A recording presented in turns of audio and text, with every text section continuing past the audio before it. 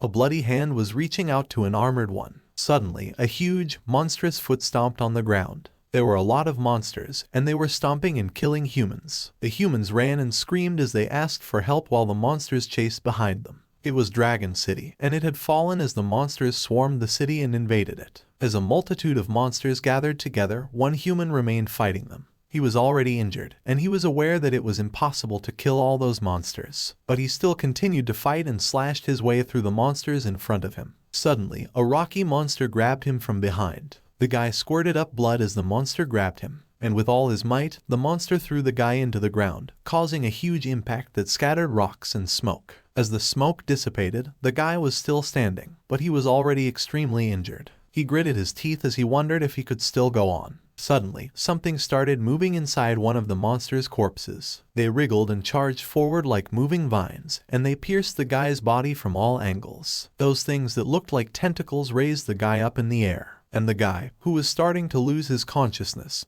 started telling his mom and dad that he tried his best. Meanwhile, monsters continued to destroy the city, and as the guy looked at the city being destroyed in front of him, he said that he was not happy about it. Huge meteors came crashing down on the city, and they completely obliterated the Dragon City. On the other hand, a teacher was in front of a class, and he was ordering them to look at him. One of the students at the back was sleeping as the teacher continued to tell the students to hurry up and look at him. The teacher was already mad, and he asked the students how they were supposed to know how the monsters looked if they were not going to look at him. The students started to laugh, which annoyed the teacher more, and he ordered them not to laugh. Suddenly, the student who was sleeping behind screamed and jerked up, waking up from his sleep. The guy was named Meng Chao, and he was so confused when the girl in front of him looked at him and told him that he must have slept like an idiot. Meng Chao recognized the girl as his classmate A. He looked at his hand, and he wondered if he was not dead. He looked around, and he was surprised when he saw on the board that it was 50 days until the national college exam.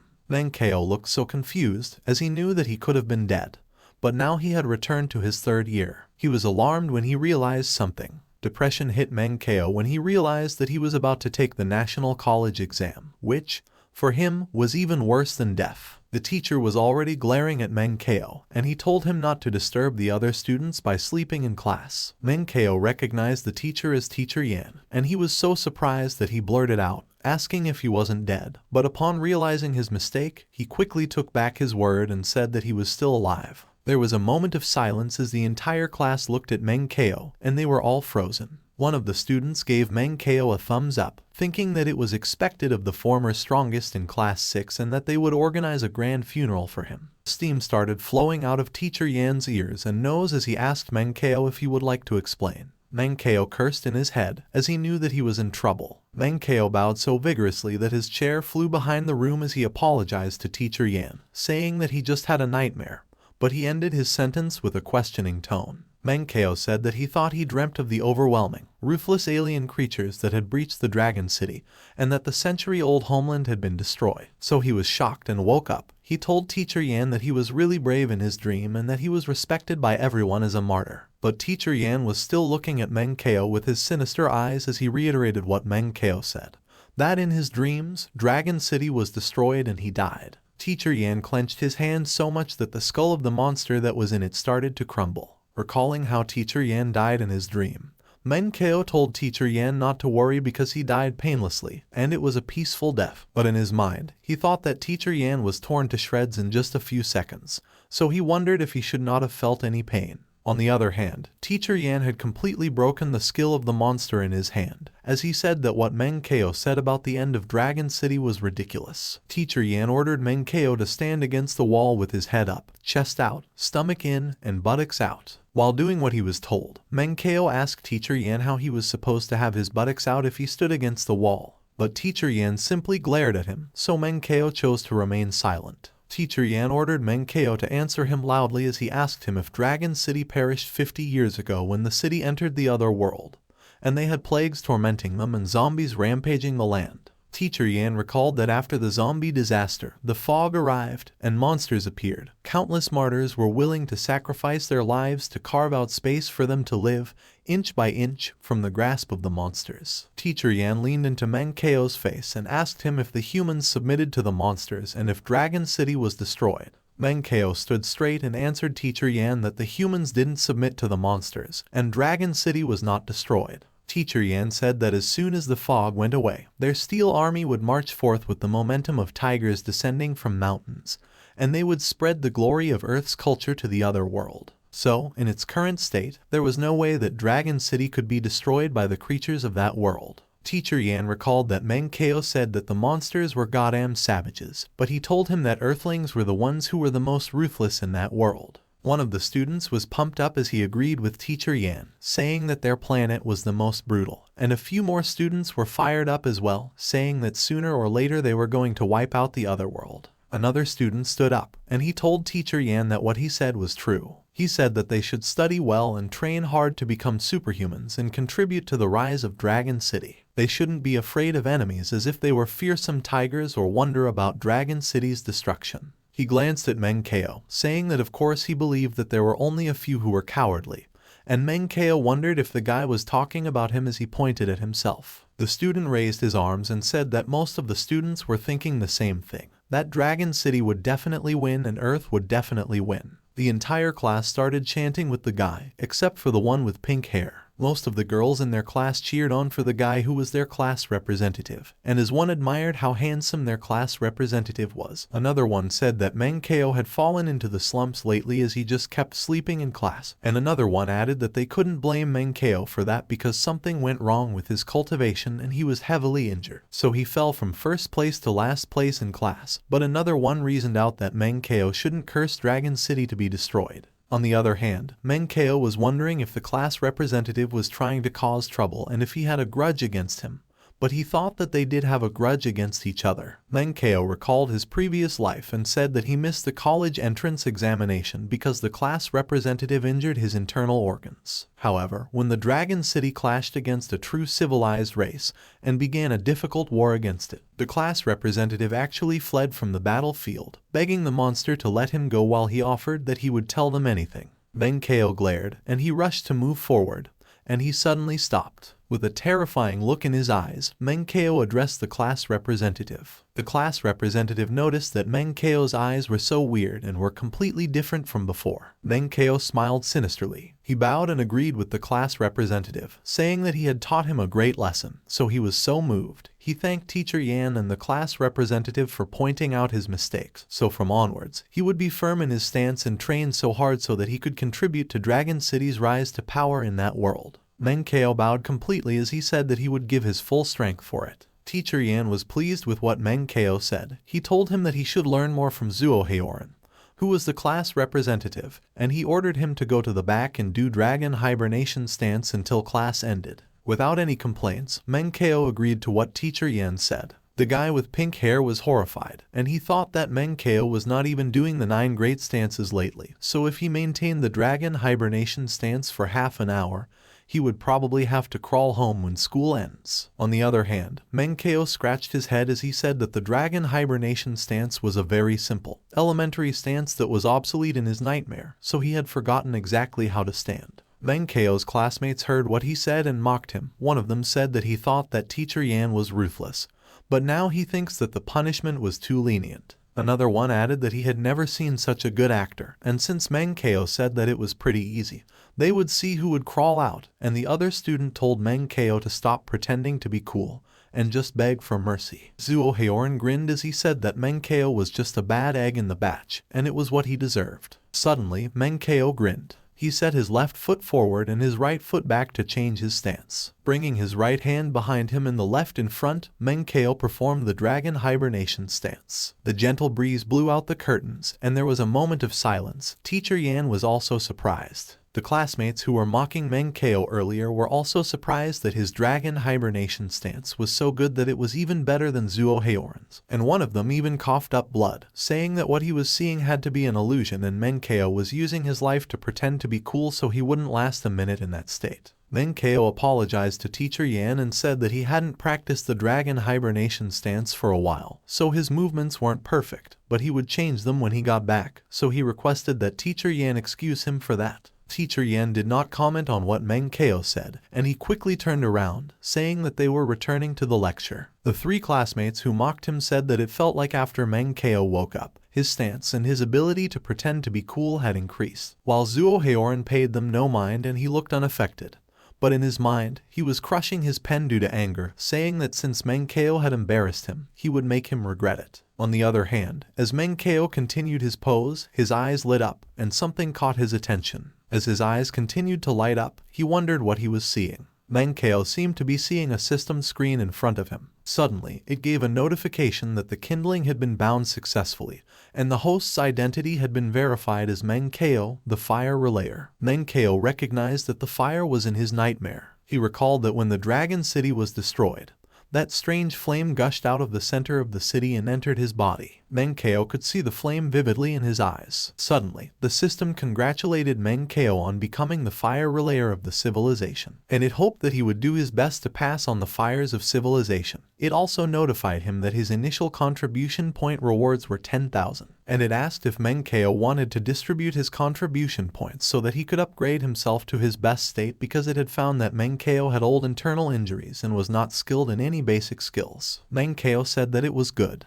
As Meng Chao's healing was in progress, he was amazed that his internal injuries, which even the doctors could do nothing about when he botched his cultivation last year, were now healed, and he could sense that the torn muscles and tendons had all been connected together. Meng Chao found it cool as the percentage of healing started to rise, and he told the system to not stop. The system had also exchanged the contribution points for some techniques, and Meng Chao melted, saying that his memories of his past life had been restored, so he was very strong in his past life too. Suddenly, Meng Chao was confused. The system stopped, so Meng Chao asked why and ordered it to continue. Meng Chao was enraged, and he ordered the system not to stop because he had a lot of contribution points. But the system hit him with a notification that said that he only had 3 contribution points left and they could not be used to exchange for anything. And Meng Chao recalled that he initially had 10,000 contribution points, so he wondered how they ended up getting spent so quickly. Meng Chao trembled as he asked the system if it could push him to master level, and in return,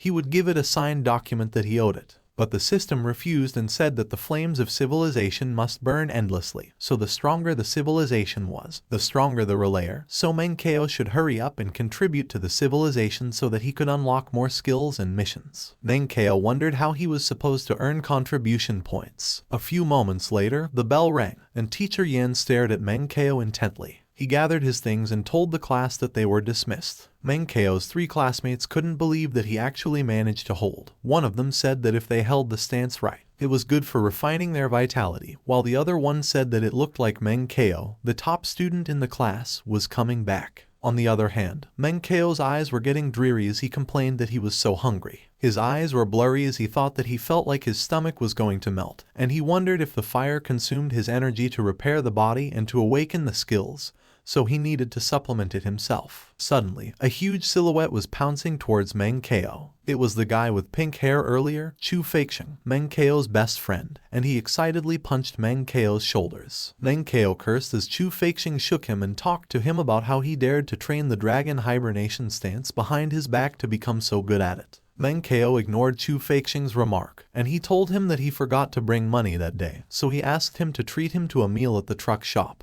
and in return, he would treat him to 2 meals the next day and the day after. Chu Feixing pushed Meng Chao away, as he doubted that what he said must be a trick because he had never been so generous. Meng Chao confidently smiled and told Chu Feixing that they were half-brothers, so there was no way he could lie to him. Chu Feixing was flustered, and he looked at Meng Chao intently. Chu Feixing playfully wrapped his arms around Meng Chao and told him that if the whole class heard him, he wouldn't dare deny it. A few moments later, at a food truck, someone was chomping in on food ferociously. There was already a pile of empty food containers. It was Meng Chao, and he was happily munching on more food. Suddenly, a huge silhouette loomed beside him, telling him to be a man and asking him if he was an animal, eating up 2 weeks of his living expenses in one breath. Meng Chao was taken aback when the person raised their hands to grab him and said that they would fight him. Meng Chao's eyes lit up. The one looming over him was Chu Feixing, and Meng Chao simply slapped him with the back of his hand and told him not to make a scene. Chu Feixing flew backwards and knocked himself into one of the trees, which made him express pain.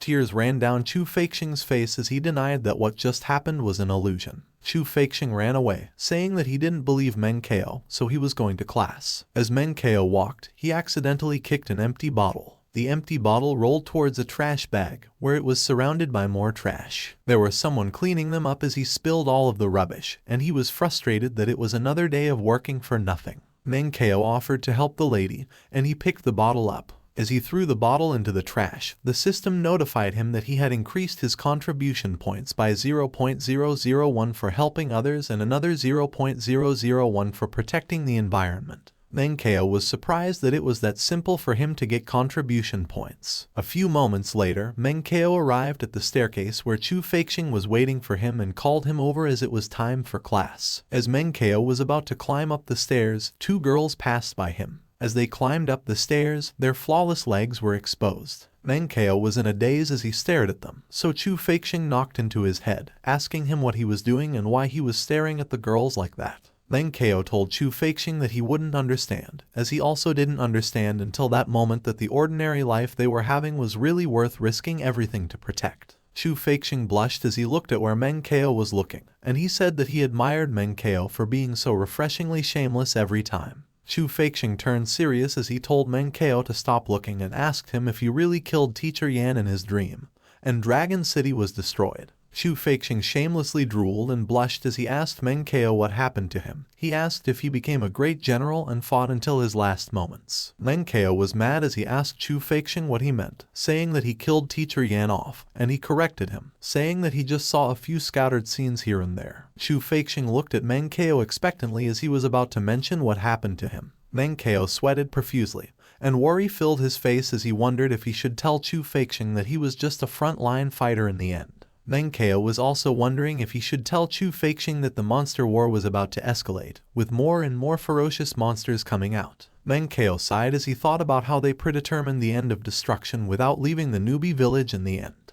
His face turned dark as he remembered his parents. Meng Chao asked Chu Feixing if he remembered that he used to dream of getting his undergraduate degree and becoming a superhuman, while Chu Feixing wanted to go to military school to be a general. Chu Feixing said that they both just were saying that yesterday, and Meng Chao told him that it didn't matter and that what mattered was that they would make their dreams come true. Chu Feixing told Meng Chao that since he wanted to take an undergraduate degree, he should give a good push during those last 50 days, and he would definitely help him. They bumped their fists as they pumped each other up. Unbeknownst to Chu Feixing, Meng Chao was feeling horrible, and he decided to help Chu Feixing because, after all, he died so miserably in his past life. Chu Feixing raised his fist, and he declared that he would get into military school and become a general, while Meng Chao did the same thing and declared that he would get into college and become a superhuman. In the classroom of the third year, Class 6, students entered, and they were thankful that it was finally a language class. A girl was excited as she wanted to memorize the Ballad of Mulan and Moon over the Lotus Pond, and she couldn't wait anymore while another girl beside her was looking for Ms. Huang as she missed her so much. Someone was approaching the room, and they opened the door of the classroom. The students were all smiling as they expected Ms. Huang to arrive. But it was Zhuo Heoran who entered the classroom, and he informed everyone that Ms. Huang was sick that day. He ordered everyone to line up and follow him to the cultivation room. The students were disappointed that Ms. Huang was sick again, and they demanded that they wanted Ms. Huang in their language class. A few moments later, the class was following Zhuo Heoran, and they were walking down the hallway. Chu Feixing told Meng Chao that he heard that back home on Earth, children of their age took about 20 language classes a week, and he said that they were living a blessed life, but Meng Chao told him that he could take a paper with him and have a little fun in his practice time. Zhuo Heoran turned to look behind him, and he saw Chu Feixing and Meng Chao talking at each other. Zhuo Heoran decided to move to the side and ordered everyone to move quickly. Chu Feixing got annoyed, and he said that he really couldn't stand Zhuo Heoran putting up airs. Chu Feixing whispered into Meng Chao's ears, gossiping that Zhuo Heoran reached the standards to get into rocket class long ago, but he just had to stay in a normal class to be their class rep. And as Chu Feixing asked Meng Chao if he knew why, Meng Chao was intrigued, so he asked Chu Feixing what the reason was. Chu Feixing said that it was all about the training resources that the school gives to the class representatives. And Chu Feixing commented that Zhuo Heoran's family owns a big company, and a teaching director was his connection, yet he was still competing with them, the poor kids, for resources. Meng Chao agreed with what Chu Feixing said, and he added that if it weren't for Zhuo Heoran's uncle's connection in the regular class, the class representative would have been Chu Feixing. As Meng Chao was about to talk about the resources, Zhuo Heoran turned and glanced at them. Zuo Haoran yelled at the people at the back, questioning them why they were causing such a ruckus and wasting everyone's time. Chu Feixing was triggered because, even though Zuo Haoran didn't mention a name, he was clearly talking about them. Chu Feixing was in a fiery rage, and he was about to rush forward, calling Zuo Haoran a son of a bitch and saying that he must teach him a lesson. But Meng Chao remained calm, and he stopped Chu Feixing, telling him that they should go practice cultivation first, and that they would deal with Zuo Haoran in the future. Chu Feixing listened to Meng Chao, but he was still having an uproar as he glared at Zuo Haoran, while on the other hand, Meng Chao was intently looking at Zuo Haoran. A few moments later, their class had arrived at the cultivation center. There was a boxing ring and gym equipment everywhere, and Zuo Haoran announced that it was a self-study class, so everyone should choose a good training project to practice. Zuo Haoran told everyone that slacking off was not allowed. Meng Chao stood in front of the training equipment, declaring in his mind that from that day forward, he would be training hard, and he delivered a punch. But as his punch connected with the equipment, the force was just so small that it barely made a thud. Meng Chao realized that he was still so hungry, and he thought that the energy in his body was depleted by the fire in order to repair his internal wounds. He planted his face into the training equipment, and he thought that the fire helped him to repair his body and awakened his skills, but he was unable to provide his body with strength, so currently, he was like a tank without fuel who needed a lot of cultivation resources to fill up the fuel tank. As Meng Chao slipped down the training equipment, the girls watched him and said that it was a pity, as Meng Chao could have been an extraordinary man. Zuo Haoran, who was training vigorously with weights, saw what happened to Meng Chao, and he told him that if he wanted to train, he should do it seriously or leave the equipment to hard-working students. Meng Chao walked away from the equipment, completely deflated, and Chu Feixing told him that he had been wasted for so long that he should rest a little to recover. Meng Chao sat in a corner and said that he was fine.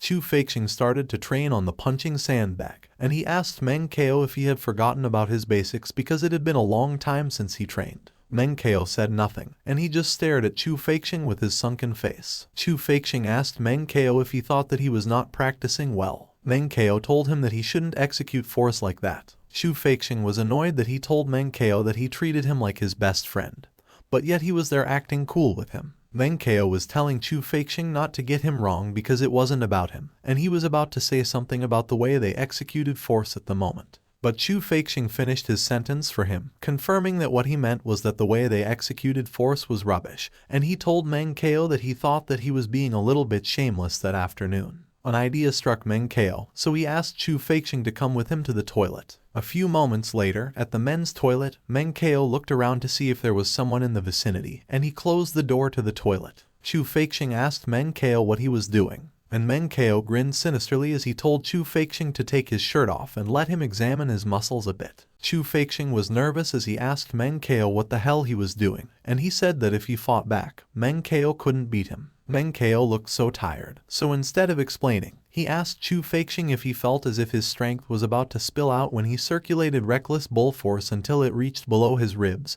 and what he said surprised Chu Feixing. Meng Chao crouched on the floor, and he asked Chu Feixing if he felt a sharp pain from the soles of his foot to his knees whenever he stepped on the floor. Chu Feixing was extremely surprised, and he asked Meng Chao how he knew. Meng Chao told Chu Feixing that he had not grasped the meaning of reckless bull force at all, as half of the power was running around his body. Meng Chao told Chu Feixing that if he continued training blindly like that, he might even suffer osteoporosis. Meng Chao was surprised when Chu Feixing quickly grabbed his feet and told him that he had to save him. Meng Chao instructed Chu Feixing to use force again to let him see. Meng Chao's eyes lit up, and an exclamation of celebration could be heard from inside the men's toilet. As the two of them went out of the toilet, Chu Feixing looked excited as he told Meng Chao that with what he just did, he felt like he had increased his ultimate punching power by at least 3%, and Meng Chao told him to go back to test his strength so he would see the result. Suddenly, Meng Chao noticed the fire appear in front of him. A system notification informed Meng Chao that his contribution points had increased by 10 because he gave guidance to Chu Feixing,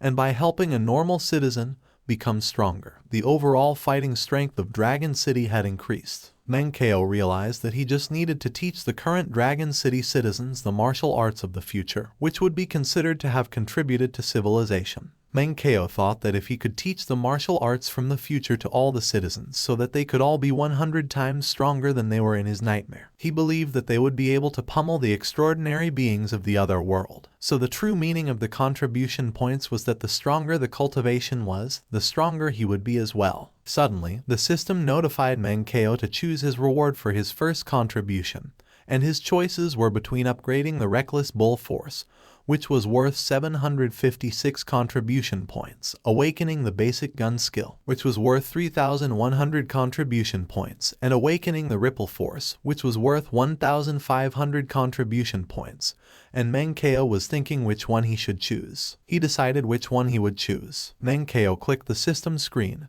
and he chose the basic gun skill. He shamelessly smiled and said that since it was free, of course, he would choose the most expensive thing, and there was not even a need for him to think about it. Meng Chao smiled sinisterly as he told Chu Feixing not to worry, as he would make sure he got into military school. Chu Feixing saw Meng Chao's smile, and he thought that it was horrible. A few moments later, Chu Feixing and Meng Chao were standing in front of a machine, and as Chu Feixing asked Meng Chao where he learned that strange technique, Meng Chao told him that they could talk about it later, and that they should test his maximum punching strength first. Chu Feixing looked excited as he agreed. Chu Feixing concentrated, and he was releasing his aura as he prepared to deliver a punch. Suddenly, someone yelled at them, telling them to stop and asking them who allowed them to touch the punching force gauge. It was Zuo Heoran. He told Chu Feixing that he and Meng Chao snuck out right after class started and returned around 20 minutes later.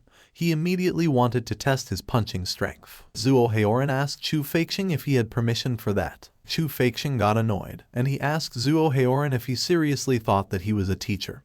He claimed that he just had an epiphany on Reckless Bull Force, and he asked Zuo Heoran why he was butting into his business when even Teacher Yan wouldn't even stop him. Zuo Heoran smirked as he told Chu Feixing that he just saw that his stance was crooked and it was completely off from the standard Reckless Bull Force, so he wondered what kind of epiphany he had when he couldn't land a big punch. Zuo Heoran told Chu Feixing that if he wanted to use the punching force gauge, he should go to the side and truly understand Reckless Bull Force first. Chu Feixing was already mad, and he was about to charge at Zuo Heoran, asking him if there was a problem with his Reckless Bull Force. Meng Chao stepped in and stopped Chu Feixing, and he told Zuo Heoran that if what he said was the case, he suggested that he showed them the standard Reckless Bull Force so that they could learn it seriously, as they should all study hard. Zuo Heoran got smug, and as he took off his watch, he told them to look carefully as he was about to deliver the real Reckless Bull Force. Zuo Heoran moved forward and delivered his punch into the punching force gauge. His punch was so strong that the gauge moved back a little. The gauge showed that Zuo Heoran's punch had a force of 225 kilograms, and a girl from class said that it was the class record that Zuo Heoran took a long time to achieve last time.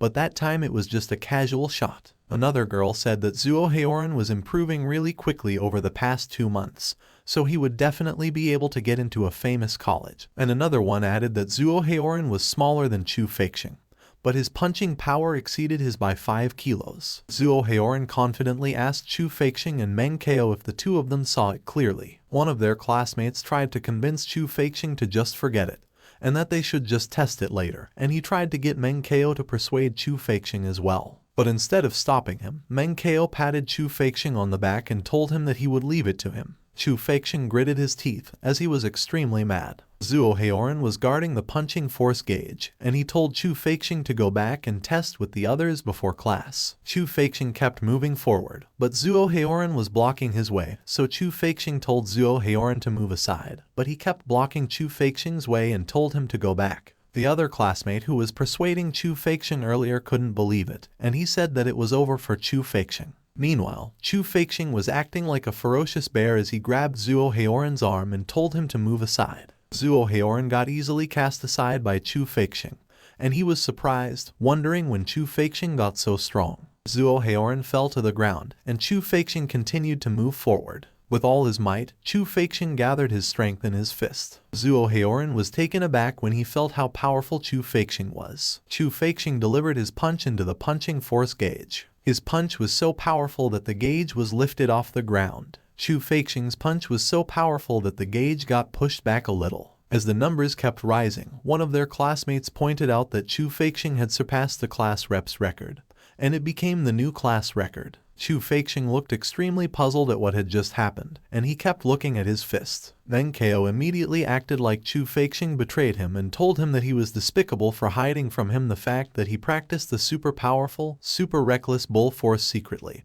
and that he had even surpassed the class rep. The girls from their class were puzzled when they heard about the super reckless bull force. Meng Chao acted like he was thinking out loud to let his classmates hear, and he said that the instructors who taught the reckless bull force were too expensive to hire because raising more than 10 kilograms was a tenth of a point in the entrance exam, which surprised the girls that it was that awesome. Chu Feixing was surprised and confused when Meng Chao called him Big Brother and asked him if he could teach him the super reckless bull force because he was the one who taught him in the toilet earlier. Meng Chao told him that he should not be in a hurry to reject him because he would pay him with cultivation resources for the tuition, and he would definitely not let him suffer. After Meng Chao said that, Chu Feixing realized that Meng Chao was trying to make money, so he thought that he had to help him with his act. With tears in his eyes, Meng Chao pleaded for Chu Feixing to save the children. Everyone from their class immediately jumped on the opportunity, and they told Chu Feixing that they were also children, so they requested that he save them too. Meng Chao said that since Chu Feixing was going to teach him anyway, teaching more was the same, so he suggested that they form a study group, and everyone could bring out some cultivation resources as compensation to Chu Feixing so he could develop his style a little. Everyone in the class immediately said that they wanted in, except for Zuo Heoran,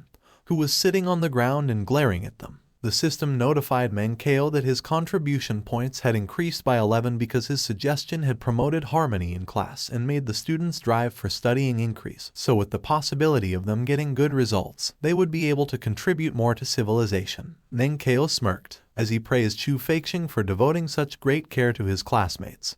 He cunningly told everyone that Chu Feixing was such a selfless, great man, and he was strong to boot, which was why he questioned why the teacher did not choose him to be the class rep in the beginning. Everyone quickly turned to look at Zuo Heoran after Meng Chao said that. Zuo Heoran got more mad at Meng Chao. Suddenly, Meng Chao offered his hand to help Zuo Heoran up, and he told him that he was talking nonsense, so he should not take it personally. But Zuo Heoran was thinking that Meng Chao was a piece of shit, and what he was doing was disgusting. Zuo Heoran stood up without accepting Meng Chao's hand, and he told him that there was no way that what he said was true because the class rep was the one who contributes to the community. Zuo Heoran smiled, but he was thinking that the college entrance exam was coming up, so he must make it impossible for Meng Chao to get into college in his life. The sun set, and the bell signaling that the classes had ended rang. A few moments later, Chu Feixing was on the rooftop with Meng Chao, and he told him to take everything because he had been wasting a year, so he needed those more than ever. Chu Feixing talked about the cultivation resources, and Meng Chao told Chu Feixing that they would split it 30-70, and he wouldn't accept objections. As Chu Feixing got his share, he asked Meng Chao to tell him where he got the technique. Meng Chao apologized to Chu Feixing in his mind as he could not tell him about the fire yet, so he told Chu Feixing that he got it on the Deep Web's Underground Life Science Forum. But at that time, he carefully evaluated the super reckless bull force, so it was absolutely fine. Meng Chao said that he wanted to contribute to society, but there was no need to force it, so he told Chu Feixing that if he was worried about the risks, he should help him tell the others that the super reckless bull force was still in its testing stage, and there might be a lot of bugs in it.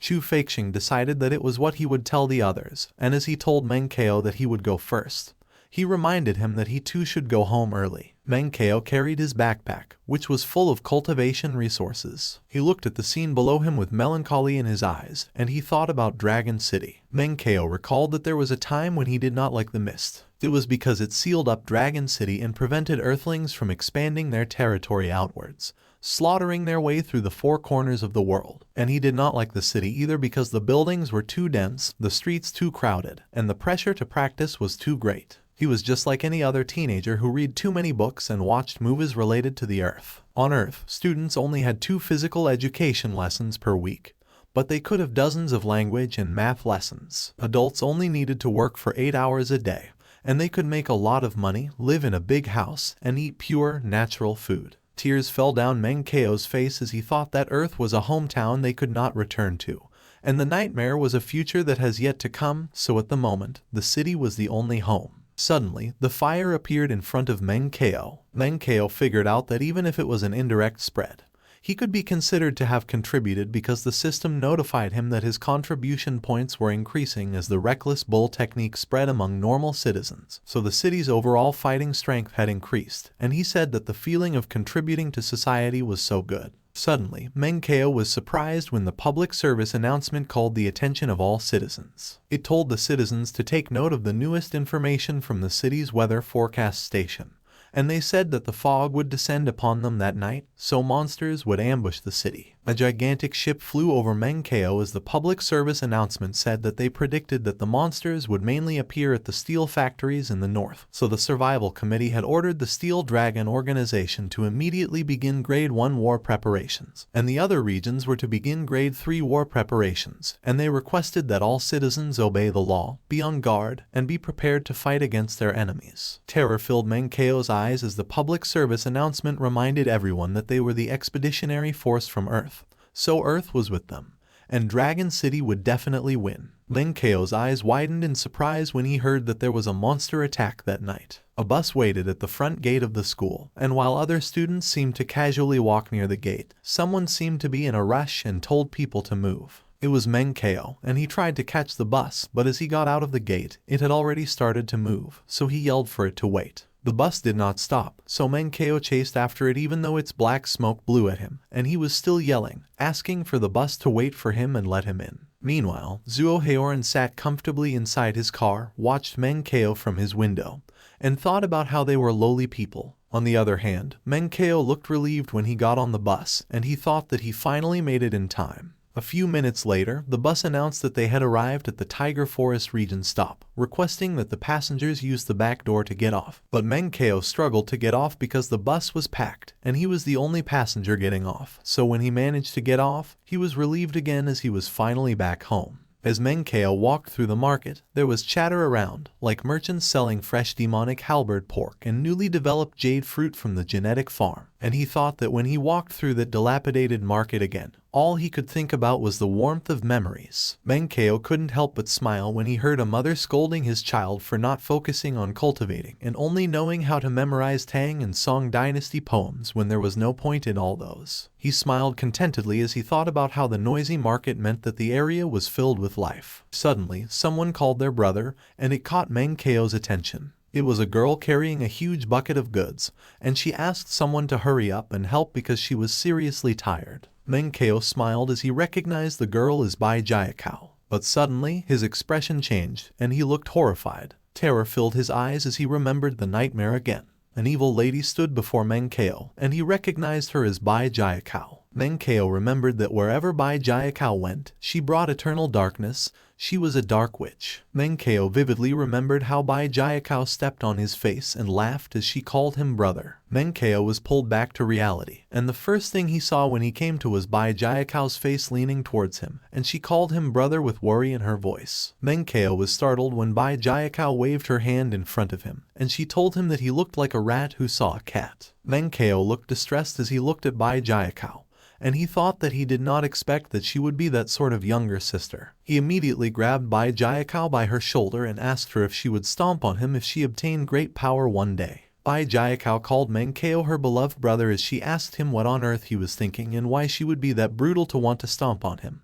But in the back of her mind, she laughed as she thought that Meng Chao guessed it right, that if she became strong one day, the first thing she would do would be to stomp on him with all her strength, and she would do it several times. Meng Chao thought that there must be a reason why Bai Jiakao turned into a dark witch in the nightmare, so he asked her if there was something about him that displeased her. Bai Jiakao smiled brightly as she told him that there is no way, and no reason why she would be displeased with him, but in the back of her mind, she was extremely mad, thinking that what she was saying was nonsense because she was certainly displeased as he was a horrid, stupid brother. But Bai Jiakao broke down, and she told Meng Chao that, of course, he was bad because he bullied her every single day, so Meng Chao patted her on the head to comfort her. Bai Jiakao was still making a fuss, so Meng Chao asked her if a big brother needed a reason to bully his younger sister, while he thought that it was her fault for stomping on him after she turned into the Dark Witch, so he would beat her while he still could. Meng Chao became serious as he thought that since he had returned from the nightmare, He wouldn't let Bai Jiakao turn into the dark witch that was feared by all, and he would make her the happiest, most beloved little princess in all the other worlds. As they walked through the market, Bai Jiakao was still making a fuss, telling Meng Chao that she hated him. But Meng Chao just told her that he liked it when she hated him and could not get rid of him. She told Meng Chao that she was going to make him put down the rhinoceros meat or she would tell their dad. But Meng Chao just teased her as he said that it was alright because he knew that she felt sorry for him. But he could carry it. And that made Bai Jiakao more annoyed, so she told Meng Chao that no one cared about him because he was a bad boy. As soon as they arrived at their apartment, Bai Jiakao immediately told their mother that Meng Chao was bullying her on the road. On the other hand, Meng Chao announced his arrival, and her mother told him that he came back just in time. With a smile on her face, their mother told Bai Jiakao that all she knew was to talk about Meng Chao, and she offered for them to eat the spring rolls while they were hot. Meng Chao's eyes welled up with emotion when he saw his mother. Their mother handed him a plate of the spring roll as she told him to have a taste, and as soon as he ate the spring roll, tears rolled down his eyes. Their mother called Meng Chao a silly boy because he was crying even though he was just eating spring rolls, and Bai Jiakao reminded their mother that she told her that Meng Chao was out of his mind. Suddenly, their father came in, and he told Bai Jiakao that he heard her talking about Meng Chao outside. He told Bai Jiakao to go and turn on the TV to see if there was any live coverage, and Bai Jiakao swiftly pressed the remote to turn on the TV. A fighting machine was being shown on the TV while they gave out the latest news. They reported that that night at 8:55, the Army's War Crab Commandos would enter the battlefield to the north of the city. They said that those steel crabs were their newest and most advanced war machine in Dragon City, so the otherworldly monsters would eventually be drowned in the steel torrent of Dragon City. The TV showed Professor Qi Zhendong of the Dragon City University's Department of Biology, and he was explaining how the main attacking force invading their city had always been crustaceans. But Bai Jiakao said that the weaknesses of crustaceans had been taught countless times. She looks bored, so she changes the channel. The TV shows a man who is wielding two spears that jump off from the top of a building, and they chant that it is Dragon City's #1. Bai Jiakao is mesmerized. Her eyes twinkle as she looks at the TV, and her mother comments that every time she sees Master Luo Wu, she is obsessed, and her father laughs as he tells her that she is already a big girl. But unbeknownst to both of them, Bai Jiakao is thinking about how she would love to live in that house that is at least 200 square meters. Suddenly, the power is cut off, and the TV shuts down. Their building shakes, and Meng Chao tells everyone to watch out. He looks so worried as he says that the monsters have arrived. On the other hand, the public service announcement says that the Blessed Heavenly Garden District Fortress mode is being activated, so all energy priority is given to the defense facilities while people are running around trying to get off the streets, and some are even helping each other out. After a few moments, the Blessed Heavenly Garden District fortification is completed. Suddenly, the public service announcement alerts everyone that there is an intruder, and it keeps repeating the alert. A huge, beetle-looking monster emerges from the fog. There are a lot of them, and it is an insect swarm invasion. One of the war machines fired and rained down bullets on the insect monsters. But there were a lot of insect monsters, so many bullets did not hit them. An order was given to get the bunker up and to prioritize all energy for the bunker and the high-voltage towers. The high-voltage tower was activated, and many insect monsters were blown away by it. On the other hand, Meng Chao, who observed with binoculars from their home, was surprised to see so many monsters. He thought he was lucky that he drank all the nutrients in advance, but he still didn't know if he could survive the battle. Suddenly, his father entered the room, asking him how the situation was. He told him that it was all right at the moment as the situation had stabilized. Suddenly, an old lady who had a dog came in. She told Meng Chao and his father to keep an eye on the outside. Granny Wang assured them not to worry because she would take care of those two. Bai Jiakao and her mother were surrounded by 3 dogs. Meng Chao looked concerned as he asked her if she was all right. Granny Wang got mad at Meng Chao for looking down on her for her old arms and legs. She pinched his ears, and Meng Chao immediately asked for forgiveness, telling her that he was wrong as he knew that she would be fine. Both Granny Wang and Meng Chao froze when they heard that the sound of gunfire near them had ended. The insect monsters had destroyed the high-voltage tower, and the machines from above the building seemed to have consumed their ammunition. Suddenly, the insect monsters started to emit an odd light on their backs. Wings made of light burned out of the insect monsters' back, and they all started flying. Then Chao's father immediately identified that those were mutated flaming black beetles, and they were flying flaming beetles. He quickly grabbed the weapons from their racks as he told Meng Chao that they were going to be in slight trouble that night. He instructed him to preserve bullets as much as he could and only fire when the monsters were close to them, which Meng Chao confirmed that he understood. The flaming black beetles started to fly towards the residential area, and residents started firing their weapons through their windows. Most bullets just bounced off the flaming black beetle's hard shell, and Meng Chao's father said that the bug was too difficult to hit, so they could only rely on luck. Meng Chao was agitated, and he thought that, at that rate, a lot of people were going to die that night. Suddenly, fire appeared in front of Meng Chao. The system notification asked Meng Chao if he would activate his first fighting quest, Hunter of Foreign Insects, which has the goal of killing flaming black beetles. The system informed Meng Chao that the reward for his first battle was 1,500 contribution points, and he could also increase the level of any of his basic skills, so Meng Chao decided to activate it. Meng Chao immediately looked through the scope of the gun with confidence as he activated the basic gun technique skill. His finger was on the trigger, and he was about to fire. Suddenly, Granny Wang tapped him on the shoulder, asking if he was scared and if he wanted her to have a go. But Meng Chao did not respond to her. He just fired the gun, and as the cartridge of the bullet fell out of his gun, he fired another shot. Meng Chao fired another shot again, and 3 consecutive cartridges fell out of his gun. His 3 shots hit one of the flaming black beetles, and as it fell out of the sky, the system notified Meng Chao that he gained an increase of 1.1 contribution points while the skillfulness of his basic gun technique increased to 25%. Granny Wang slapped Meng Chao's head and told him that he was not bad, as he was not that much worse than her husband when he was still alive. Meng Chao smiled as he told Granny Wang that she really was his dear grandma. Meng Chao grinned and said that if he was not interfered with by Granny Wang's chatter, those 3 consecutive shots could have directly blown up the beast. He started shooting more flaming black beetles, and both his contribution points and the skillfulness of his basic gun technique increased. Meng Chao smiled as he thought that his gun sense from his previous life gradually came back. His father told him that his marksmanship was better than his. Meng Chao nervously told his father that he was injured last year and it was really hard for him to continue practicing martial arts, so he decided to practice shooting more. His father patted his shoulder and told him that it was hard for him. He encouraged Meng Chao by telling him to keep up the good work that night, and Meng Chao agreed. The 2 of them continued firing their guns at the flaming black beetles, but there was still a swarm of flaming black beetles outside. The 2 of them continued shooting non-stop. Meng Chao's father told him that it seemed that there should be no major problems, so he should pay attention to his body.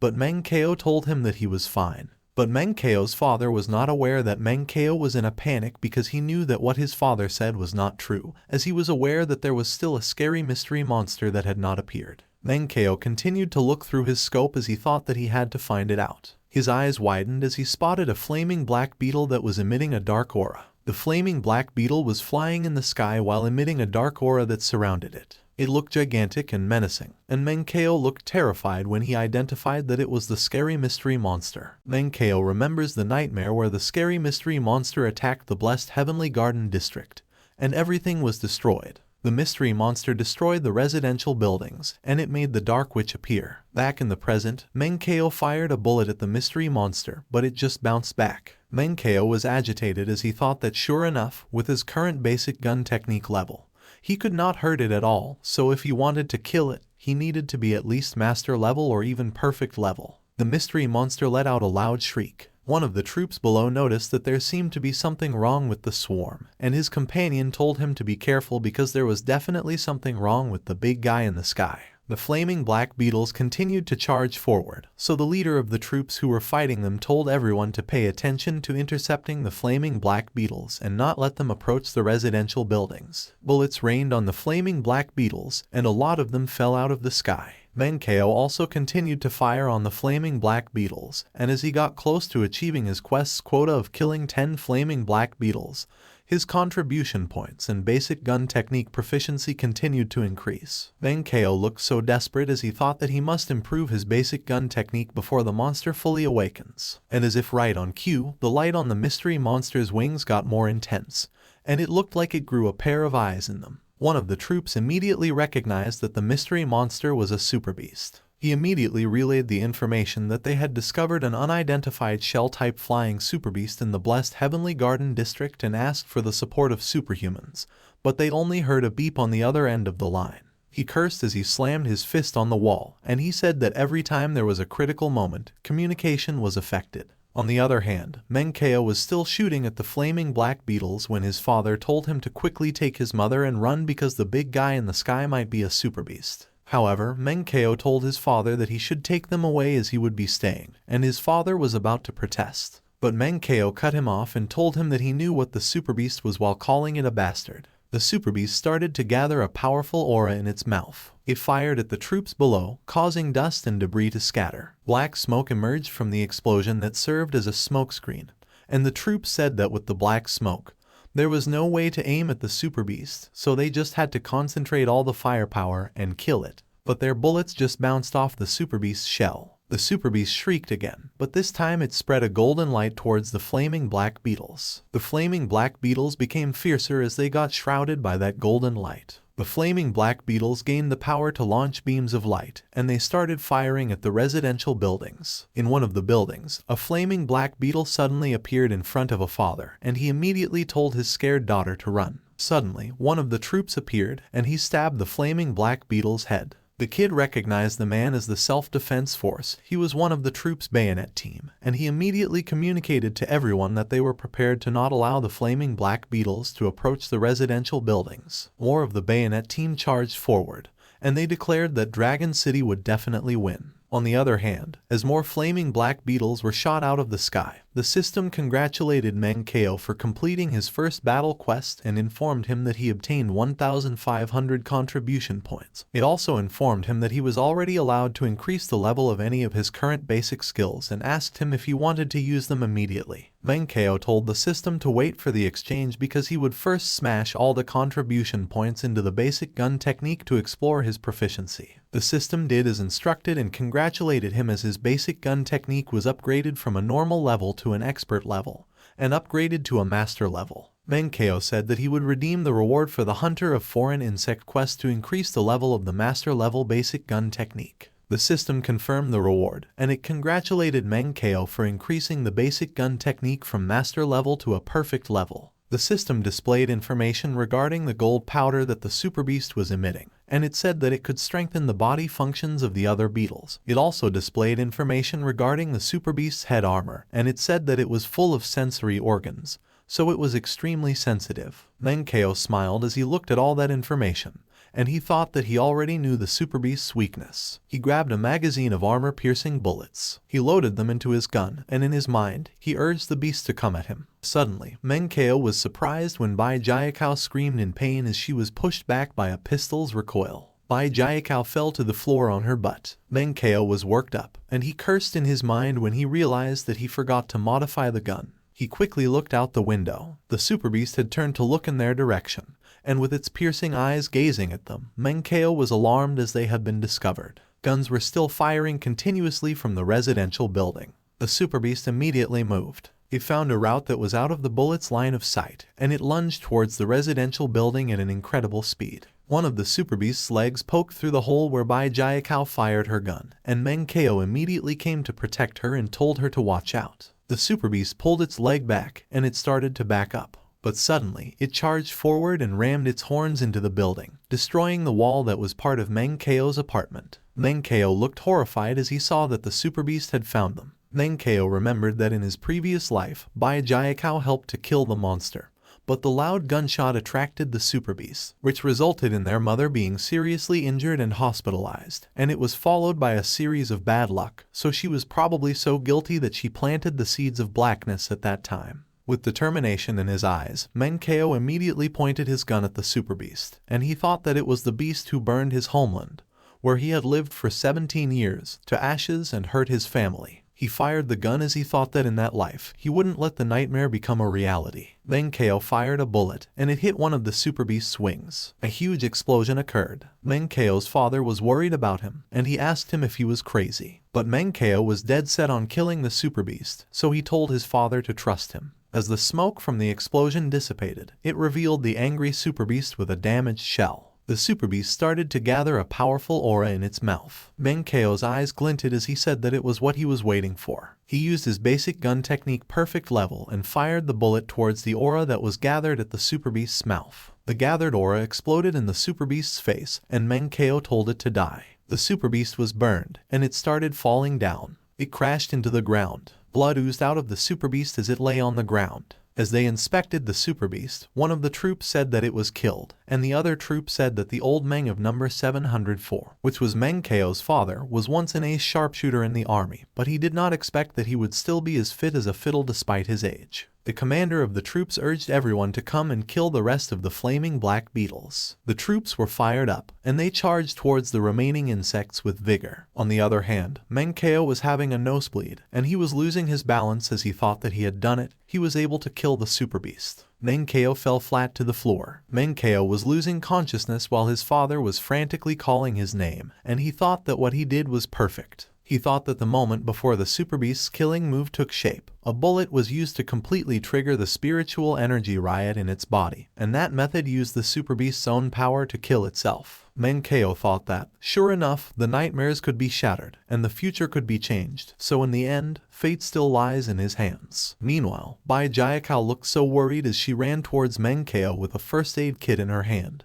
and she was telling him that he should not dare to die. She was crying as she made Meng Chao take medicine, and she said that she had not taken her revenge yet. But she took her words back and said that what she meant was that she had not paid him back yet. Meng Chao looked like he was in pain, but he still managed to ask who said such a thing, and Bai Jiakao's face brightened up when she realized that Meng Chao was okay. Bai Jiakao pulled both Meng Chao's cheeks as she asked him if he could feel anything and if his mind was clear. But all Meng Chao did was express his pain and tell her to let go. As his cheeks were pulled on both sides, Meng Chao thought that it was as expected of the Dark Witch, and Bai Jiakao was an evil girl. Granny Wang was also concerned for Meng Chao, asking if he was okay, and Meng Chao told her that he was fine, he was just a little out of strength. Meng Chao told his father to tell the world that he killed the beast and keep his marksmanship a secret. His father told him that as long as he was okay, he would promise him anything, so he should get some rest because the insect swarm had fallen back, while Granny Wang also told him not to worry because she wouldn't talk nonsense. Meng Chao looked weary as he stared blankly into space. Their apartment was damaged, but when he looked over to Granny Wang and Bai Jiakao happily talking, he thought that it was finally over. His mother was dusting dirt off his father while the troops down below were helping each other, and Meng Chao thought that the current life could be considered to have saved everyone. Meng Chao peacefully closed his eyes, but he opened them back up again and he looked horrified.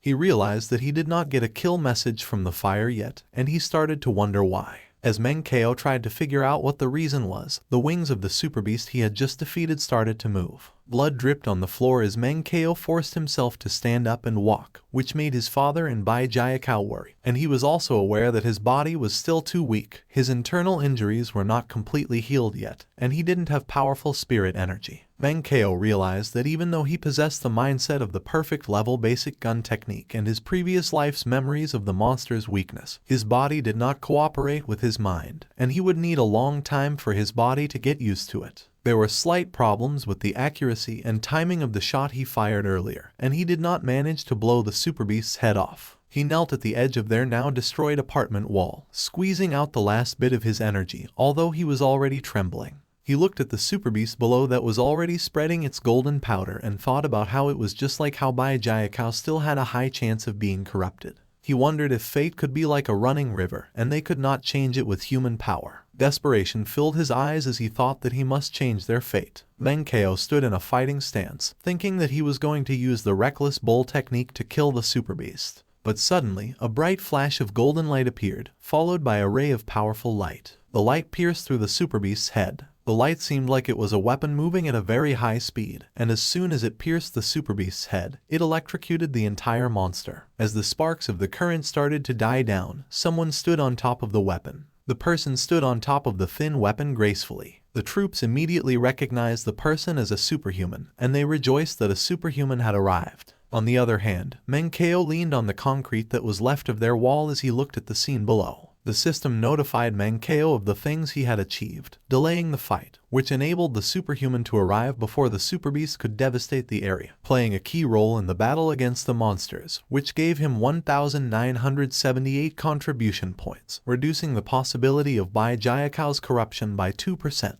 So the degree of chaos in Dragon City in the future had been reduced, which gave him 500 contribution points. He could also choose to awaken a basic skill Dragon Snake Force or a support skill Harvesting skill. Meng Chao looked tired as he looked at the system screens, and all he could mutter was the name Superhuman. An hour later, the blessed Heavenly Garden district seemed lively, and there was music playing in the area. People wearing protective gear dissected the monsters they killed earlier. One instructed that they should be quick because after a long time those imitation crabs would spoil and could not be eaten. Another one said that anyone who collects black water should be careful and not fiddle with it because it was very valuable. Meanwhile, Meng Chao was still sitting at the place he was earlier, and he thought that after injecting a few high-density nutritional fluids and eating up all the food in the house, he had finally recovered a little. He winced as he thought that he had exchanged too many things and that his head was still aching. Meng Chao thought that since the ghost-eyed golden-winged flame beetle appeared, it meant that the monsters were getting stronger,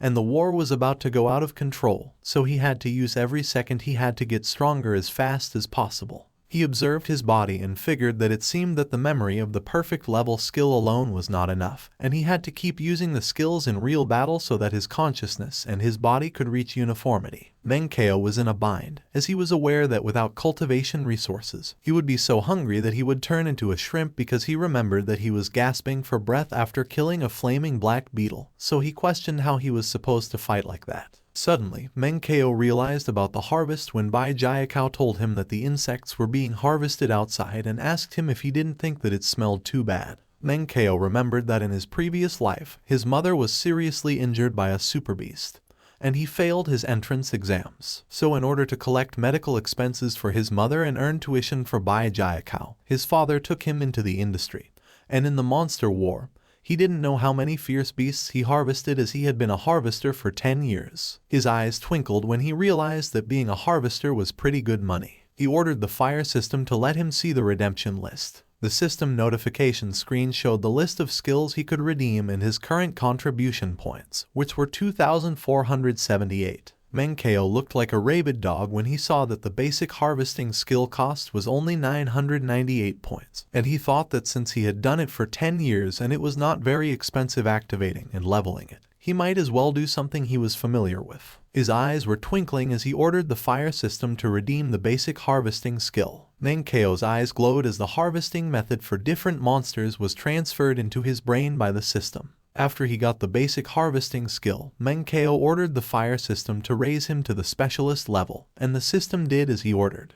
As Meng Chao got bombarded with information being injected into his mind, he realized that the basic harvesting skill specialist level and the basic gun technique perfect level formed something akin to a link, so he did choose the right one. His face was flushed with excitement as he thought that most of the monsters in his memories had not yet evolved, and he wondered if it meant that when they appeared, he would be the one who understood them the most in Dragon City. As Meng Chao was laughing maniacally while thinking about the possibilities, he was unaware that Bai Jiakao was observing him, and she was wondering if Meng Chao had any bad intentions as she saw him making such an obscene smile. Their father told Bai Jiakao and Meng Chao to go to bed earlier because he was going to the battlefield in the north as they waited for harvesters there, but Meng Chao told him that he came with him. Meng Chao told his father that with his current state, he might not be able to get the results he wanted during his national college examination. So instead of getting a job at random, he said that he might as well become a harvester and test his luck. As his father gave it some thought,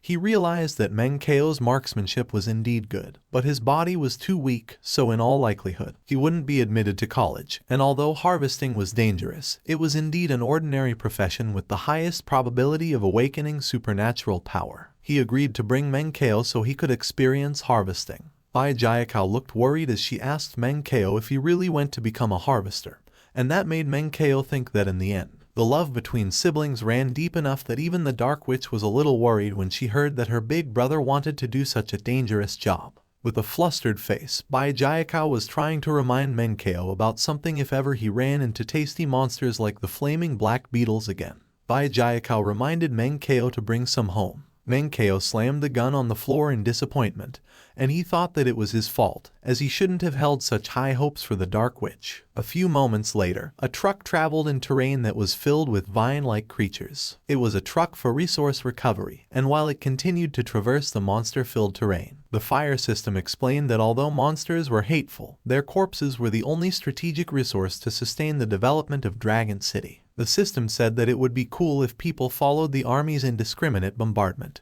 and crushed all monsters into slag.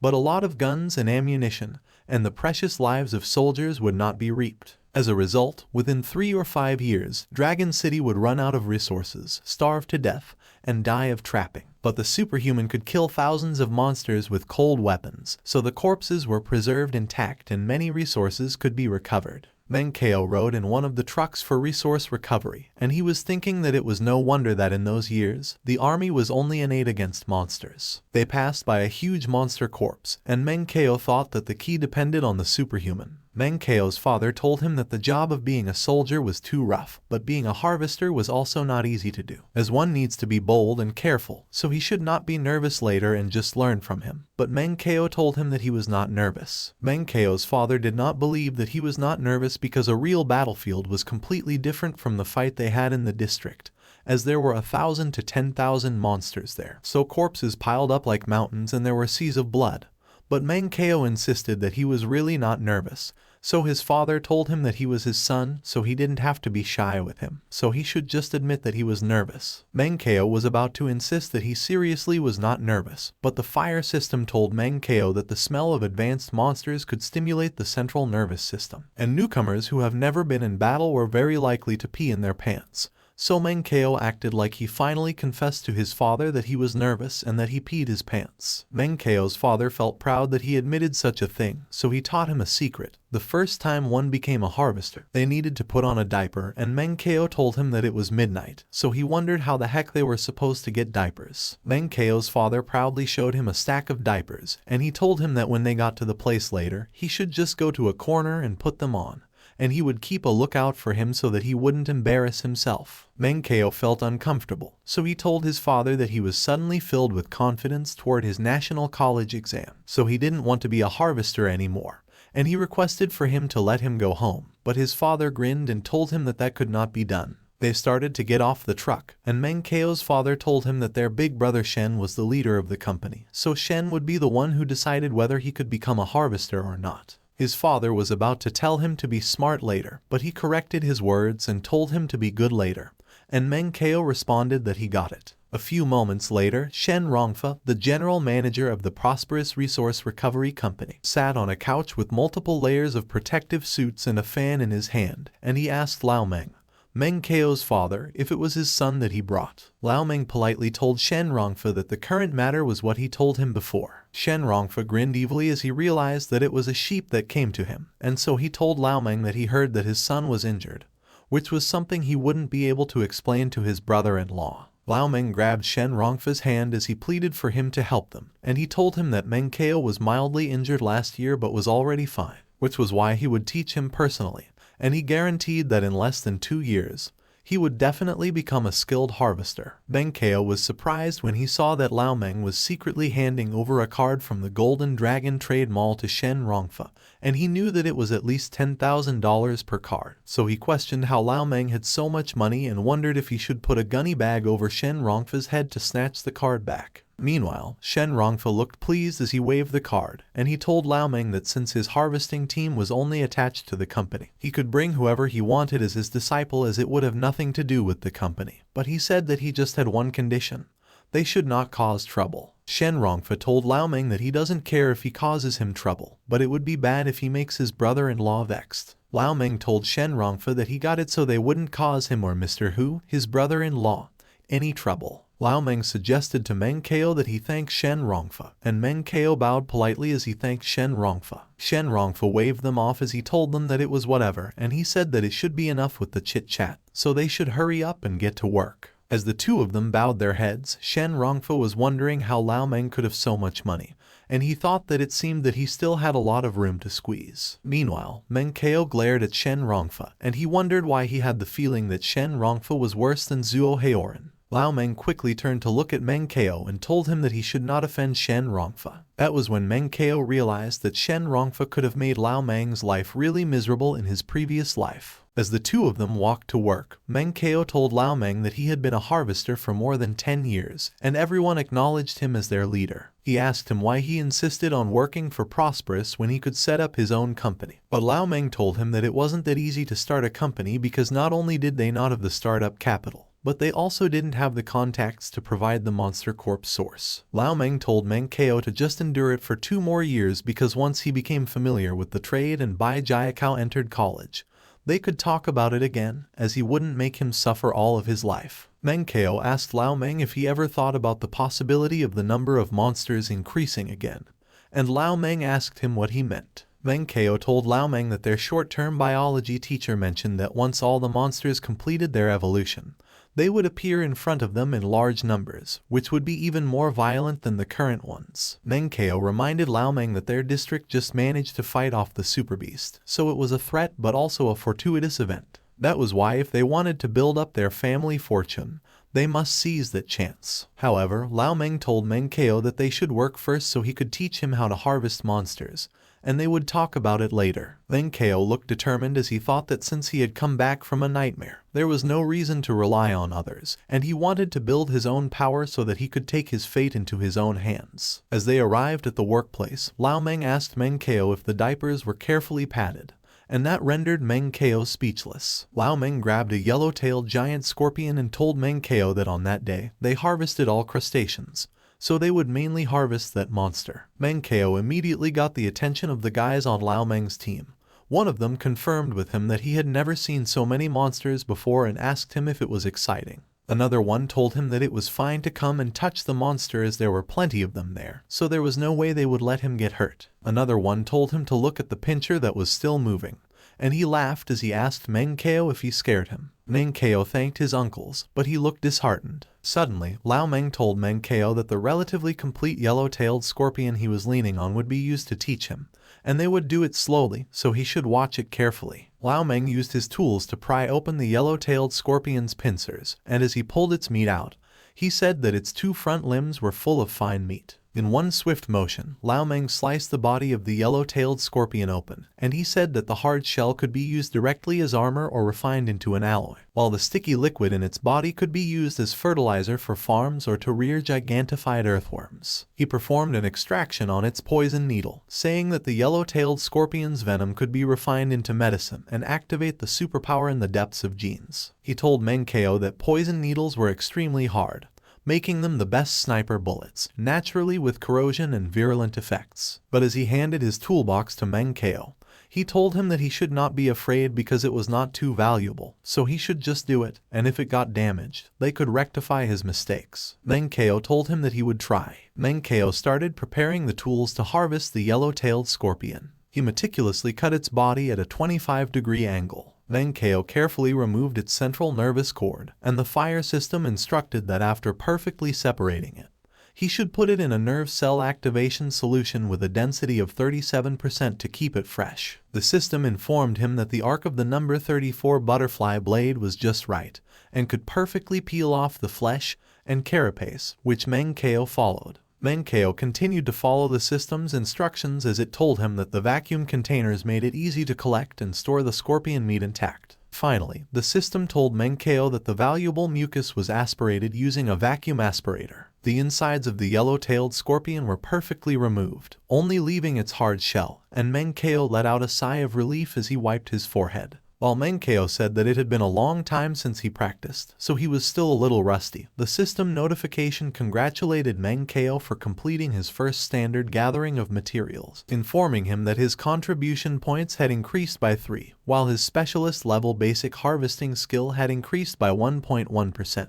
Meanwhile, Lao Meng and his team were frozen in place while they looked at Meng Chao with their eyes wide open, as they were extremely surprised, and it made Meng Chao curse in his mind, as that was when he realized that he had dissected the scorpion a little too quickly and vigorously. Meng Chao told Lao Meng and his team that since things progressed to that point, he has a secret that he must tell them. Lao Meng and his team looked at Meng Chao attentively as they got curious about what Meng Chao was about to say. Meng Chao said that in truth, since he was young, he had the dream of becoming an ace harvester, so whenever Lao Meng went to work, he practiced hard in secret, and when he was injured last year, he knew that the chances of him getting into university were zero. With great enthusiasm, Meng Chao said that he became even more determined to become a harvester, so he descended into a frenzy and practiced 10 times harder than before. He said that he was also influenced by his surroundings and learned from the family, so he had been able to make a difference, and that was what they could see. Lao Meng's men were amused, saying that it was no wonder that key high schools like 9th Middle School were different.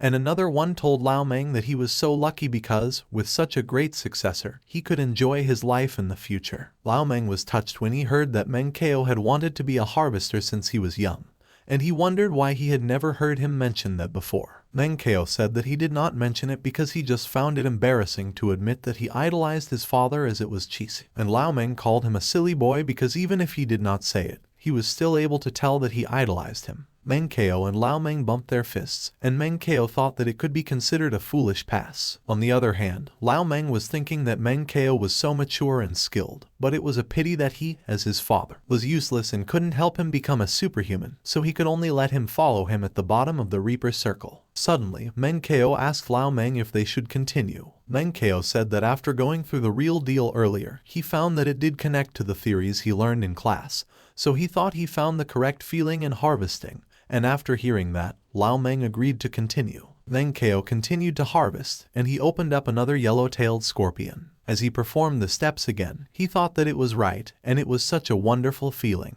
He was so focused while he thought that the feeling of harvesting from the previous life was back. But then, as he held the scalpel, he suddenly stopped. Meng Chao looked like he found something, and he thought that it was an unexpected surprise. The system showed Meng Chao the names of the parts of the yellow-tailed scorpion along with their worth, but there was a mysterious part that the system did not show, neither the name nor the worth. Meng Chao identified it as a golden spirit, and Lao Meng was surprised that he could even identify golden spirits. Meng Chao quickly told Lao Meng that their biology teacher taught it just recently. He put the scalpel down and instructed the team to prepare number 9.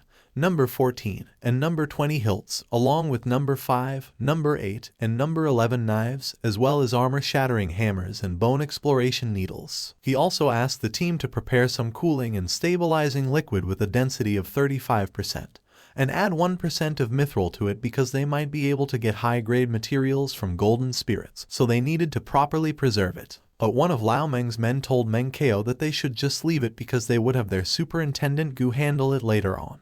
Meng Chao realized that he forgot that the internal structure of the golden spirit was complicated, and they were only one line behind the super beast, so they were handled by Supervisor Gu or another superhuman. But as he touched the golden spirit, he got worried by its state. Meng Chao smelled its liquids, and he said that its nerve cord and neurosphere had been exposed to air for too long, so if they waited any longer, its flesh would start changing, so the spirit energy in it would run rampant, and it would turn into an untamed bomb that would blow up at any moment. Lao Meng agreed that its smell was a bit off, but one of his men said that material corruption had nothing to do with them. But in the case of harvesting mistakes, Mr. Hu would blame them, and their lives would be miserable. Meng Chao got worried as he knew that Lao Meng was affiliated with Prosperous, and his income basically depends on performance. So the golden spirit with such a high value must not be let go. Meng Chao told Lao Meng's men that it was fine, so they should rest for a while. He started to operate on the monster and requested that Lao Meng help him out because his biology teacher had taught him the way to dissect golden spirits. But another man grabbed his arm and told him to stop it. Suddenly, another hand swooped in. It was Lao Meng's hand, and he grabbed the hand that was holding Meng Chao back as he declared that the golden spirit was his. He said that if anything happened, he would take the blame. The man got annoyed, and he said that Lao Meng was a man who was accompanying a child to fool around, so he quit. Lao Meng turned to tell his other men that if they wanted to go, they should go too, as there would be no need for them to be dragged by him and Meng Chao. But one of the men slapped Lao Meng as he questioned him about how he could say that when Meng Chao was like their son, they could not let him take the blame on his own. Another one tapped Lao Meng with his elbow from behind and said that they might be uneducated, but they could still handle one golden spirit. Another one put their hand on Lao Meng, saying that he should not even think about taking all of the profit from the golden spirit because if there was money, they had to earn it together, and if something happened, They had to bear it together. Meng Chao was moved by what everyone just told Lao Meng. He looked determined, and he thought that he had to work harder. With swift and precise motion, Meng Chao started to cut the muscle around the golden spirit. He pried it open and dug his hand in to grab the golden spirit. As soon as Meng Chao extracted the golden spirit, he instructed Lao Meng to use a mithril-based cooling and stabilizing solution. The eyes of Lao Meng's men were wide in surprise when they saw that it was an etherealized nerve ball, and that it was so fresh, at least 80% active, and in perfect condition. So they said that it could not be just because Meng Chao was in a key high school that his skills were so good, which made them wonder if it was because of a girl. As Meng Chao took a closer look into the nerve ball, he noticed something, while on the other hand, Lao Meng warned him to be careful because freshly removed etherealized neurospheres were very active, so they could not withstand heavy tremors. Meng Chao smiled evilly as he thought that there seemed to be a more valuable treasure in the ball, but Lao Meng noticed his expression and was alarmed. Meanwhile, one of Lao Meng's men remembered that Meng Chao was injured last year, and his injury was mainly at the spine. And another one of his men realized that an etherealized neurosphere from a golden spirit would be the best medicine for him. Suddenly, Lao Meng placed his hand on the etherealized nerve ball's container as he told Meng Chao not to even think about it because it was the spoils of war belonging to the person who risked their life to kill the monster, and they were just harvesting the monster on their behalf, which surprised Meng Chao, but he seemed to be trying to explain something. But Lao Meng's gaze at Meng Chao was so firm as he told him that he knew that he wanted to get into college, just how hard it hit him when he got injured last year. And at the end of the day, he was useless, but no matter how poor or desperate they got, they could not take someone else's things. Meng Chao looked so frustrated as he could not get a word in, and he thought that Lao Meng was thinking too much, so he really misunderstood him. Meng Chao just walked away as he told Lao Meng to have enough with it, and he said that he would head back to the camp to have a quiet time. He was thinking that he would go back to the camp and find a way to persuade Lao Meng to set up his own business. A few moments later, as he walked around, Meng Chao heard a sound and recognized it as the sound of a seven-eyed wolf spider. Meng Chao quickly ran, and he thought that he must catch up because it might be his first bucket of money. Suddenly, Meng Chao stopped running. A woman was approaching a monster while an old man was watching her from behind. And Meng Chao, who hid behind the ruins, saw what was happening, and he was concerned because someone else got ahead of him. The old man told the woman, whose name was Zushi, that she had been practicing well recently, and that the seven-eyed wolf spider was perfect for her to practice with. The old man was Zushi's grandpa, and she agreed with him. Zushi placed her bag on the ground, and it made a huge thud. The bag was her toolbox, and as she opened it, she told her grandpa that she would finish the task in 8 minutes. As Zushi was about to make an incision, Meng Chao observed closely as he wondered what she was doing, and he came to the conclusion that they don't know about the seven-eyed dragon wolf spider. Someone yelled for them to stop, and it caught both Zushi and her grandpa's attention. The one who yelled was Meng Chao, and he immediately introduced himself to Zushi's grandpa, saying that his family was planning to open a resource recycling company,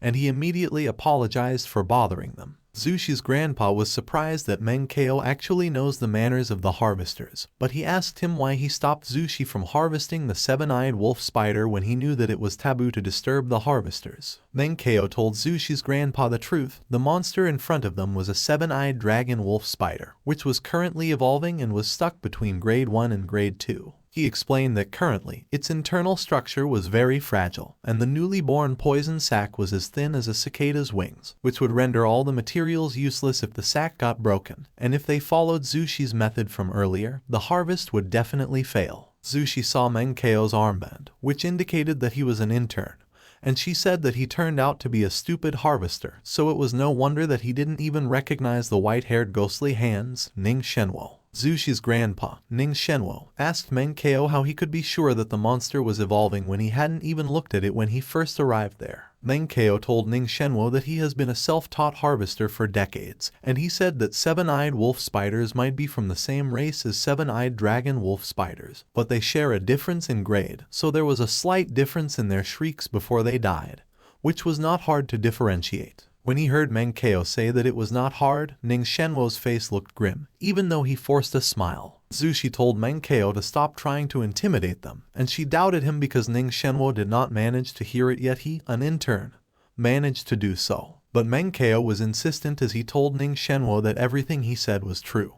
He said that although the monster still retained the outside appearance of a seven-eyed wolf spider, many of its organs had already started mutating, and he told him that he could see for himself by breaking open the shell of the super beast. Meng Chao gave it some thought, and he decided that it was better to be safe than sorry. He told Zushi to let him do it. Zushi immediately agreed with Meng Chao, but in her mind, she was calling Meng Chao a bastard and accusing him of being there to get her in trouble. Meanwhile, Meng Chao grabbed 2 scalpels from Zushi's tools, and he told Meng Chao to look carefully if he wanted to learn some tricks. Meng Chao looked excited, and he told Meng Chao that he was ready, so he should go ahead. Meng Chao wielded the scalpel on each of his hands, and with a swift motion, he opened the shell of the super beast. But Meng Chao's hands were trembling after he performed those movements. Meng Chao noticed it, and he immediately figured that Meng Chao was injured, and he thought that it was no wonder that he did not want to do the operation himself. He smirked as he thought that, looking at the state of Meng Chao, his first bucket of money was settled. Meng Chao approached Zushi, and he asked her if she had 300,000 cash in her account,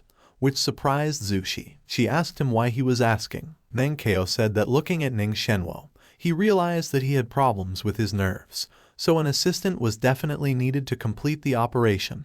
Otherwise, the harvested material would only be worth 300,000. Meng Chao said that, coupled with his experience, the combination of 2 swords could at least strip out the most valuable poison sac perfectly. And counting the other materials, the value of the project had increased by at least more than 1 million. He was twinkling as he told Zushi that since it was fate that they got to know each other, he could offer them a discount and just take 300,000 and consider it as making his contribution to society. Zushi was baffled by what Meng Chao just said, and she was speechless. Zushi told Meng Chao that even if Meng Chao was injured, he was still the white-haired ghostly hands, and even if he needed an assistant, she would be there, so there was no need for him, a stinky intern, to help. Zushi was about to berate Meng Chao more, but Meng Chao told her to shut up, and she was taken aback. Meng Chao looked distressed as he told Zushi to come and see for herself. He saw the newly born poison sac, and he said that what Meng Chao said was true. Zushi looked horrified when she saw that the organs were wrong,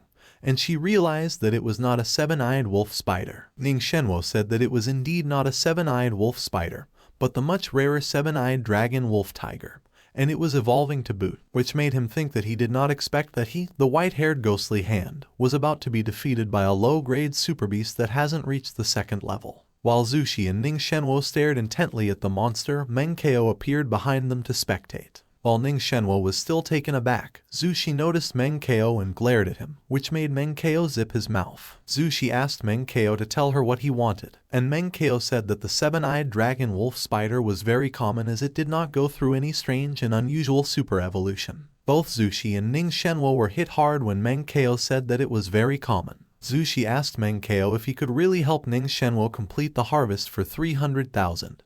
But Meng Chao immediately raised the price to 500,000. Meng Chao told Meng Chao that if he could really help him, even if he could not handle the harvest perfectly, as long as it was acceptable and the poison sac retained 70% of its poison, he would immediately transfer 500,000 to him. Meng Chao humbly told Meng Chao that he had not become a superhuman yet, so his strength and senses were just average, which was why he could only serve as his assistant. While on the back of his mind, Meng Chao sighed with relief because he was glad that he reacted quickly, as he almost said that he could only guide Meng Chao to finish the job. Meng Chao immediately told Meng Chao that he would be the first assistant while Zushi would be the second assistant, and said that they should get started. Zushi and Meng Chao immediately put on their protective gear as soon as they agreed, while Meng Chao was preparing to begin the surgery. Meng Chao was about to ask for the number 3 tool, but Meng Chao handed him the number 4 hilt with the number 7 rhombus-shaped blade. Meng Chao told Meng Chao that he knew that he intended to use a number 3 hilt with a number 12 pincer-shaped blade to separate the book lung first. But he explained that they were working on an evolving monster and there were a lot of leaf-shaped wrinkles on its sac-shaped book lung, so he was afraid that if they do that method,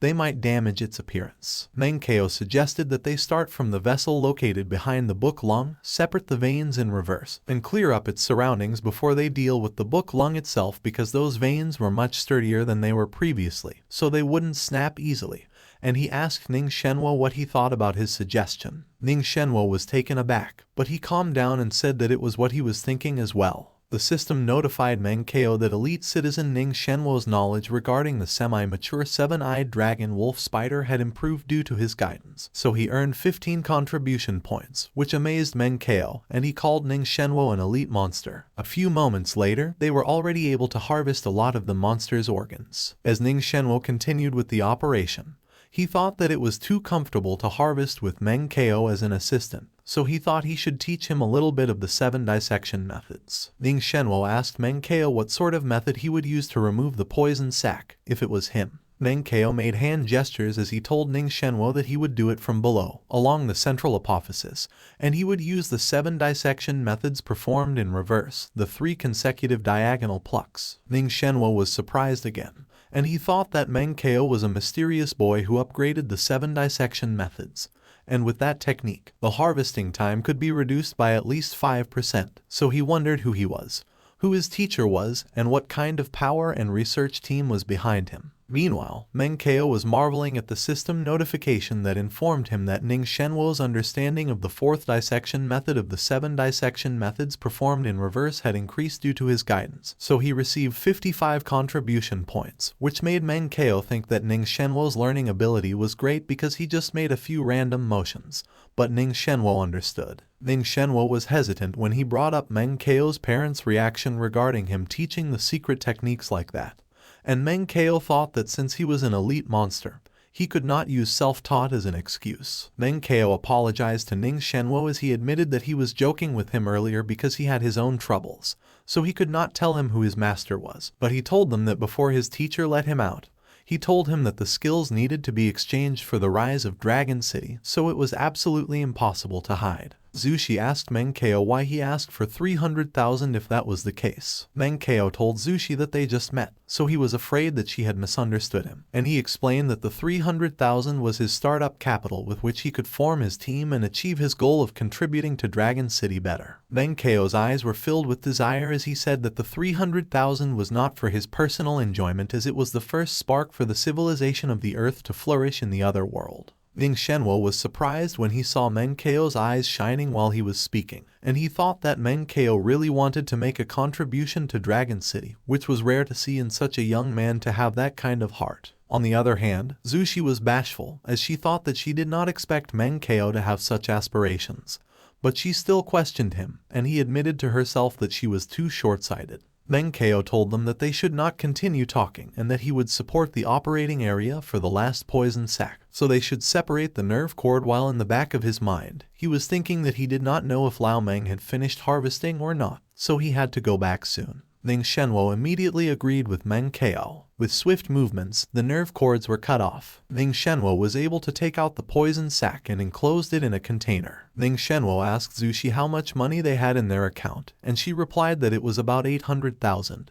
And Ning Shenwo immediately told her to send it all to Meng Chao, which surprised Zushi. Meng Chao was extremely surprised, and he told Ning Shenwo that it was too much because they agreed on 500,000. Ning Shenwo told Meng Chao that if they have to talk about it, the technique earlier was worth more than a few 100,000, but because of having to treat his injuries, he was a little short on money lately, so he should keep that money first. He said that once he examined the materials, he would talk to him again, and Meng Chao responded that he would respectfully accept his request if that was the case and revealed that, in fact, he had some research on the other 6 dissection methods of the 7 dissection methods performed in reverse as well, but he thought that he would need another year and a half before he could fully recover from his wounds, so he asked if they should exchange their skills in the future. Ning Shenwo was astonished that Meng Chao knew about his injuries. Meng Chao explained to him that, from the condition of his hands, he thought that the venom of the purple-crowned Holly's viper had infected the ulnar nerve,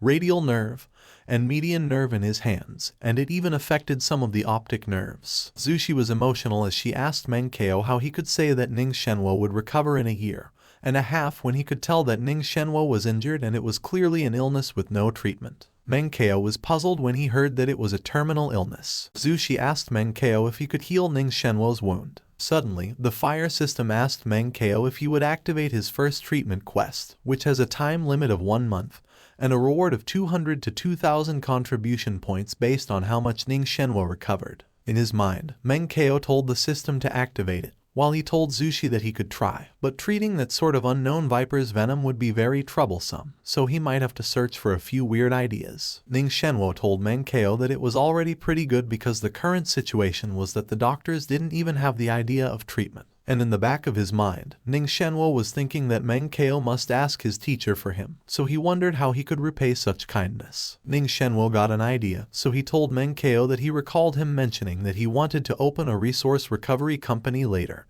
and asked him if he would be interested in signing a contract with the Thunderbolt fighting squad to harvest monsters with them. Meng Chao thought that a big team with a 5-star superhuman like Lei Qianjun, with a few small orders slipping through their fingers, would be enough for them to live on. Meng Chao thanked Ning Shenwo for his kindness, but he reminded him that the dragon wolf poison sacks were not durable, and other materials also needed to be handled, so he suggested that he take care of that side first, look for him at 5 Blessings Street to talk to him, and Ning Shenwo agreed. A few moments later, a transaction alert of 800,000 being credited to Meng Chao's account showed on his phone notification. As Meng Chao waved them goodbye, Ning Shenwo told Zushi that Meng Chao was not a simple man, so if she had the chance, she should make him her friend, and Zushi agreed. A few moments later, Meng Chao was hurrying back to Lao Meng, and he was grinning as he thought that he would open his account in front of his father later so he could shock him senseless. Suddenly, someone was asking for 280,000 from Lao Meng, and they said that it was already cheap.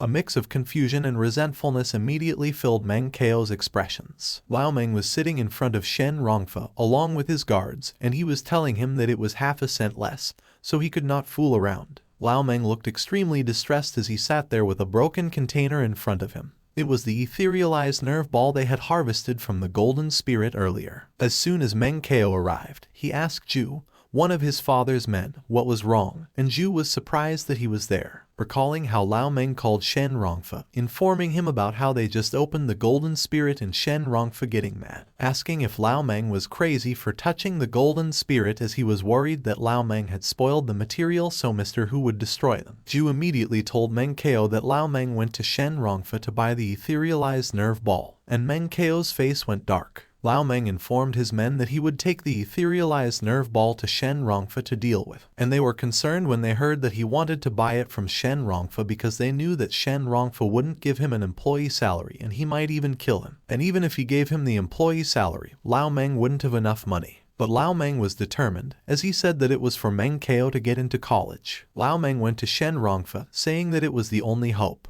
Back in the present, Shen Rongfa slammed his hand on the table as he demanded that Lao Meng say something and explain what he meant, while Lao Meng looked completely devastated as he tried to tell Shen Rongfa that it was not him. Shen Rongfa got so mad that he pushed Lao Meng, saying that if it was not Lao Meng, it was him. Shen Rongfa clarified with Lao Meng that what he wanted to say was that he dropped the etherealized nerve ball, and Xing and Bao helped him lie to set him up. Meng Chao came to help Lao Meng up, and he asked him what was going on, if he really dropped the goods, and Lao Meng said that it was a mess anyway and he was the one who was not careful. Seeing the greasy food on the table and Shen Rongfa's greasy mouth, Meng Chao examined the broken container on the ground, and he thought that, sure enough, Shen Rongfa had oil in his hands and he did not hold it firmly. Meng Chao let out a sigh, and he told Shen Rongfa that since it was not clear who broke the thing, they were willing to pay half of the price difference according to the rules. Shen Rongfa was surprised when Meng Chao offered half, and he said that half of the price would mean 100,000,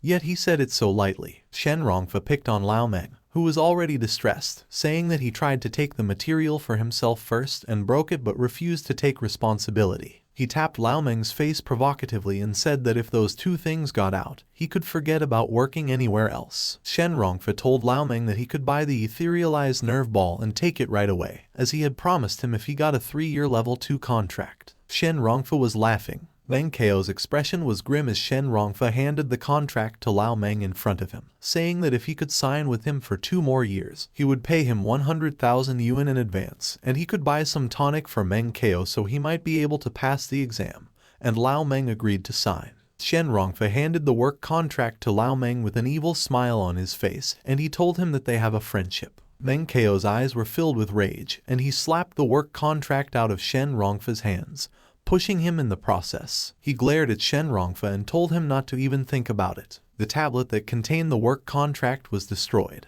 and Shen Rongfa was extremely mad as he told Lao Meng that Meng Chao had no respect for the law. Shen Rongfa ordered his guards to throw Meng Chao away, calling him a brat. Lao Meng immediately stepped forward to protect Meng Chao, and he told them not to harm his son. But Lao Meng was punched in the face, causing him to cough up blood and his protective gear to break. Meng Chao caught Lao Meng so he wouldn't fall to the ground, and he called for him with concern. One of Shen Rongfa's guards swung his weapon. Meng Chao gritted his teeth in pain as he got hit by the weapon on the shoulders. Meng Chao glared at the guard behind him, and he told him to get the hell out of his way. He punched the guard using his reckless bull technique, and the guard coughed up blood. The other guard came and hit Meng Chao on his side, which made Meng Chao scream in pain. Even though he was still clearly in pain, Meng Chao bore through it, and he extended his arm to grab the guard's shirt. Meng Chao hurled the guard away. The guard was sent flying, and he crashed on a boulder with such tremendous force that it broke upon impact. Meng Chao ordered the fire system to activate the ripple force and push it to specialist level. His feet produced vibrations as Meng Chao took a step forward, and he thought about his previous life. He was filled with rage as he realized that Shen Rongfa was the one who tricked Lao Meng into signing the dangerous second-level contract. Shen Rongfa looked terrified, and he told Meng Chao that they could talk.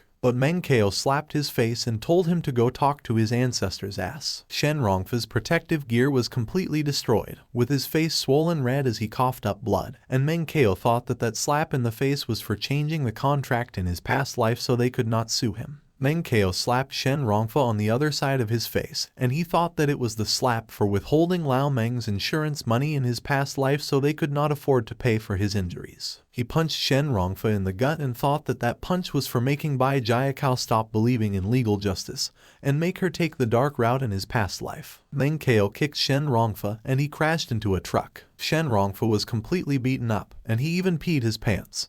But Meng Chao looked like he was not yet content as he looked down at him with contempt in his eyes. But suddenly, Lao Meng grabbed him by the shoulder, telling him that it was enough and asking him if he wanted to go to jail, and Meng Chao did not say anything. He asked Lao Meng if he was okay, and Lao Meng told him that he was fine while checking up on him too. Lao Meng's men immediately approached them, and they told Meng Chao that he was so impulsive, lecturing him that it was easy to get things out but hard to take them back. Meanwhile, on Meng Chao's head, his angel side lectured him that he was too reckless, saying that he should have waited until dark to beat Shen Rongfa over because he should be absolutely calm and remember his identity at all times. But his devil side was laid back as it told the angel one to just forget it as he already beat Shen Rongfa up. The devil side even asked if he should go and kick Shen Rongfa a few more times so he could get his fill of beating him up.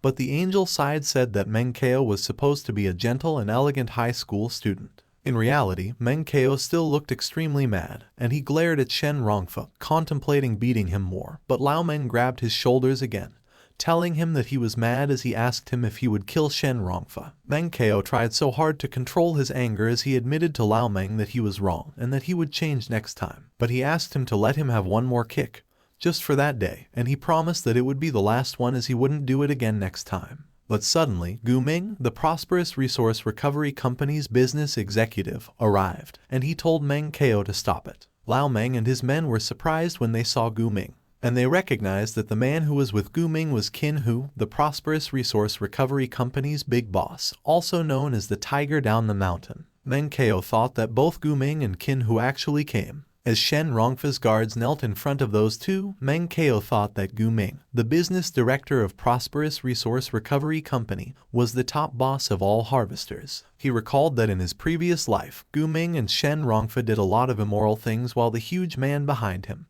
Qin Hu, was the big boss of the company, a superhuman who was known as Tiger Down the Mountain, and he killed countless monsters. One of the guards immediately started reporting to Gu Ming. Gu Ming was surprised when he heard that someone broke a rare material, destroyed the company tablet, and even beat up a person. He told Lao Meng that it was all Meng Chao's doing. But Lao Meng defended Meng Chao, and he told Gu Ming that it was him and Shen Rongfa who had a conflict, so he would pay for whatever losses were suffered as it had nothing to do with his son. Lao Meng's men also backed him up. They said that Shen Rongfa's bodyguards were the ones who attacked first. Lao Meng might not have been the one who dropped the rare material, and they refused to believe that there was no law in Dragon City, questioning if the Supernatural Tower and Survival Committee were blind and deaf. Gu Ming was annoyed, as he thought that Shen Rongfa was a trouble, and if he was not the brother-in-law of Qin Hu, he wouldn't be tolerating him. Gu Ming said that other things aside, at least Shen Rongfa was beaten up by Meng Chao. He leaned towards Meng Chao, telling him that he beat Shen Rongfa badly, which was why if he was captured, he would definitely be sentenced to jail,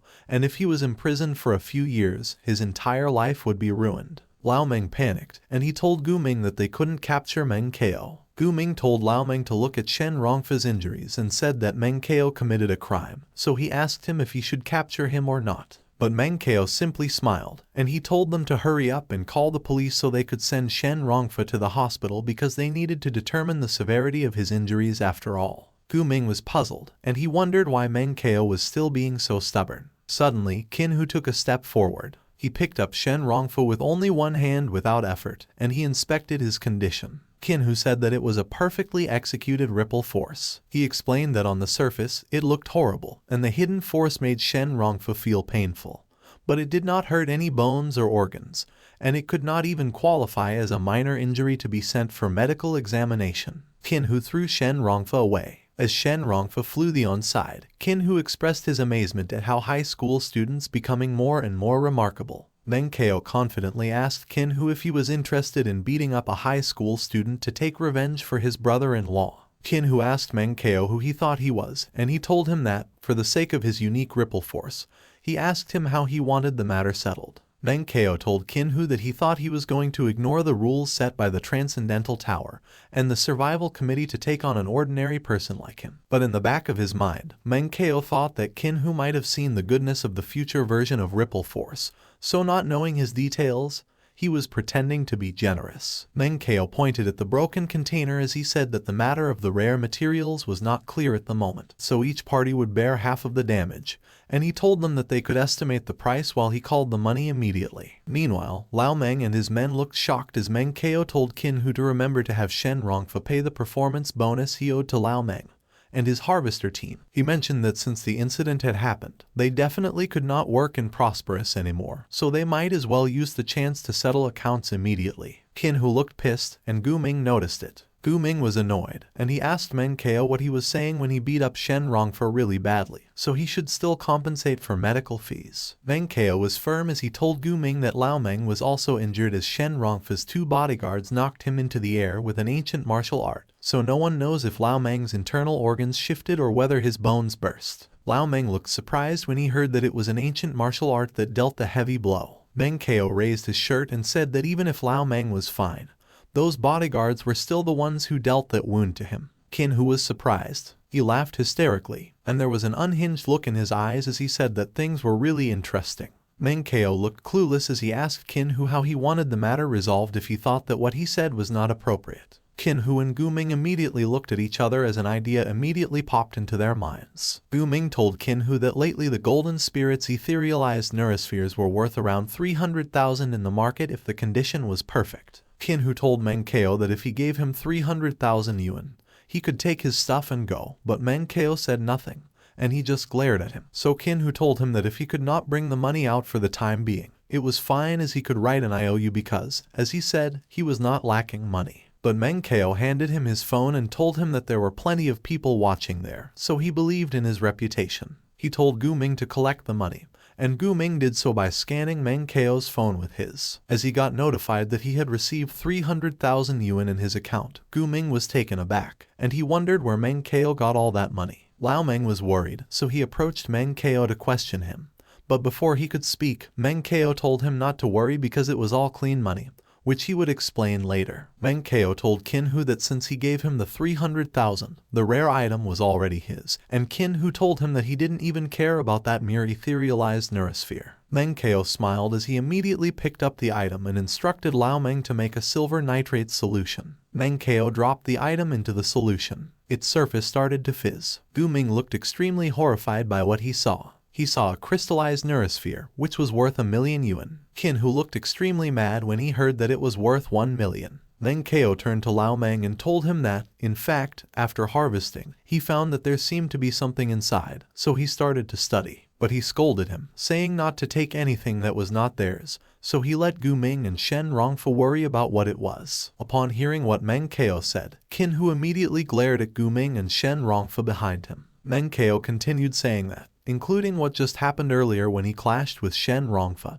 He was still thinking of his teaching, so he proposed a half-cost condition so if there were really crystallized neural spheres inside, they could all make hundreds of thousands of dollars. Qin got more enraged, and he emitted a dark aura as he glared at Shen Rongfa. Meng Chao smiled as he said that he did not expect that Shen Rongfa and Gu Ming would refuse to accept his suggestion, which was why he could only take a big risk in buying the material, and if he was wrong, he would accept the loss. But he was right, so at least he would have bought it fair and square. Lao Meng and his men let out a sigh of relief. Qin looked extremely mad as he told Meng Chao that he was an interesting high school student, and he would remember him, so he should take his crystallized neurosphere and go. Lao Meng and his men looked so happy as Meng Chao carried the crystallized neurosphere with him and said that they should go. But as they were walking away, someone asked him to wait. It was Lao Lai, the 10th Harvest Team leader, and he asked Lao Meng what he was going to do next. Lao Meng was taken by surprise, but Meng Chao immediately told Lao Lai that Lao Leng had already found a new source for carcasses,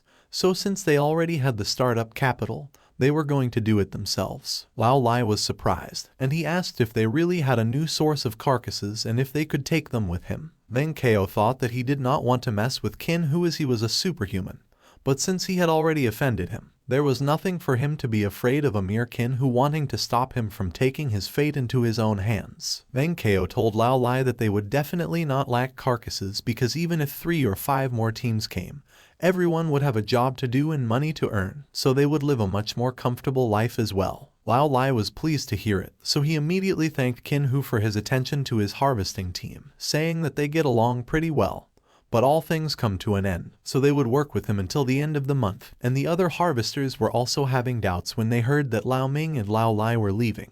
Qin was enraged, and he thought that Meng Chao was a little bastard who was going to create root problems. He loomed over Meng Chao and told him that it looked like he just didn't know how dark the harvesting field was. But Meng Chao was not threatened, as he thought that Qin did not have the guts to dare to attack him in public. On the other hand, Qin wondered what Meng Chao's nerves were made of because he was not reacting at all and it seemed like he was a little too dense. Suddenly, Ning Shenwo arrived with Zhu Shi and another mystery person, and he greeted Meng Chao as his young friend. Qin looked mad as he turned to look and asked who it was, while both Shen Rongfa and Gu Ming looked surprised when they recognized Ning Shenwo, the white-haired ghostly hands. Qin seemed clueless about who Ning Shenwo was, but his eyes suddenly went wide in surprise. He recognized the man that Ning Shenwo was with, and it was Zhang Yupeng, the vice-captain of Thunderbolt. The fierce Qin immediately turned into a cat. He was licking Zhang Yupeng's boots as he asked him why he was there. Zhang Yupeng looked puzzled as to what Qin was doing, and he called him Old Hu.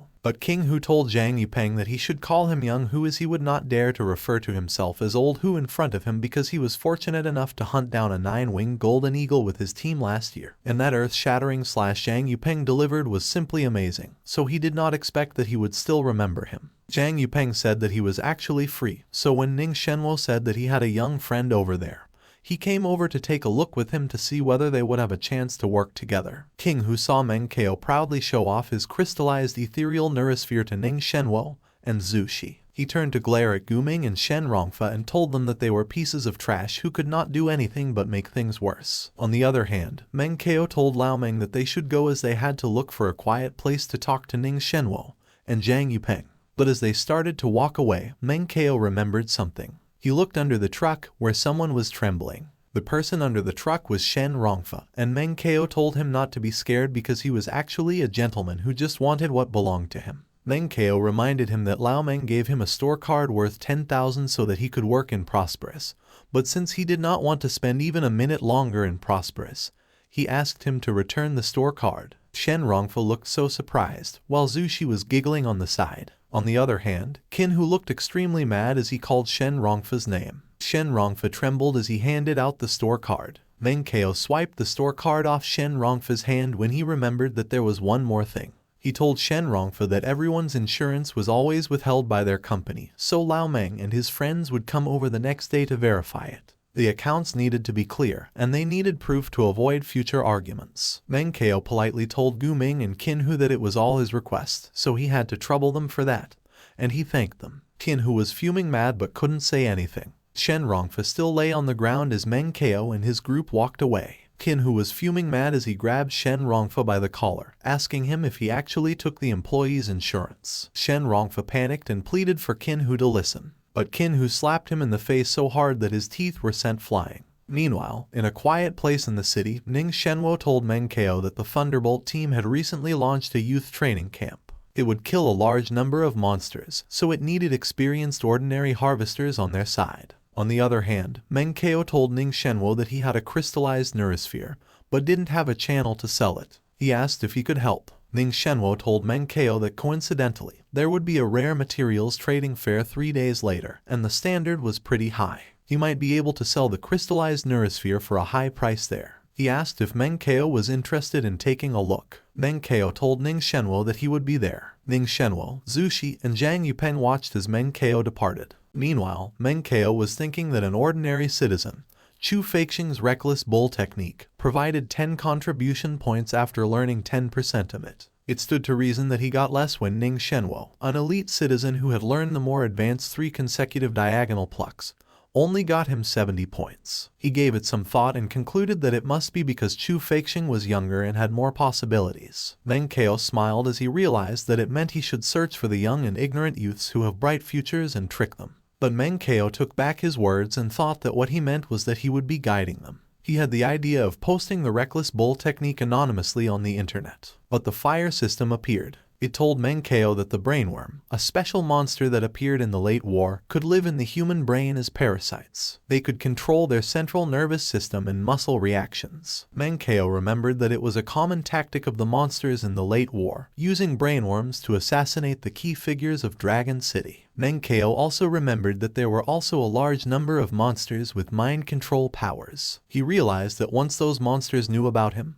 they would try to capture him and read his memories. If his secret was exposed, not only he but also his family would be in danger because of him. So before he had the strength to suppress all of the other world and find a suitable method, he absolutely could not share it. Meng Chao was deep in thought, thinking that sooner or later he would end up showing his might. He would need to come up with a suitable explanation, one that would help him cover everything when someone placed a blanket over him. He opened his eyes and saw that it was Lao Meng. Lao Meng asked Meng Chao if he was okay, and Meng Chao told him that he did not have to worry about what happened that day because he found a master on the deep web who taught him a lot of skills. That's why he was already mostly recovered from his injuries, and he might still be able to get into college. So when that time came, Lao Meng and Meng Chao's mother could just wait to live a blessed life. But Lao Meng got mad at Meng Chao, asking him why he was still going to those harmful websites. Meng Chao reminded Lao Meng that he explained to him multiple times that the Life Science Forum on the deep web was a place of both risk and opportunity. Then he told him not to worry because he already suffered once last year, so he knew his boundaries. Lao Meng calmed down and told Meng Chao that he did a great job that day.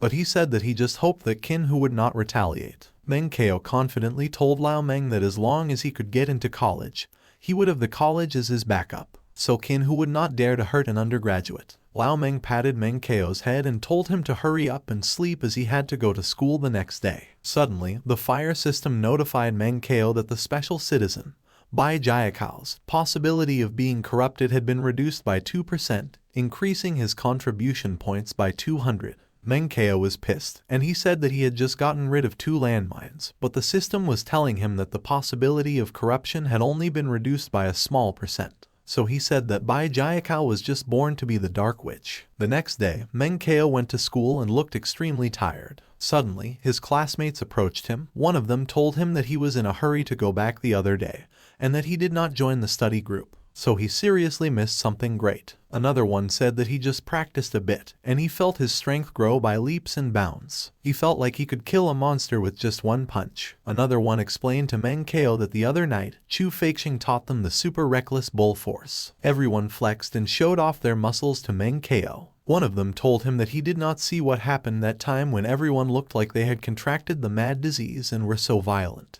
Everyone chased the guy who just said those things, Wang Tao, and they told him that he had mad cow disease and demanded him to stop right there. A few moments later, Meng Chao arrived and seated himself in their classroom when a classmate arrived and worriedly reported to the class that someone told the homeroom teacher about them privately organizing a study group. The classmate added that old Wang had decided to speak to Chu Feixing, and he wanted him to cancel the study group, which surprised everyone. Meng Chao was calm as he looked over Zuo Heoran, and he said nothing. But Meng Chao's expression turned dark as he thought that if he wouldn't let Zuo Heoran bleed a little that time, Chu Feixing's surname would not be Chu. Meng Chao immediately stood up, acted angry, and asked who was so evil to do such a thing, questioning if they were crazy or something. His classmates agreed, questioning who was so evil that he would destroy what was good for everyone.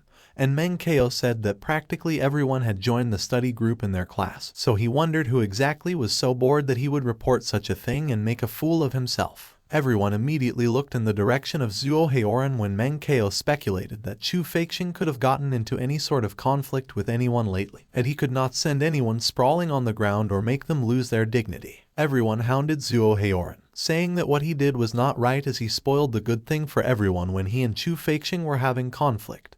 And they accused him that he just did not want to see everyone's marks increase. Zhuo Heoran got annoyed, and he furrowed his brow. He immediately closed the book that he was reading and confronted Meng Chao, telling him to stop making unfounded accusations. Zhuo Heoran got more annoyed when Meng Chao acted shamelessly, telling him that he did not state any names or point fingers, but he just admitted to it on his own. Zhuo Heoran calmed himself down. Acting concerned, Zhuo Heoran told his classmates not to listen to Meng Chao's nonsense because he did not tell their homeroom teacher anything. But little did they know that Zhuo Heoran was thinking that he had accidentally told his uncle about it, who also happened to be the teaching director. Everyone felt uneasy when Zhuo Heoran said that, in his opinion, it was a good thing that the so-called study group had been abolished from the start because Chu Feixing's super reckless bull force was incredibly domineering. So if his guess was correct, it mobilized a secret technique that stimulates human potential, which meant that it would severely drain the body and result in all sorts of hidden injuries. Zhuo Heoran said that many of them did not know that the checkups during the national college examination were becoming stricter, so once they discovered that they had taken forbidden medication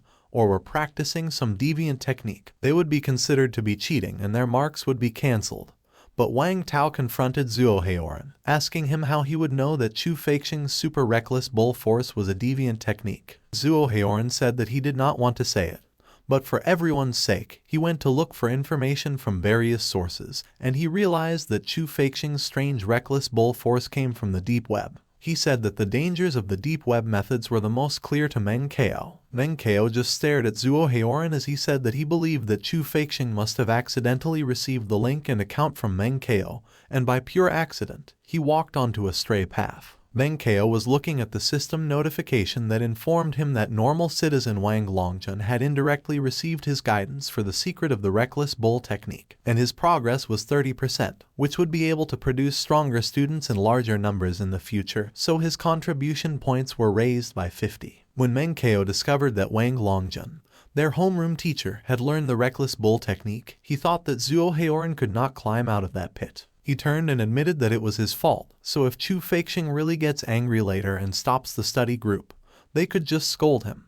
And everyone was surprised that Meng Chao was admitting defeat. Suddenly, Chu Feixing entered the classroom with a worried look on his face. Chu Feixing immediately whispered in Meng Chao's ears that Wang Longjun was very interested in super reckless bull force and wanted to promote it to the whole class. However, he did not dare to make the decision on his own, so he asked Meng Chao about his thoughts. Meng Chao immediately acted surprised and crestfallen as he confirmed with Chu Feixing in a loud voice if Wang Longjun really wanted to cancel the study group. Zhuo Heoran immediately lectured them not to think nonsense because there was no shortcut to training, and there were only 4 words: God rewards hard work. Therefore, they should forget about the super reckless bull force or whatever it was called and work hard with him with every second they had. But Zhuo Heoran was hit very hard when Meng Chao added that Wang Longjun wanted to cancel the secret study group so that he could promote the super reckless bull force to the whole class. Zhuo Heoran was petrified when Wang Longjun came in, and he asked him what was going on. Meng Chao immediately confessed to Wang Longjun that he made a mistake. Wang Longjun got worried, and he asked Meng Chao what he did at that time. Meng Chao acted remorseful as he confessed that the other day, after Chu Feixing promised to organize a study group, he regretted it a bit and said that the super reckless bull force was too high-end.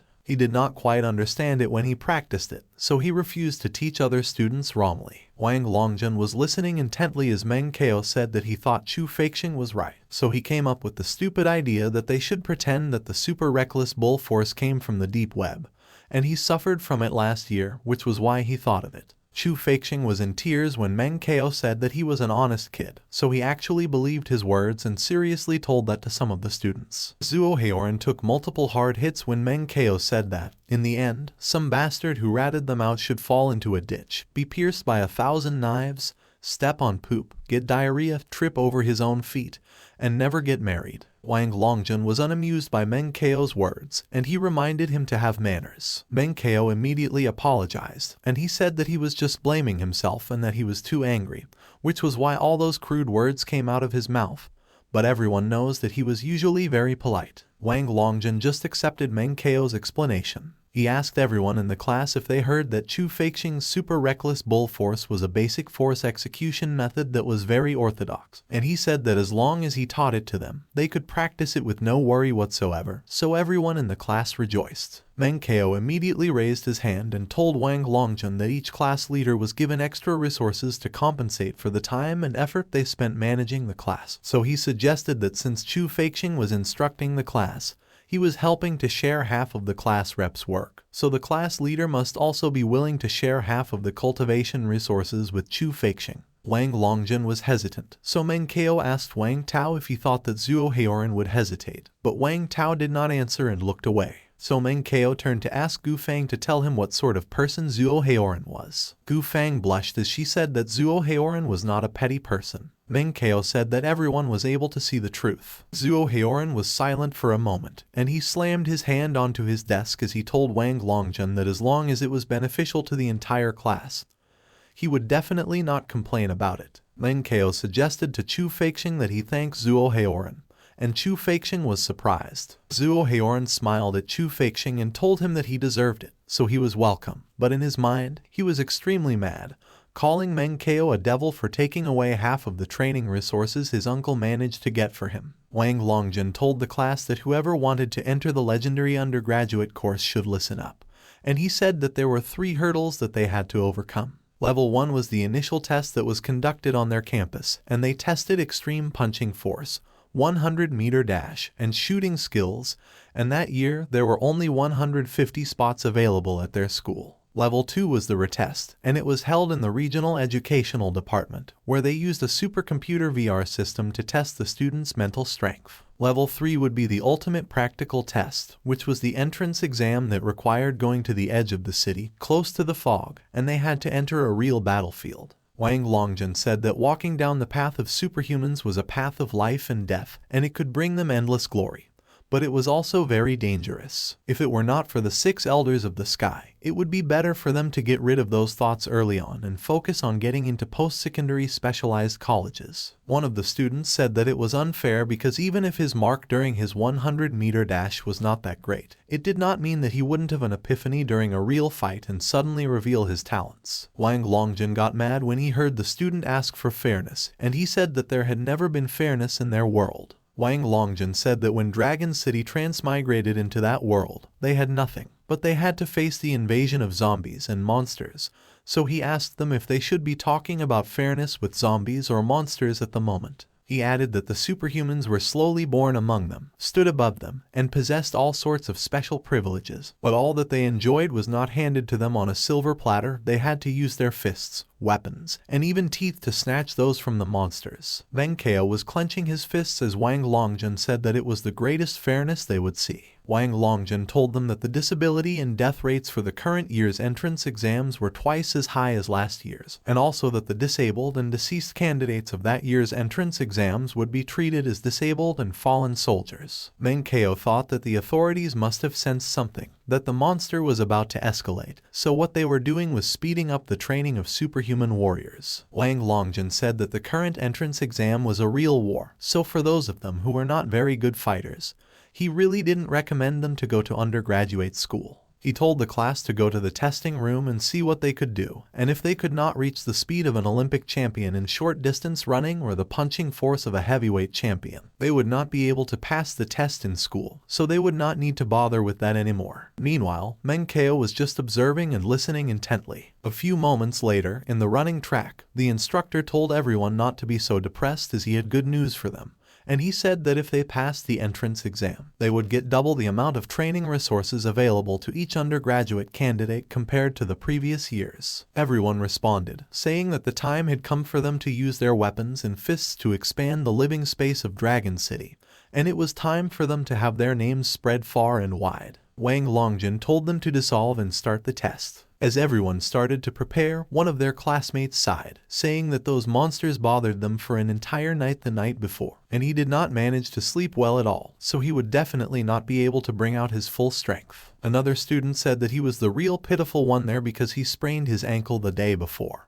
and he was limping that day, so he might end up over 10 seconds during the 100-meter dash later, so he sighed. But another student told off the two of them, requesting them to start acting like decent human beings because the two of them were ace students in class, but they were all pretending as if they have myasthenia gravis when there was no need for them to do that. One of the students who said that he did not sleep well managed to produce 223.3 kilograms of punching power, and the student from earlier told him that he was in the top 5 of the class when he still did not sleep well, so he was a monster, an animal, and a scum. On the other hand, the student who said that he sprained his foot managed to finish the 100-meter dash in 9.57, and the student from earlier pointed out that he already surpassed Usain Bolt's world record, so he mocked him for saying that he was limping and demanded that he treat the entire class to milk tea. Meanwhile, Meng Chao was observing the ladies, who were also exerting their best efforts, and he thought that it was youth. A few moments later, a new record for punching force, which was 233.3 kilograms, was set. Wang Tao gave Chu Feixing a thumbs up and told him that he just renewed the class record, and even the Earth's boxing king, Mike Tyson, could not compare to him, which made Chu Feixing bashful. Meanwhile, Wang Longjun was looking at the records, and he thought that the grades of the students who participated in the study group had improved a lot in each project. So he realized that the super reckless bull force doesn't seem easy. On the other hand, Meng Chao was looking over at Chu Feixing, who was being bashful as their classmates continued to praise him. Suddenly, someone said the word trash, which made Meng Chao turn his head. It was Zuo Haoran, and he told Meng Chao that even if Chu Feixing broke the record, got into college, and became a superhuman, it was useless because Chu Feixing could soar to the skies, but he would forever be trash. Meng Chao looked completely uninterested, and he thought that the class rep's trash talk had come. He remembered that in his previous life, he lost his mind when he was attacked by Zuo Haoran's trash talk, so before his body healed, he got into a fight with him. As a result, Zuo Haoran left hidden injuries in the duel with his underhanded technique, and it attacked Meng Chao during the college entrance exam so that he did not even get into a higher vocational college. Meng Chao was clicking a pen in his pocket as he questioned what he would do in his current life. The others continued to participate and give their best on the test. Zuo Haoran asked Meng Chao if he was thinking about getting into college and told him to do it in his next life. Suddenly, Chu Feixing waved at Meng Chao and proudly told him that he broke the record. Zuo Haoran tapped Meng Chao's shoulders and told him that it was his turn, so he wished him good luck, saying that they would all support him. Meng Chao waved his hands to prepare as he said it was his turn. Zuo Haoran immediately got everyone's attention, and he told them that Meng Chao was going to test the 100 meters run, so he asked them to applaud and cheer for him. Everyone wished Meng Chao good luck. One of them told him to work hard and fight as he would definitely be able to get into a higher vocational college. Another one said that they were all supporting him, so he should not fail class 6. Meng Chao thought that Zuo Haoran was really a ghost. He told his classmates to stop because he was in the neighborhood last night fighting monsters, so he was very weak at the moment, and his body could only exert 50% of its strength, so he was not in good condition that day. Wang Tao told Meng Chao that it was too late to work hard at that moment, so he would teach him the super reckless bull force in the afternoon self-study class. Zuo Haoran smiled as he told Meng Chao not to worry, as everyone knows his situation, and he said that the most important thing for a person was to defeat themselves, so he should not think about comparing himself to them, as it was pretty good to be a little bit stronger than himself. As Meng Chao placed his feet on the starting block, he said that his body was too weak, so he could not handle the super reckless bull force. But he added that he has been using ripple force to treat his wounds for the past year, so he guessed he would try to use it. A powerful aura started to move around Meng Chao as he used the ripple force. Zuo Haoran looked surprised when he saw that. Meng Chao told him to step aside because he was about to move. Zuo Haoran's glasses and face were blown away by the gust of wind that Meng Chao's driving force created as he started to run. Meng Chao finished the 100-meter dash in 8.57 seconds, and his speed was 90 kilometers per hour. Meng Chao cursed as he said that his body was too weak and he was slower by 0.01 seconds. So he could not even surpass Usain Bolt's record, which was why he doesn't even have the right to get into college. But in his mind, he was thinking that he should not be ostentatious, so he should just show his act for a while. Everyone was speechless, including Zhuo Heoran, as they stared at Meng Chao. Meng Chao asked them what was wrong, and Chu Feixing came to tell him about his speed. But before Chu Feixing could finish his sentence, Meng Chao let out a sigh and told him that he knew that it was pretty slow, so he felt really vexed about it. Meng Chao got nervous when Chu Feixing was fuming mad, and he was asking what he should do because it was so painful and so hard to control as he wanted to beat the pretender to death. Meanwhile, Wang Longjun was so surprised, and he asked Meng Chao if he had recovered from his wounds. Meng Chao said that he has not fully recovered, but he has been practicing Ripple Force hard over the past year, and he found some new styles and learned from them, so he supposes he got a blessing in disguise. He smiled as he told his classmates that if they wanted, he could teach it to them as well, and they just had to give him some gene medicine, high-grade nutritional fluid, cell growth fluid, monster materials, or give him a discount on stuff, as he was okay with anything. Wang Tao realized that 2 upgraded versions of force execution techniques meant that the entire class's scores were bound to soar. Chu Feixing reluctantly asked Meng Chao if his maximum punching force had been as ridiculous as his 100-meter dash, but Meng Chao told him that there was no way, and as he asked him if he thought that he was a monster, he told him that his punching strength was sloppy and average. Meng Chao stretched his body as he said that he had harvested monsters for an entire night with his father, and his arms were so numb that he could not even lift them properly, which was why he would just have to try his best for that test. One of their classmates said that with Meng Chao's incredible speed, even if his punching strength was only 180 kilograms, he could still hope to pass the internal test. But another classmate said she could not say because she remembered that Meng Chao's maximum punching force was around 150 kilograms or 160 kilograms when they last tested their punching strength. So it would be a little difficult as the ripple force was not suitable for instantaneous output of force. Suddenly, Meng Chao delivered his punch onto the gauge, and as his fist connected, the numbers moved past 120 kilograms and 150 kilograms. As Meng Chao finished his punch, the gauge displayed that his punching strength was 218 kilograms. One of their classmates wondered if Meng Chao was even human because, without a single sign, he recovered to the point of being so powerful, and he did not even give them time to prepare themselves mentally for that, so he was terrifying. Wang Tao added that he originally thought their ace student Wu and study Gajiao were the elites of their class 6 in the world of pretending to be weak.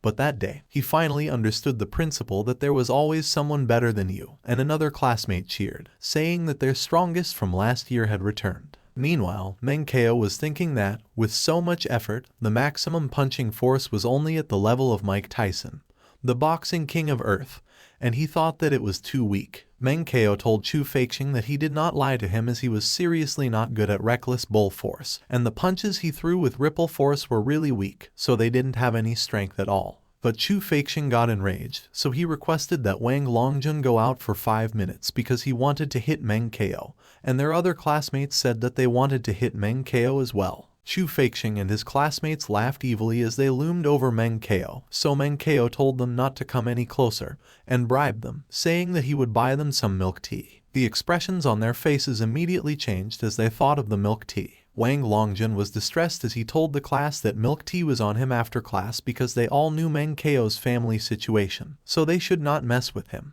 Meng Chao smiled as he told Wang Longjun that he would buy it because he went with his father to harvest monsters the other day, and he earned some money, so milk tea was not a problem at all. But Meng Chao's expression changed. He burned with rage as he told Zhuo Heoran that he had humiliated him multiple times, and he had always tolerated it. But he could not stand it anymore that day, so they should settle things. Meng Chao immediately turned to Wang Longjun and reported that Zhuo Heoran yelled at him. Everyone was speechless while Meng Chao was crying. Wang Longjun was appalled as he wondered if Meng Chao thought that they were in a kindergarten because Meng Chao went to the teacher to complain when Zhuo Heoran yelled at him, and he asked Meng Chao if there was some kind of misunderstanding because he thought that there was no need for that. Zhuo Heoran told Meng Chao that he was just trying to motivate him, and at most, his tone was a little stern, but it was for his own good. But Meng Chao raised the pen that he kept in his pocket, and he had tears in his eyes as the recording of Zhuo Heoran from earlier telling him that he would forever be trash and to enter college in his next life, was played. Wang Longjun, along with the other students, was startled. Gu Fang looked disgusted as she wondered how Zhuo Heoran could be such a person. Wang Longjun was about to confront Meng Chao regarding the recording pen, but Zhuo Heoran cut him off, saying that Meng Chao was framing him because no one would bring along a recording pen on a daily basis, so they should not believe him because things were not as they appeared to be. But Meng Chao secretly smirked. As he wiped the tears from his eyes, he asked Zhuo Heoran if he actually thought that he would not learn his lesson after he humiliated him multiple times and cursed him like that around 20 times. And he revealed that ever since he beat Zhuo Heoran in his first year of high school, Zhuo Heoran had been holding a grudge. So when he got hurt in his second year of high school, Zhuo Heoran cursed him behind everyone's back. Everyone pitied Meng Chao as he said that in some days, Zhuo Heoran's words were even worse than what he recorded that day. Zhuo Heoran was terribly hit by Meng Chao's words, but he thought that while he had mocked Meng Chao over the past 2 years, he could not remember humiliating Meng Chao using words that were even worse than the recording. So he told Meng Chao that he was just throwing dirt at him, and he told his classmates that Meng Chao was just trying to put a stain on his name. Meng Chao asked him why he wanted to search for the demonically modified Ripple Force online to train even though it carried a high risk, and he revealed that he was a hot-blooded man with a backbone, so even if he died, he would stand up and walk in front of Zhuo Heoran in a dignified manner. But Meng Chao confessed that he dared to tell the teacher and everyone that day because he was scared that he would become useless if something went wrong with the method again, and he was afraid that he would drop into an ever deeper abyss. Meng Chao said that he would be laughed at by Zhuo Heoran, stating that he would forever be trash when that happened. Wang Longjun was lost for words as he looked at Zhuo Heoran, while Wang Tao and Chu Feixiang glared at him, stating that it was too much. Meng Chao destroyed the pen as he said that he knew that Zhuo Heoran did not mention any names in the recording, and his uncle was also the teaching director, so he wouldn't be able to obtain justice with just that recording, and he also regarded seeking justice with that sort of method with disdain as well. Chu Feixiang was alarmed, and he thought that the pen was key evidence, but Meng Chao destroyed it just like that. Meng Chao threw the pen's debris at Zhuo Heoran and asked him if he dared to accept his challenge. Zhuo Heoran flinched as he dodged the debris that was coming at him. Zhuo Heoran was anxious as he asked Meng Chao if he wanted to be the class rep. Meng Chao told Zhuo Heoran that he didn't care whether or not he became the class rep, as he would accept anyone, but he was the only one who did not fit that title. Wang Longjun showed his concern for Meng Chao, but Meng Chao told him not to worry because the challenge would be the first of the 3 college tests next week. Meng Chao suggested that he compete against Zhuo Heoran with their overall results because it would not be against the school rules,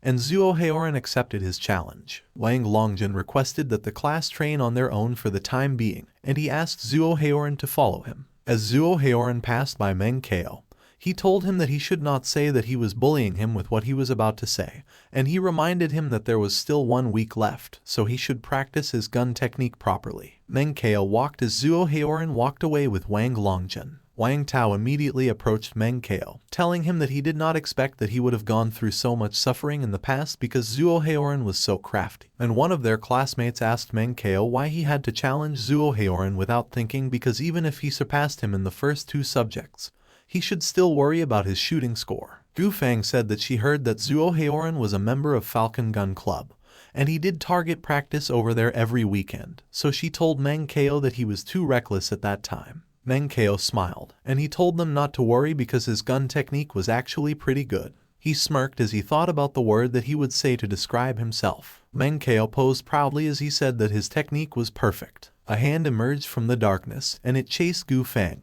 who told it not to come over. It was Meng Chao, and he looked distressed as he explained to Gu Fang that he helped her adjust her muscles. Chu Feixiang came over to Meng Chao, and he told him to come and help him adjust, but Meng Chao told him to get lost. That afternoon's study session was a failed practice of Ripple Force, and Meng Chao thought that his classmates were all regarding his noble generosity with petty hearts when he contributed to the whole class and adjusted the muscles to stimulate a wave was natural to feel every muscle. But Meng Chao thought that he had to find new channels to get more contribution points, otherwise, he wouldn't even be able to heal his body's dark wounds before next week's exam. When Meng Chao approached Chu Feixiang immediately asked him what was up, and he instructed Chu Feixiang to come with him later because he wanted to tell him something, and Chu Feixiang agreed. A few moments later, Meng Chao and Chu Feixing were on the running track, and as Meng Chao instructed Chu Feixing to look for their Demon Yan later to show super reckless bull force, Chu Feixing asked him why, because Demon Yan does not just teach them, so if he teaches super reckless bull force to others, they were going to end up exposing the technique. Meng Chao told Chu Feixing that, for the first reason, Demon Yan was once a ruthless instructor in military school, so if he talked about super reckless bull force with him, he would definitely view him in a different light,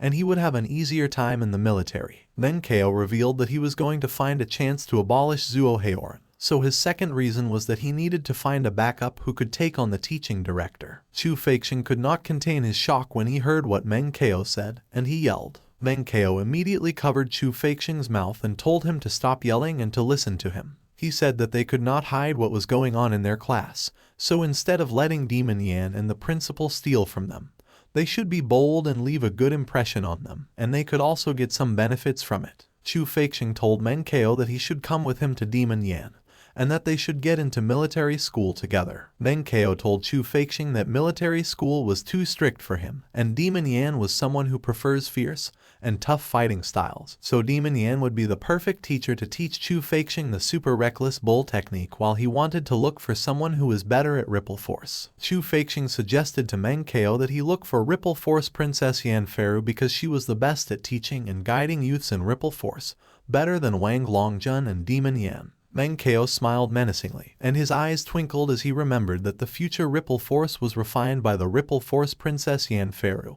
But currently, she was still young and needed the guidance of a good man. Chu Feixing's expressions turned dark as he asked Meng Chao why he was smiling so obscenely. Meng Chao realized that he thought that Chu Feixing had been focusing on reckless bull force and was thinking about using only fierce and tough fighting styles. He even remembered that he mentioned before that only sisses practice ripple force, so he asked him why he was so familiar with Yan Feru. Chu Feixing was blushing so much when he told Meng Chao that he knew the reason. A few moments later, Yan Feru streamed and told her audience that, with the help of her assistant, she would show them their Yan's ripple force, so they should not blink their eyes. Yan Feru said that she was ready to go. She was surrounded by people holding buckets of water, and she told them to come on. They threw the water and hit Yan Feru with it. Suddenly, the water around her started to get repelled. As she concentrated, she was able to make the water move around her in a circle. She opened her eyes and expelled the water away from her, as her audience praised its beauty, saying that she was worthy of the name Ripple Princess, and that it was the strongest ripple force they had ever seen. Yan Feru said that she would personally demonstrate the practice of ripple force, so she requested that they keep their attention, explaining that the characteristic of the Yan family's ripple force was its unique breathing technique. Meng Chao was disappointingly watching the stream. He said that Yan Feru was still the Ripple Force Princess and not the Ripple Force Queen. Meng Chao said that his phone screen was so small that he could not see the faint ripples clearly. He decided that he could put it on TV. With Yan Feru's bosom being shown on the screen, she told her audience to notice the tremors in her chest and stomach while she breathed in deeply. And Meng Chao said that he was fortunate that Dragon City's TV was high definition, otherwise, he might not be able to watch it. Meng Chao looked intently at the TV screen, and he said that there were some flaws here and there. Suddenly, his mother opened the door with Bai Jiakao, and Bai Jiakao was startled when she saw what Meng Chao was watching. Bai Jiakao immediately closed the door and said that they were going in later, which surprised her mother. Bai Jiakao blushed so much when Meng Chao suddenly opened the door, asking them why they shut the door when they already opened it. When Bai Jiakao asked him if they could go in,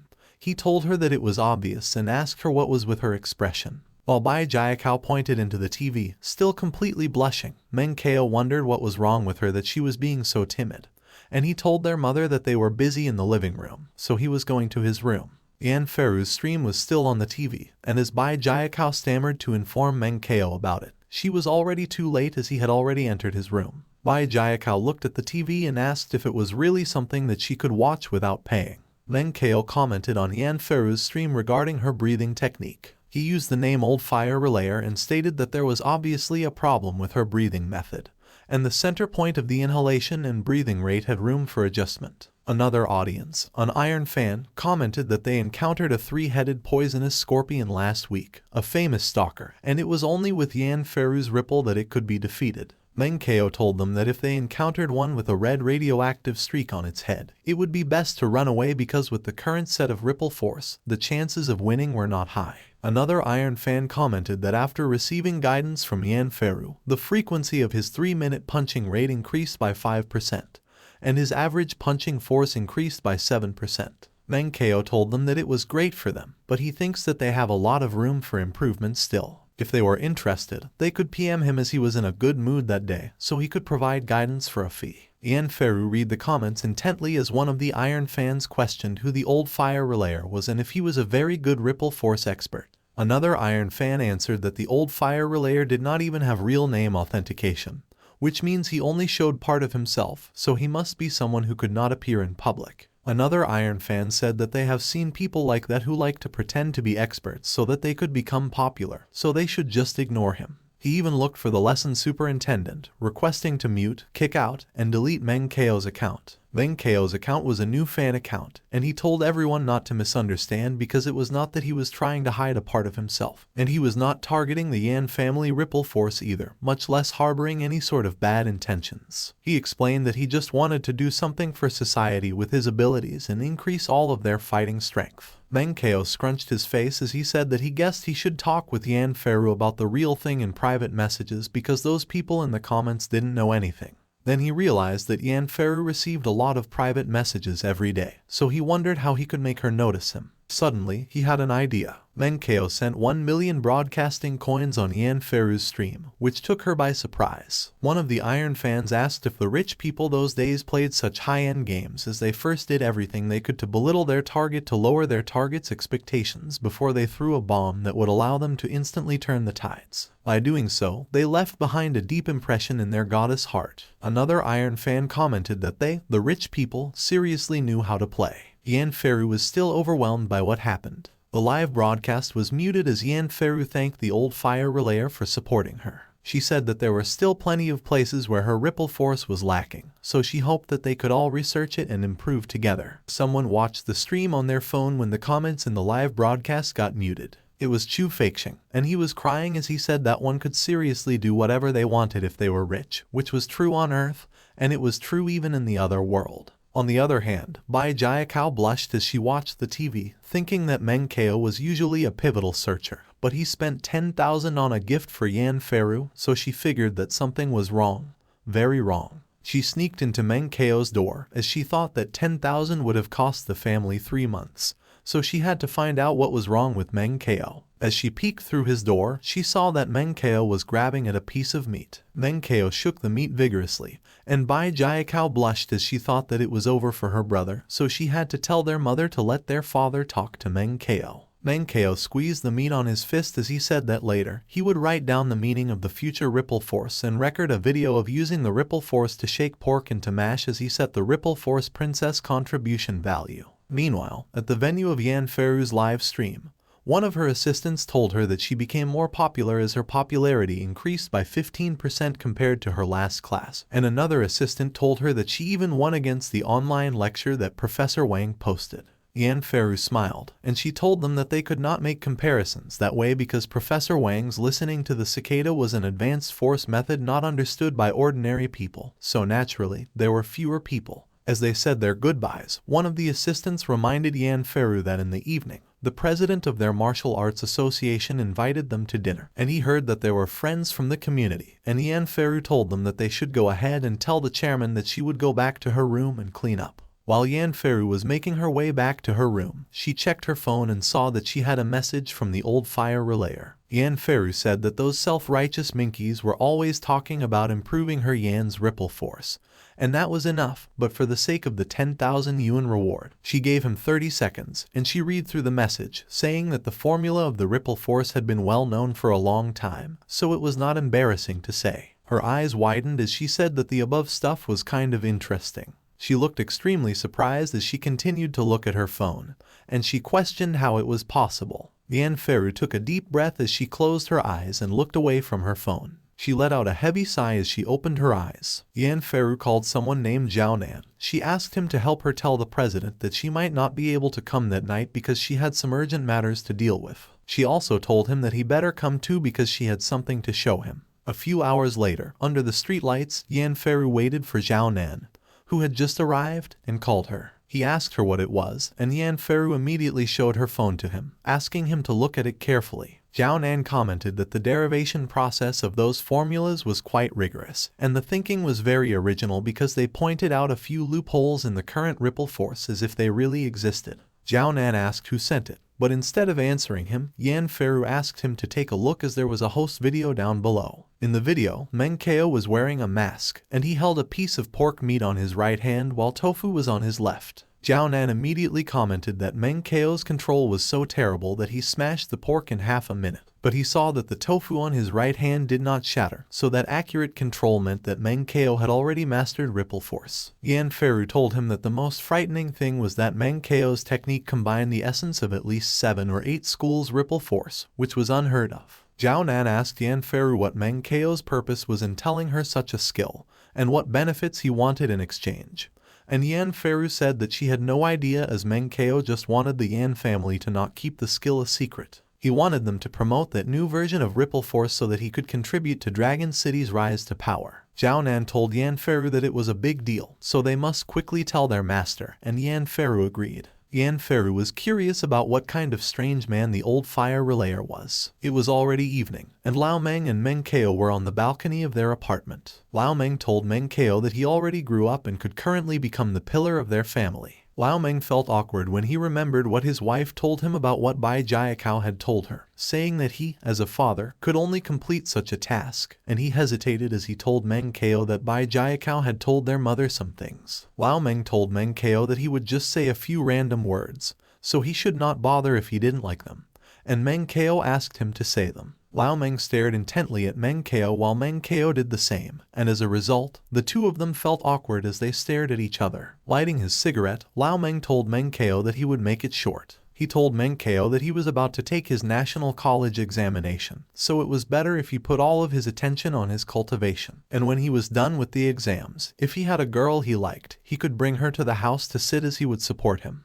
Lao Meng added one last thing and said that the environment in Dragon City was pretty bad, so Meng Chao should pay attention to his personal hygiene and safety precautions. After saying those things, Lao Meng quickly disappeared and retreated into the house, leaving Meng Chao dumbstruck on the balcony. Calling Bai Jiakao a black witch, Meng Chao looked grim as he wondered what on earth she told their mother. Suddenly, Meng Chao was filled with tears, saying that he finally found the right way to use the fire system when it notified him that his contribution points kept increasing as the elite citizen Yanfei obtained an epiphany in terms of ripple force, and she was shocked by it, so she was currently spreading out the new ripple force so more normal citizens learned it, gaining varying degrees of understanding from it. Meng Chao gave it some thought, and he realized that he could not explain the origin of future martial arts and high-end technology, and he didn't know much about it. So he had to find a way to create a mysterious and unpredictable persona of a great martial artist because it made sense to put everything on the mystery martial artists. So he had to hurry to build up the persona of the old fire relayer on the deep net, otherwise, he was just a small person whom no one would believe in, even if he said a lot of things. Meng Chao immediately went into his room and locked the door, and as his mother pointed out that he locked the door again, Lao Meng just said that it was youth. Meanwhile, Meng Chao asked himself what kind of persona should be created for the old fire relayer. His eyes twinkled as he manically typed on his keyboard as he got an idea, and he said that the old fire relayer's personality would be deviant but with superb strength and a cultivating maniac. Meng Chao started commenting and arguing with other audiences on the videos of the cultivators showing off their skills, and he posted that he had been fighting in the depths of fog, accumulating and improving a set of ripple force, but he needed to test it further, so he was looking for testers. He slumped on his bed and thought that, currently, he could push all the problems he faced next on the elusive old fire relayer. Meng Chao lay on his bed with a menacing smile, and he thought that, as for the curses on the internet, running away after pretending to be awesome felt good. Multiple notification windows from the fire system popped up in front of Meng Chao, notifying him that his contribution points increased. Meng Chao said that he might get 3,000 points over the night, but whatever it was, he was going to sleep. The morning came, and in a huge building, Yanfei was with her father, and she confirmed with him if the demonically modified ripple force was very powerful. Her father told her that it was certainly good, or else there was no way it could have possibly deceived the mighty Ripple Force princes. Yanferu was surprised when she heard that it deceived her, so she asked her father what he meant by that and if it was fake. And her father responded that it was not fake but that it was very extreme and crazy. Her father recalled the saying that goes, "Those who were ahead of the generation by half a step were geniuses, but those who were ahead of the generation by a whole step were lunatics." And he said that the demonically modified Ripple Force was at least 3 huge steps ahead of their era, so it was basically madness. Yanferu tried to defend the set of exercises, but her father cut her off, asking her if she was trying to say that the old Fire Relayer's paper data was far superior to their current Ripple Force. He said that it was not, and that was at the cost of 20% oxygen consumption. Her father lightly bumped Yanferu's head and told her to use her smart little brain to think because the 20% oxygen consumption meant something more than just a few more breaths. He said that the pile work, the practice resources, and even the whole practice system would have to change dramatically, which was called one hair moves the whole body. So it was absurd that a good basic power method for the common people had been changed into an ultimate technique that was powerful but difficult to cultivate. And while listening to her father, Yanferu thought about it being a wonderful art but realized that it was not so much. Yanferu's father said that the more he practiced the demonically modified Ripple Force, the more terrifying he found it. So whoever created that technique was either a genius or a lunatic, or he might even be a complete demon. He said that it was as if the technique was designed for a time that was 100 times more brutal, and for martial artists 10 times stronger than them to deal with monsters 10 times more brutal than they currently are. So it was simply a useless dragon-slaying technique. He added that the spread of such techniques from the Yan family would seriously affect the trust of the military and the Bureau of Education in their family, and it would give other competitors who have been using the Ripple Force an opportunity to take advantage of it. Yanferu told her father that the news of the technique had already spread in many forums and group chats, so she asked him what they should do. Her father told her that they should immediately issue a clarification announcement, be serious, and completely cut off Yan's relationship with the crazy Ripple Force. And he said that he would also have someone work on it overnight to try to solve everything before the network traffic increased the next day. Yanferu asked her father if they should ask for instructions from her grandfather, but her father told her to forget it because the old man was still in isolated training as he was conducting the final tests before releasing version 2. And over the past few days, the entire research team had been working day and night so they could finish settling the trivial matters before they reported to the old man. Yanferu remained silent, but her expression turned dark. She had a murderous look on her face, as she thought that the old Fire Relayer should not let her find out who he was. It was 6 a.m., and Meng Chao woke up to his alarm. While he brushed his teeth, he checked his contribution points and was surprised that it was only 1,443 points. While they had breakfast, Bai Jiakao tattled on Meng Chao to their mother and told her to look at him because he was still using his phone while eating breakfast. So their mother reprimanded Meng Chao, telling him to concentrate on eating. Meng Chao got annoyed at what Bai Jiakao did while Bai Jiakao teased him, creating a spark of a fight between them. A few moments later, Meng Chao told their mother that he was leaving and reminded her to supervise Bai Jiakao to practice piling exercises because that was the basis of cultivation. And Bai Jiakao got mad, so she called him a smelly and bad brother, while their mother told Meng Chao that she got it and told him to be safe on the road. While commuting, Meng Chao looked at his phone and was surprised at what he saw. He watched Yanferu, who said that recently there was a new Ripple Force that was really popular in Dragon City, but it was too extreme and even ranged on madness, so the consequences of practicing it could not be predicted. And upon hearing those things, Meng Chao hoped that she was not referring to the future Ripple Force. Yanferu said that the demonically modified Ripple Force also used the name of the Yan family Ripple Force to mislead the public, so she hoped that the person who developed it would stop before it was too late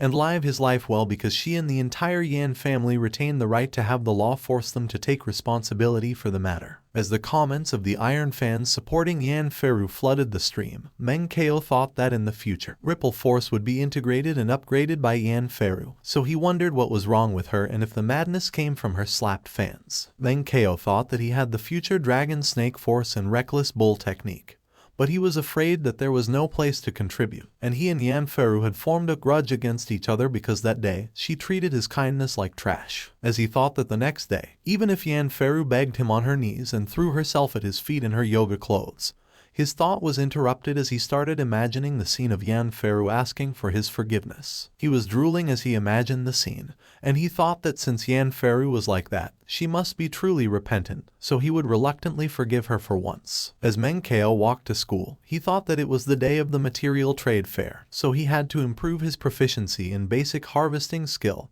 and try to awaken as many memories as possible to find a way to cure Ning Shenwo. After a busy day, Meng Chao rested inside the men's restroom, and he thought that he finally got his contribution points to 1,758, hoping to find the memory Ning Shenwo needed. Meng Chao started to concentrate, and his basic harvesting skill proficiency increased by 436 points. Meng Chao opened his eyes when he found the answer, which was the root juice of the 100 years heart corrosion weed and the wings of the bloody queen hornet. And with those two important tips, Ning Shenwo would definitely be able to find a specific cure on his own. As Meng Chao checked his contribution points again, he was surprised when he saw that there were 1,200 points left, and he thought that it just happened to be one more primary therapy. He started to meditate and felt good as he consumed 1,150 contribution points for the initial stage healing skill, whose progress was 71%.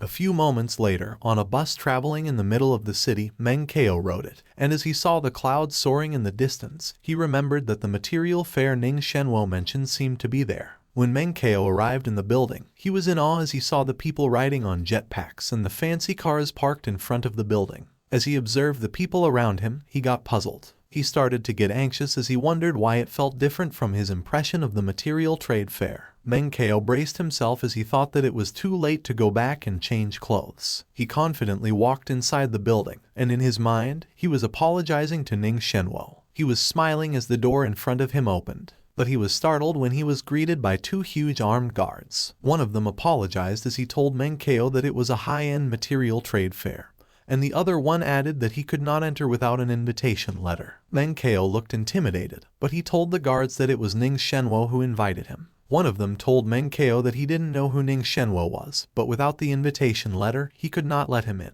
So Meng Chao turned back while looking confused as he looked at his phone, and the two guards called him a kiddo, saying that even at that point, he still wanted to get in, so he really thought that he was a big shot. Meng Chao called Ning Shenwo and asked him if he could come out to meet him because he didn't have an invitation, and the guard at the door wouldn't let him in. However, Ning Shenwo told him that he was 10 minutes late, so he asked him to give his phone to the security guard as he would tell him. Meng Chao did not want to give his phone to the guard, so he just put the phone on the guard, and the guard leaned over, wondering if Meng Chao thought that he was the host of the banquet, and was still answering the phone. Over the phone, Ning Shenwo told the security guard his name and invitation number, and the guard started to sweat profusely as he agreed with what Ning Shenwo was saying and apologized. The guard started to talk politely to Meng Chao, and he told him that Ning Shenwo hadn't hung up the phone, and he admitted his fault as he told Meng Chao to come in while instructing him to hold the phone. Over the phone, Ning Shenwo apologized to Meng Chao for putting him through that, and Meng Chao told him that it was fine because school ended early for him that day so he could take his time. As Meng Chao entered the party, he heard a man tell someone named Zhang that he had a batch of more than 300 million exotic animal leathers, and he suggested selling those to him if there was no suitable buyer. Meng Chao passed by another man who was telling someone named Lai that they were waiting for his word because it was such a large batch of goods that others could not eat. And Lai responded that, alas, only 300 million was a trifle, a small matter, and the two of them laughed. Meng Chao was dumbfounded as he heard the conversation of the people around him. Another man with markings on his body was surrounded by ladies, and he said that the Bobcat team leader's most trusted harvester was him, which was why if he had something to do, the team leader would rather not go into the fog. Meng Chao felt melancholy as he thought that at the end of the world, no matter how lavish a 5-star hotel was, it was turned into rubble, and no matter how exquisitely and impeccably dressed a beauty was, she was reduced to a skeletal frame. He thought that the peerless fighters who stood supreme above others, who had the entire city at their beck and call, became ants who struggled to survive. And no matter how high a person's position was in society, how matchless their martial art was, or how rich they were, all of that turned into a dream and became meaningless. Meng Chao thought that when faced with such a dragon city, he wondered if there was a place where he could not enter and if there was anyone he would need to bow his head to. He started to stuff himself with food, thinking that, sure enough, only the food eaten could be transformed into real power against monsters. Suddenly, it caught Meng Chao's attention when he heard someone asking the others if they saw the high school student who was eating like he was starving. Another man said that Meng Chao had nothing to talk about. He said that he heard from the people at the Otherworld Research Center that otherworldly creatures were more than just monsters, as there were many strange things, even lowly humanoids, and upon hearing that, the other man asked if they were strong. Meng Chao continued to listen as another man chimed in, saying that there was no way they could be strong because the other world had many local creatures, but they were all very afraid of monsters. They even named the place where they transmigrated to the Demon Mountain, Bloody Mountain Range, Monster Mountain Range, Cursed Land, and other things, as the monsters were the strongest beings in the other world. The man earlier said that Earthlings managed to start beating up those monsters mere decades into transmigrating to that place. So, once the fog was gone, the monsters would only be able to wait for them to take them down. And the other man said that it wasn't exciting at all as there would be no fun in that. Meng Chao could not help but laugh when he heard what those men were discussing amongst themselves. The men heard him laugh, and they frantically looked around to see who laughed and asked what was so funny while Meng Chao waved the meat into the air as he called the attention of Ning Shenwo. Ning Shenwo immediately turned and saw him. On the other hand, Zushi, who looked incredibly stunning in her red dress, waved and smiled at him. Zushi laughed as Ning Shenwo asked Meng Chao if he was pretending to look like a country bumpkin, and the question puzzled Meng Chao. Zushi explained that what Ning Shenwo meant to ask was if he intentionally dressed up that way to make others look at him in disdain so that he could look for a chance to stomp on them and become famous in the harvester field. Meng Chao immediately denied it vigorously and told them not to be ridiculous. Meng Chao apologized to Ning Shenwo and said that if he didn't like to be in the limelight at all, he suggested that he pretend as if he didn't know him. Ning Shenwo immediately told Meng Chao that he would definitely not do such a thing and told him that it was not what he meant, explaining that he was just curious if his master did not tell him those things. Meng Chao admitted that he actually doesn't have a master. He said that he got to know a very mysterious senior in the deep web whose name was Old Fire Relayer, and he often got a few pointers from him,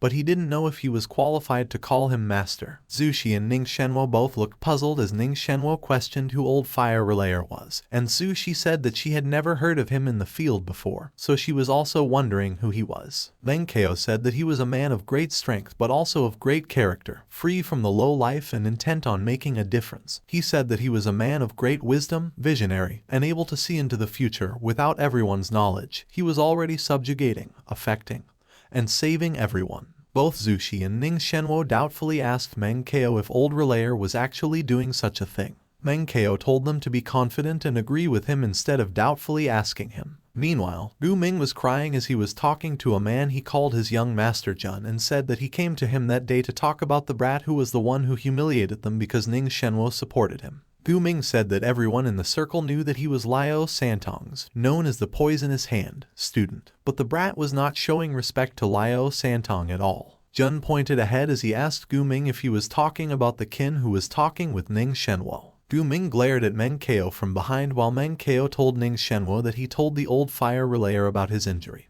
and the old man only thought about it for 3 seconds before casually telling him to gather 2 ingredients. One of them was the juice from the roots of the 100 years heart corrosion weed, and the other was the wings of the bloody queen hornet. Meng Chao admitted that he did not know what he meant. Ning Shenwo's eyes widened in surprise as he thought about fighting poison with poison. Ning Shenwo thought that the 100 years heart corrosion weed and bloody queen hornet were both incredibly poisonous ingredients, and the properties of their poison were also very close to those of the purple-crowned holly's viper's poison, which produced a peculiar muscle sclerotic toxin that caused the purple-crowned holly's viper to die of cardiac arrest. He also realized that the poisonous properties of the 100 years heart corrosion weed were just beyond the limit of stimulating the activation of muscle tissue. So as long as the ratio of the 3 was reasonable, the right steps and other materials to soften the reaction speed could achieve the effect of detoxification. Zushi got worried when she saw Ning Shenwo's reaction. Ning Shenwo immediately told her that he was fine,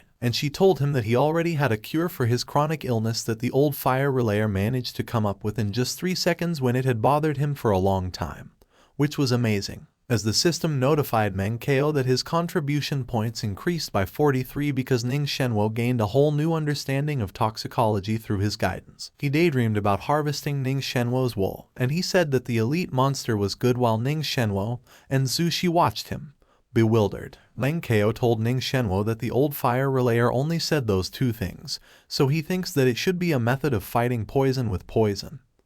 But it doesn't say anything about the specific usage, so he must be careful. Ning Shenwo told him that he has some knowledge regarding pharmacology himself, so it was only natural that he would have to carefully figure out the treatment plan with his specialist team. Ning Shenwo told Meng Chao that those two ingredients would still help him to a large degree, so he asked how he should convey his thanks to Old Fire Relayer. But Meng Chao told him that it was fine because Old Fire Relayer was not someone who was after fame and wealth, so even if he didn't pay him a single cent, he wouldn't be bothered by it, although if he gave him a duplex in Dragon City No. 1, he would take it as well. Meng Chao proudly said that the Old Fire Relayer was just someone who treated money as if it were nothing. Meng Chao remembered to tell Ning Shenwo that he asked Old Fire Relayer about the other methods of the 7 dissection methods performed in reverse, and he told him that Old Fire Relayer does not mind revealing those to the public. In the back of his mind, he was thinking that the fat sheep was in front of him, so it was time to make wool from it. Meanwhile, Gu Ming glared at Meng Chao,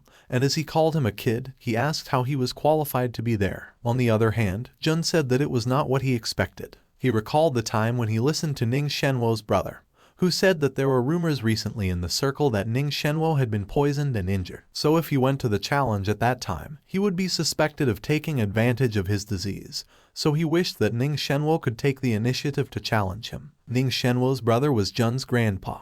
He thought that he was not good at studying and he kept causing trouble, so if it were not for his grandpa, who needed a reason to trouble him with Ning Shenwo, he would not be bothered to take care of Gu Ming's business. Jun told Gu Ming that Ning Shenwo was poisoned by a snake, so most of his skills were gone, while Meng Chao was estimated to be Ning Shenwo's heir, whom he was looking for. And upon hearing that, Gu Ming cursed, saying that if he knew that Ning Shenwo was already crippled, he and Qin Hu wouldn't have shown mercy to the brat, Meng Chao. Jun said that according to the seniority, Meng Chao was also his uncle, so he invited Gu Ming to come with him to go meet with his junior martial uncle. On the other hand, Meng Chao was busy making hand gestures and showing them to Ning Shenwo, and Meng Chao told Ning Shenwo that he didn't really understand it but he should be able to. Ning Shenwo understood and recognized what Meng Chao did as an advanced technique, and he was taken aback that Meng Chao's master just passed it on to him. Zhu Shi saw Ning Shenwo's expressions, and she got worried again, but Ning Shenwo told her that he was fine,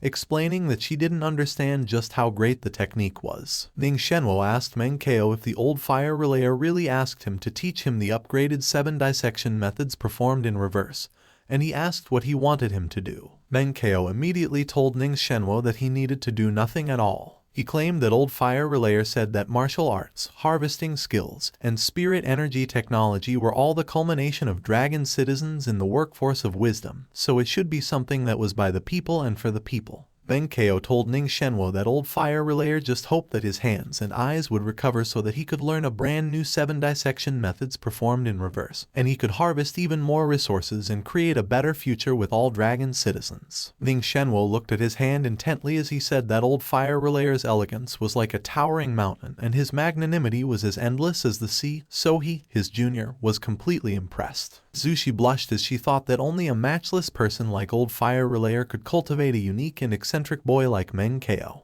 As Meng Chao got busy with the food again, Ning Shenwo told Zhu Shi that he would go off to socialize in a moment, so he asked her to help him serve Meng Chao properly and not be rude to him. When Zhu Shi confirmed that she understood, Ning Shenwo asked her if she finally believed his words, that Meng Chao was a person worthy of befriending because, at the very least, he was much more reliable than that Liao Feijun. When she heard what Ning Shenwo said, she turned completely red and exploded as she told Ning Shenwo that Meng Chao was still in high school, so he was 3 years younger than her. There seemed to be a misunderstanding, as Ning Shenwo was surprised by Zhu Shi's response, and upon seeing Ning Shenwo's reaction, Zhu Shi was flabbergasted. Suddenly, Meng Chao came in between them, carrying tons of food, and he was puzzled by the situation as well. A few moments later, Meng Chao began to eat, and he talked to Zhu Shi in a friendly manner, while Zhu Shi felt sheepish while talking to him. Suddenly, Jun stood behind Meng Chao.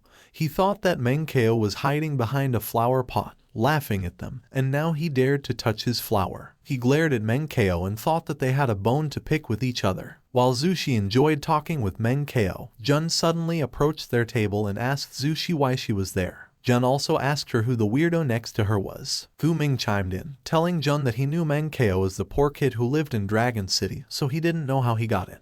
Jun said that if Meng Chao could chat and laugh with Zushi, he must have something to do with him. Jun speculated that Meng Chao was Ning Shenwo's new disciple and called him an old bat while he confirmed with Zushi if he was right. Suddenly, Liao Feijun, Jun's full name, was splashed with wine in the face. Zushi was the one who threw wine on his face and told him to get the hell out of her sight. Liao Feijun called Ning Zushi's full name, a bitch, which got Gu Ming worried, and he reminded Liao Feijun that all the guests that day were important people, so they couldn't attack anyone in public, but they would have plenty of chances in the future. Liao Feijun walked out of the situation as he thought that Ning Zushi had given him a reason to attack. He smirked evilly as he thought that they should just wait and see. On the other hand, Ning Zushi apologized to Meng Chao, saying that Liao Feijun was a lunatic, so he should just ignore him. Meng Chao told her that he was fine, but he did not expect that she would be so feisty that she just went and poured red wine on Liao Feijun. Ning Zushi's face turned red when she realized what she had done,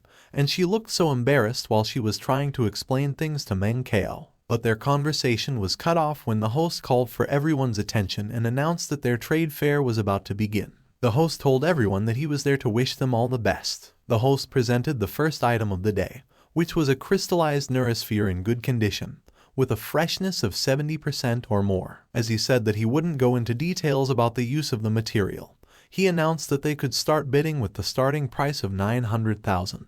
Everyone immediately started bidding, and the price rose from 950k to 1.33 million. Meng Chao's eyes twinkled, and he was drooling as he said that trade fairs and stuff were the best. 2 hours later, the host announced that next was the long-awaited unknown material identification session, and he asked the audience to welcome the Bloody Wolf and their unknown material to the stage. The Bloody Wolf member addressed the audience as dear experts as he told them that 3 days ago, their fighting squad found an unidentified material in the depths of the fog, and they don't know its properties, use, or worth. That's why they thought to bring it into the trade fair because they wished that they would appraise it and they could find a buyer for it. If anyone was able to identify it, they would definitely give them appraisal fees. Liao Feijun suddenly said that he knew that Ning Shenwo had recently taken in a new disciple, so he suggested that they let Meng Chao come up to identify the item so that everyone could see his skills. Ning Zushi told Liao Feijun to stop with his nonsense because Meng Chao was not Ning Shenwo's disciple but his friend,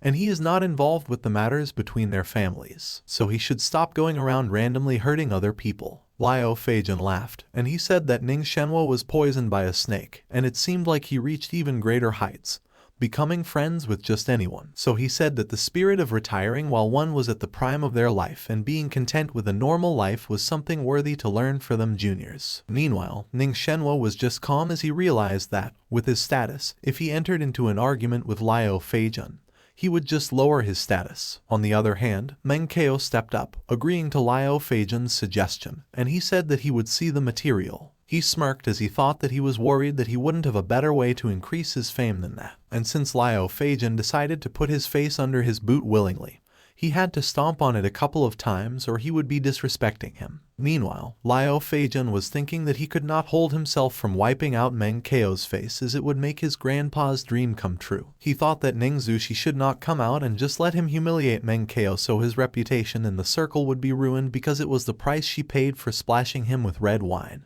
On the other hand, Meng Chao came up on stage, and the Bloody Wolf member asked him to appraise the item he was holding. The Bloody Wolf member removed the cloth that was covering the item, and it revealed an oval gem that was shining brightly. The audience could not help but ask what it was, as its spirit energy was really thick, and they presumed that the Super Beast must have used decades or perhaps even a century to gather that amount of spirit energy, so it would be great for their cultivation. Meanwhile, Meng Chao thought that it turned out to be the eye of the mosquito dragon and that the Bloody Wolf team was really lucky. But suddenly, he saw a dark aura that was exuding from the item, and Meng Chao did not know what it was. Meng Chao used a monocular magnifying lens to inspect the item, He checked it thoroughly from all angles. Meng Chao blatantly said that he did not know, and the Bloody Wolf member was surprised, as was the host, while the audience was annoyed, saying that Meng Chao was up there wasting so much time that if he did not now, he should get the hell out of there and let the people who do know go up. They also commented that Ning Shenwo also had the time to see wrong, so Meng Chao probably used tactics to become his friend.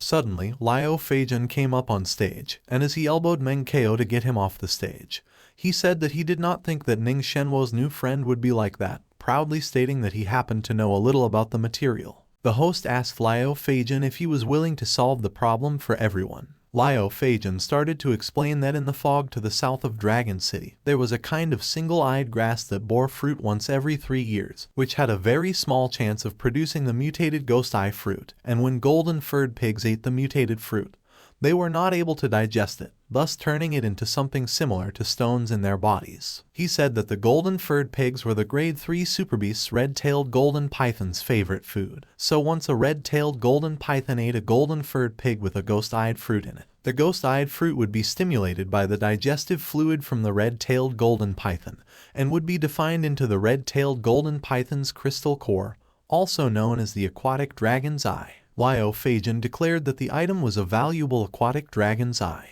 The Bloody Wolf member told Liao Feijun that what he said was true because the crystal core was indeed something they obtained from a red-tailed golden python, and they also found quite a lot of fur and carcasses from golden-furred pigs near its nest, which had a lot of single-eyed grass around it. The audience said that it was as expected of Liao Feijun's great memory and great judgment, unlike Meng Chao, the brat who didn't even know that it was the crystal core of a python-type superbeast, and they questioned how he could look for such a successor, commenting that Ning Shenwo must be desperate. Ning Shenwo looked enraged as one of the audience members laughed while they mockingly reminded everyone that Meng Chao was not a successor, but a friend. Ning Zushi was startled when Ning Shenwo turned to her and told her that she was too rash earlier as she had become enemies with Liao Feijun, which in turn dragged Meng Chao into the mess. Ning Shenwo said that Meng Chao was just a high school student, and even if he received a lot of guidance from the old fire relayer, there was no way he could identify all the materials in the depths of the fog, so it was a big fall for him. Back on stage, the host asked Liao Feijun how much he thought the aquatic dragon's eye was worth because he thought that it was also the most important question for everyone at the moment.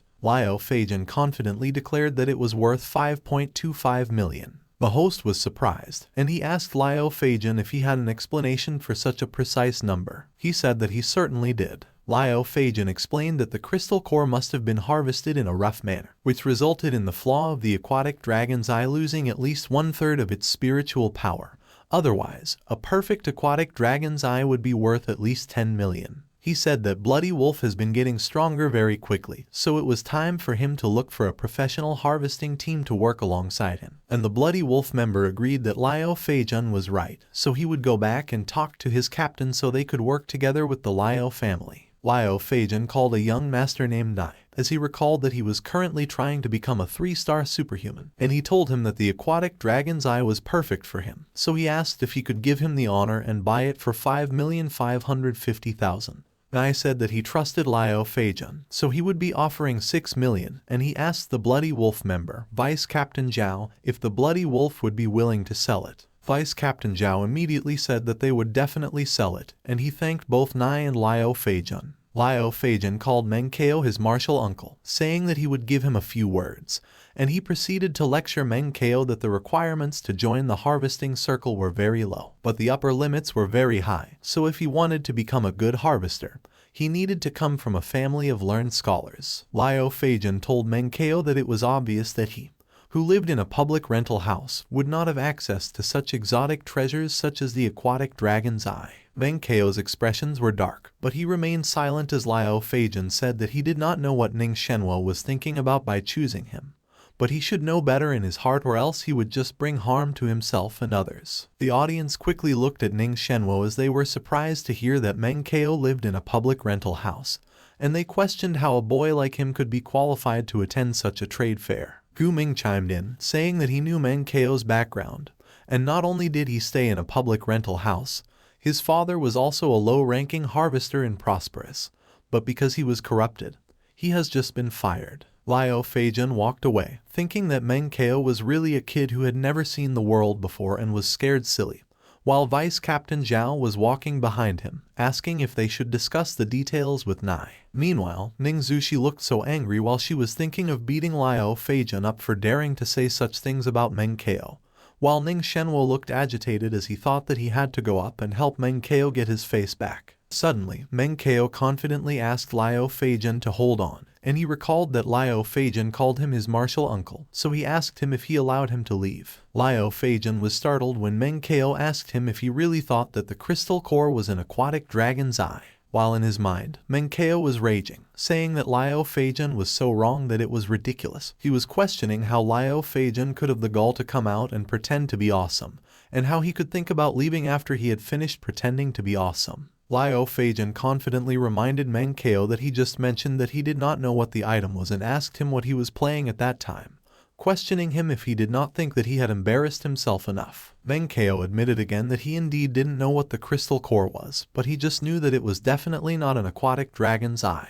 Ning Shenwo thought that the crystal core was indeed an aquatic dragon's eye, and that Meng Chao was just trying to preserve his dignity, so he told Meng Chao to stop talking and come down. But Meng Chao continued talking, saying that if the crystal core was just an aquatic dragon's eye, he would naturally be able to tell it at first glance. However, the second time he looked at it, he was sure it was a monster dragon's eye, so he looked at it carefully for another 5 minutes. Liao Feijun mocked Meng Chao, and he said that he was a joke because, for the sake of saving face, he actually made up a monster dragon's eye. On the other hand, Ning Shenwo thought that Meng Chao was not a person who makes up things for the sake of face, but the monster dragon's eye he mentioned was really unheard of. Hitting a stick into a board, Meng Chao started explaining that every 3 years, the single-eyed grass bore fruit, and each time there was a certain probability of producing ghost-eyed fruit, which most of the harvesters knew. The atmosphere suddenly changed, and Liao Feijun, Ning Shenwo, and Ning Zushi were suddenly sitting and listening to Meng Chao's classes. Meng Chao asked them if they knew that the ghost-eyed fruit could also mutate and told them that when it did, it turned into the rarer monster-eyed fruit. He said that when the monster-eyed fruit was eaten by a golden-furred pig, which was in turn eaten by a red-tailed golden python,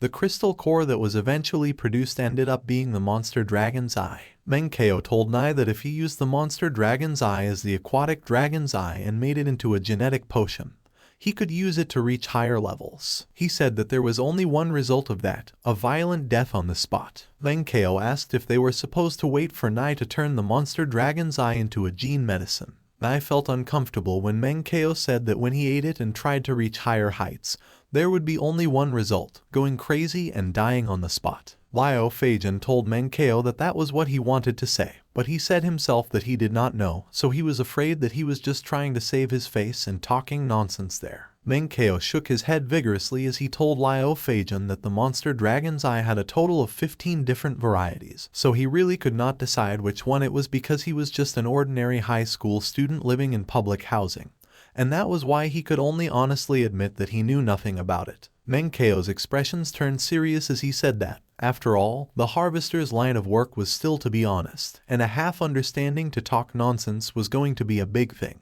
Liao Feijun told Meng Chao that he did not have proof, so he could weave the wildest tales as he liked, but the crystal core was clearly an aquatic dragon's eye. Meng Chao said that every monster dragon's eye contained a faint bit of poison, so if they could drill a hole into it, get some powder out, and put it into a poison testing fluid, they should be able to get a reaction. Liao Feijun confidently told Meng Chao that he finally revealed his true colors because if they drilled a hole into the crystal core, the material would be useless, so he knew that it was impossible for them to conduct a test like that there, which was why he spoke fearlessly. Meng Chao told him that it was up to him whether he wanted to verify or not, as he could also wait for Nai to bleed and go crazy before accepting his mistake. Liao Feijun got mad at Meng Chao, and he quickly turned to Nai, asking him if he didn't trust him or if he would rather trust a high school student who lived in a public ranting house. Nai smiled awkwardly as he was thinking that Liao Feijun was not the one eating it, so of course, he was fine with it. Suddenly, someone yelled and offered 8 million for something.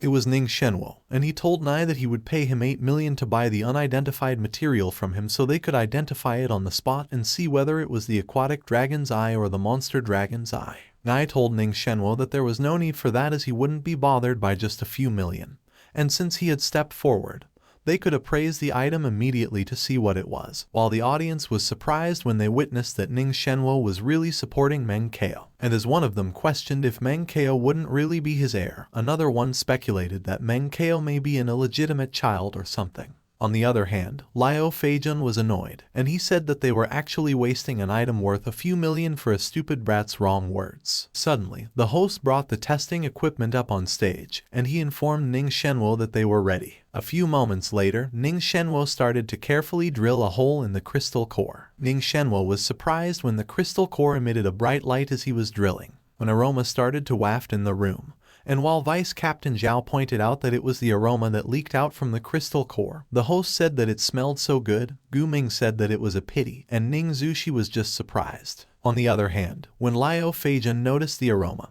he started to wonder if there really could be poison in the crystal core and if it really were the monster dragon's eye. Ning Shenwo carefully placed a small amount of powder into the test tube. He placed some sort of liquid solvent into the test tube to dissolve the powder, and he prepared the poison testing fluid. Ning Shenwo placed a few drops of the poison testing fluid into the test tube, and as soon as it touched the solution, it started to react, which the audience witnessed. So they said that it really was poisonous, and Meng Chao was right, that it was the monster dragon's eye. Ning Shenwo was sweating profusely as he removed the protective gear he wore, while Ning Zushi was trying to suppress her laughter. On the other hand, Ning slammed the glass of wine he held on the table while he glared evilly at Liao Feijun, and it made Liao Feijun tremble. Liao Feijun turned to glare at Meng Chao, who received notifications from the system that the elite citizen Ning Shenwo, normal citizen Ning Zushi, normal citizen Liao Feijun, and many more people had received his guidance to come to understand a new item, so his contribution points have increased. Meng Chao was amazed, and he thought that it was pretty good, and he seemed to have found another way to obtain contribution points. Liao Feijun expressed his indignation as he turned to walk away,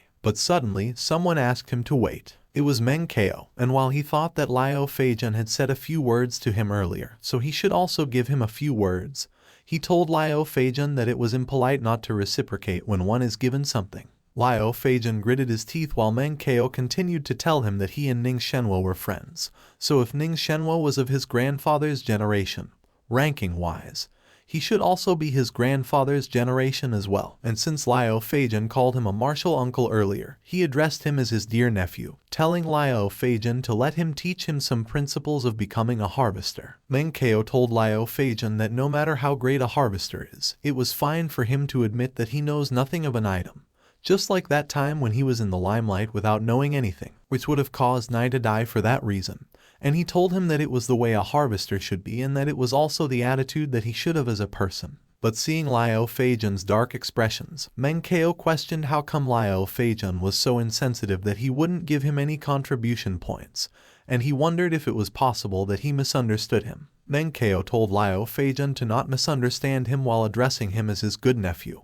He told him that he was not interested in humiliating him, so he should think about it because it may be able to change his life incredibly, and if he was going to remain that arrogant, he might end up dead. Liao Feijun's eyes suddenly widened in surprise, and he glared at Meng Chao as he pointed out that he dared to threaten him. Liao Feijun got mad and reprimanded Meng Chao for daring to threaten him. Meng Chao explained to Liao Feijun that he was definitely not trying to threaten him, and even if he didn't understand him at the moment, it was fine as he just had to remember what he said to him so when he was free, he could think about it carefully. While Meng Chao was trying to say more things, someone suddenly covered his mouth, and only meaningless chatter could be heard. Ning Zushi also suddenly grabbed his arms. It was Ning Shenwo who covered Meng Chao's mouth, and he said that his friend was a really skilled person, and he has a good heart, but he was not very good with words, so he doesn't know how to form connections with others. As they walked away, Liao Feijun called Ning Shenwo to reprimand him for daring to let a mad dog like Meng Chao loose and allow him to cause trouble,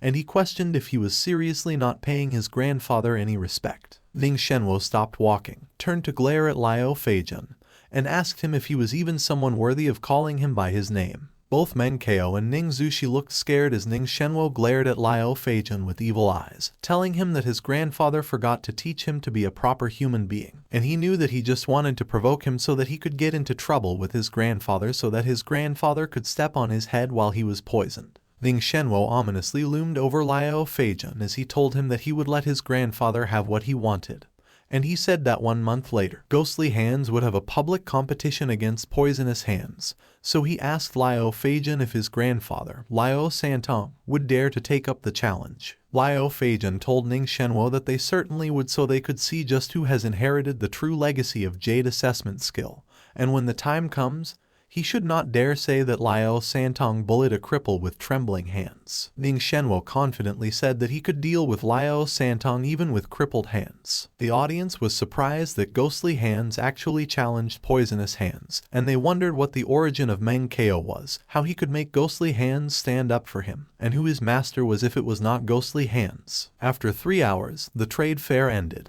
and Ning Shenwo told Meng Chao that he would tell Ning Zushi to send the materials he needed as soon as possible, which Meng Chao thanked him for. Suddenly, someone approached Meng Chao, and they said that he had been waiting for him for a long time. It was Nai Waihao, Nai's full name, and as he gave Meng Chao the 300,000 appraisal fee, which was his entitlement, 5% of the transaction amount as per rule. He also gave Meng Chao his name card, saying that he does not like owing anyone anything, so if he runs into any trouble, he could come to him. Nai Waihao did not give Meng Chao time to react or respond to him, as he walked away as soon as Meng Chao took his name card. Ning Zushi immediately told Meng Chao to keep the card, but she warned him that unless he absolutely needed to, he should not approach Nai Waihao because Nai Waihao was also the son of a rich man who would help in a way that he may not be able to accept. Suddenly, the fire system appeared in front of Meng Chao. It notified him that he saved the elite citizen Yan Zhenin, so he earned a contribution point of 333, and upon recognizing that it was Yan Feru's father, he wondered how he saved him by attending a trade fair. 10 minutes ago, deep in the fog forest, Yan Zhenin, a 5-star superhuman, fought a beast with Zhu Yan and Hu Hu, who were also both 5-star superhumans. As Yan Zhenin charged forward, Hu Hu warned him to be careful because the beast had been seriously injured by them, so he should not overturn the boat in the gutter, to which Yan Zhenin responded that he knew. The 3 of them simultaneously attacked the beast that was in front of them. The beast's eyes glimmered, and Zhu Yan expressed her concern as she knew that the monster was going to mutate. Green, sticky liquid spurted out of the monster as it started to mutate. The monster that looked like a mantis earlier transformed and looked like a vicious man-eating flower. Its movements were so fast that Zhu Yan was not able to dodge its vines when it attacked. Hu Hu was also not able to react, and his leg got caught by the monster's vine. Hu Hu swung his axe and attempted to hit the vine that was wrapping his legs so he could break free. But to his surprise, the vine did not receive any damage, and his axe shattered instead. On the other hand, Yan Zhenin noticed that a vine was coming towards him while he was running around the monster. Yan Zhenin managed to block the vine with his arms. He was able to deflect it with his power. Yan Zhenin charged towards the monster while he pushed its vines to the side. He kept on deflecting and dodging the monster's vine as he continued to move forward. Yan Zhenin reached a point where he managed to grab the monster's vine with his hands. He managed to cut them off and continued to charge forward. Yan Zhenin clenched his hands and delivered a powerful punch with both his fists. His powerful punch managed to land on the monster's body. The power in his fist started to swirl, and the monster's body warped along with it. The monster was shredded into pieces by just that one attack. Yan Zhenin was extremely surprised, and he realized that the demon ripple force was so strong and scary that his combat power had increased by 2 times. Meanwhile, Hu Hu was busy removing the monster's vine from his leg, and he was questioning what was going on with the monster. On the other hand, Zhu Yan was pointing out Yan Zhenin's strong ripple force. Yan Zhenin looked extremely horrified as he said that he seemed to have offended an old and unfathomable monster. Seeing his reaction, Hu Hu asked Yan Zhenin what happened to him because the beast was dead. Yan Zhenin told Hu Hu that the Yan family was going to face a great disaster. The next morning, Yan Zhenin got kicked in the face by someone with a metallic leg, and the person told him to die in the fog forest. Yan Zhenin crashed into the wall. Yan Zhenin stayed silent while Yan Feru looked surprised when the old man who kicked Yan Feru questioned Yan Zhenin about why he could not have offended those beneath them and why he had to go and offend those above them. The old man grabbed a rifle from a safe, and he told Yan Zhenin that he would kill him at that moment before the Yan family were ruined by his hands. The old man was Yan Feru's grandpa, and she immediately stood in front of the rifle that was about to be pointed at Yan Zhenin. The old man was taken aback but expressed his annoyance, and he told Yan Zhenin that he had no idea what terrible existence he had offended. Yan Feru told her grandpa that although their Yan clan was not the strongest in Dragon City, it was not something that could be taken lightly, so she asked him what he was afraid of. The old man told her that he was afraid that the old monster who created the demonically modified ripple force was really angry, and the Yan family would be wiped out. But Yanfei was still puzzled when she heard her grandpa talk about an old monster. The old man explained that it was the pioneers who survived the initial, raging zombie disaster and explored the path of superhuman at all costs. He said that Dragon City executives have long discovered that there were more terrifying monsters in the depths of the fog. He stated that, in order to deal with those monsters, those old monsters have been studying how to upgrade their current martial art. The old man patted Yanfei on the head and told her that the demonically modified ripple force was likely to be born like that. He told her that the seniors probably saw their Yan family's little princes as cute, so the opportunity was given to the Yan family. Kicking Yan Zhenan again. The old man called him trash as he said that it was a great opportunity that he spoiled, and he was so suspicious that he didn't need to think about her, so he could crush him with a single finger. Yanfei tried to calm the old man down, and she told her that it was useless even if he beat Yan Zhenan to death since they had offended their seniors. So she asked him if there was any way to settle down the situation. The old man was trying to think of what remedy they would use, and he realized that the level of those seniors was simply not something their Yan family could contact. So unless the seniors forgive them, he was afraid that their Yan family would not be able to escape disaster. Yanfei told the old man that she was going to publicly apologize to the old fire relayer, so if he was angry, he could just be angry with her, and they could not drag the Yan family into the matter. As the old man told Yan Zhenan to look at Yanfei and look at himself, he told him to go be a monster hunter and stay out of their family's business organization from that point onward. A few moments later, Yanfei went to broadcast live, saying that about the demonically modified ripple force, she only smeared it without researching it clearly, which caused extremely bad influence in Dragon City to her friends who watched her live broadcast. And she had deeply realized her mistake, so she hoped that they could give her a chance to make a change. Meanwhile, Meng Chao was startled as Chu Feixiang, who was watching the live broadcast, was furious as he asked who scared his goddess, Yanfei, to that extent, and he declared that he was going to kill that guy. On the other hand, Meng Chao received a message from Yanfei admitting that she was confused, but she realized that she was wrong, so she asked him if he could let the Yan family go and begged him. Meng Chao's nose started to bleed as she imagined Yanfei begging him, and he thought that for the sake of her sincere apology and serious attitude, his kind-hearted old fire relayer would let her go. Meng Chao replied to Yanfei's message, acting nonchalant about it, and Yanfei immediately replied to him, saying that they knew that with his abilities, even if they gave him money or cultivation resources, it would only be humiliating to him, so she was wondering if there was anything that he might require that the Yan family could help him with, as they would definitely risk their lives for him and would never decline his request. As Meng Chao was responding to Yanfei's message that they could use money and cultivation resources to humiliate him as much as they wanted,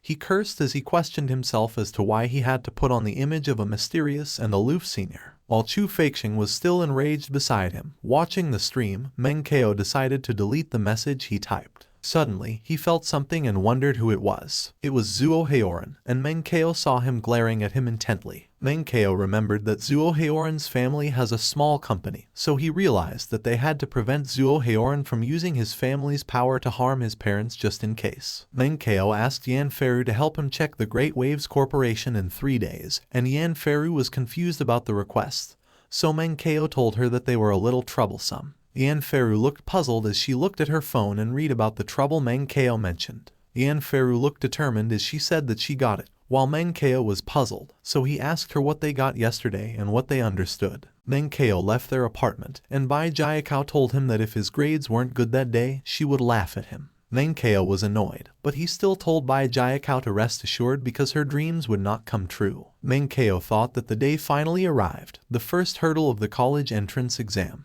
He thought that it had been a few days since Yanfei admitted her mistake, so with the help of the Yan family, the demonically modified ripple force could bring him thousands of contribution points every day. Meng Chao thought that the hidden injuries on his body had finally been completely healed, and his skills had been exchanged for 7,788 points. As Meng Chao arrived at the gate of the university where they were going to take their test, Zuo Heoran coincidentally got out of his car, and the two of them stood at the university gate together. Zuo Heoran told Meng Chao that garbage was always garbage, so he should not think of leaving the garbage heap of Tianfu district. But Meng Chao just smirked and told him to cherish his last day as a class rep. Meng Chao walked away with a smile on his face. A few moments later, in the top floor conference room of the cultivation center, someone was on stage, and he was saying that the test was not only related to the honor of 9 high school, but also to the lives of the candidates. It was the teaching director, Ma Qingyan, Zhuo Heoran's uncle, and he requested everyone in the room to supervise the students strictly and raise any problems in a timely manner. Meanwhile, Wang Longjun looked uncomfortable as the advisor of Class 1 was humble bragging, saying that it was bad because Class 1 that year was really horrible as there were only more than 30 students who were able to outrun Usain Bolt. And the advisor of Class 2 chimed in, saying that Class 2 was even worse because those lazy bums were all so weak that they could not even win against the Olympic weightlifting champions on Earth, which made it so distressing. Suddenly, the man behind Wang Longjun told him to look at the screen as his students were on it. Wang Longjun was surprised when he saw that Chu Feixing was on screen,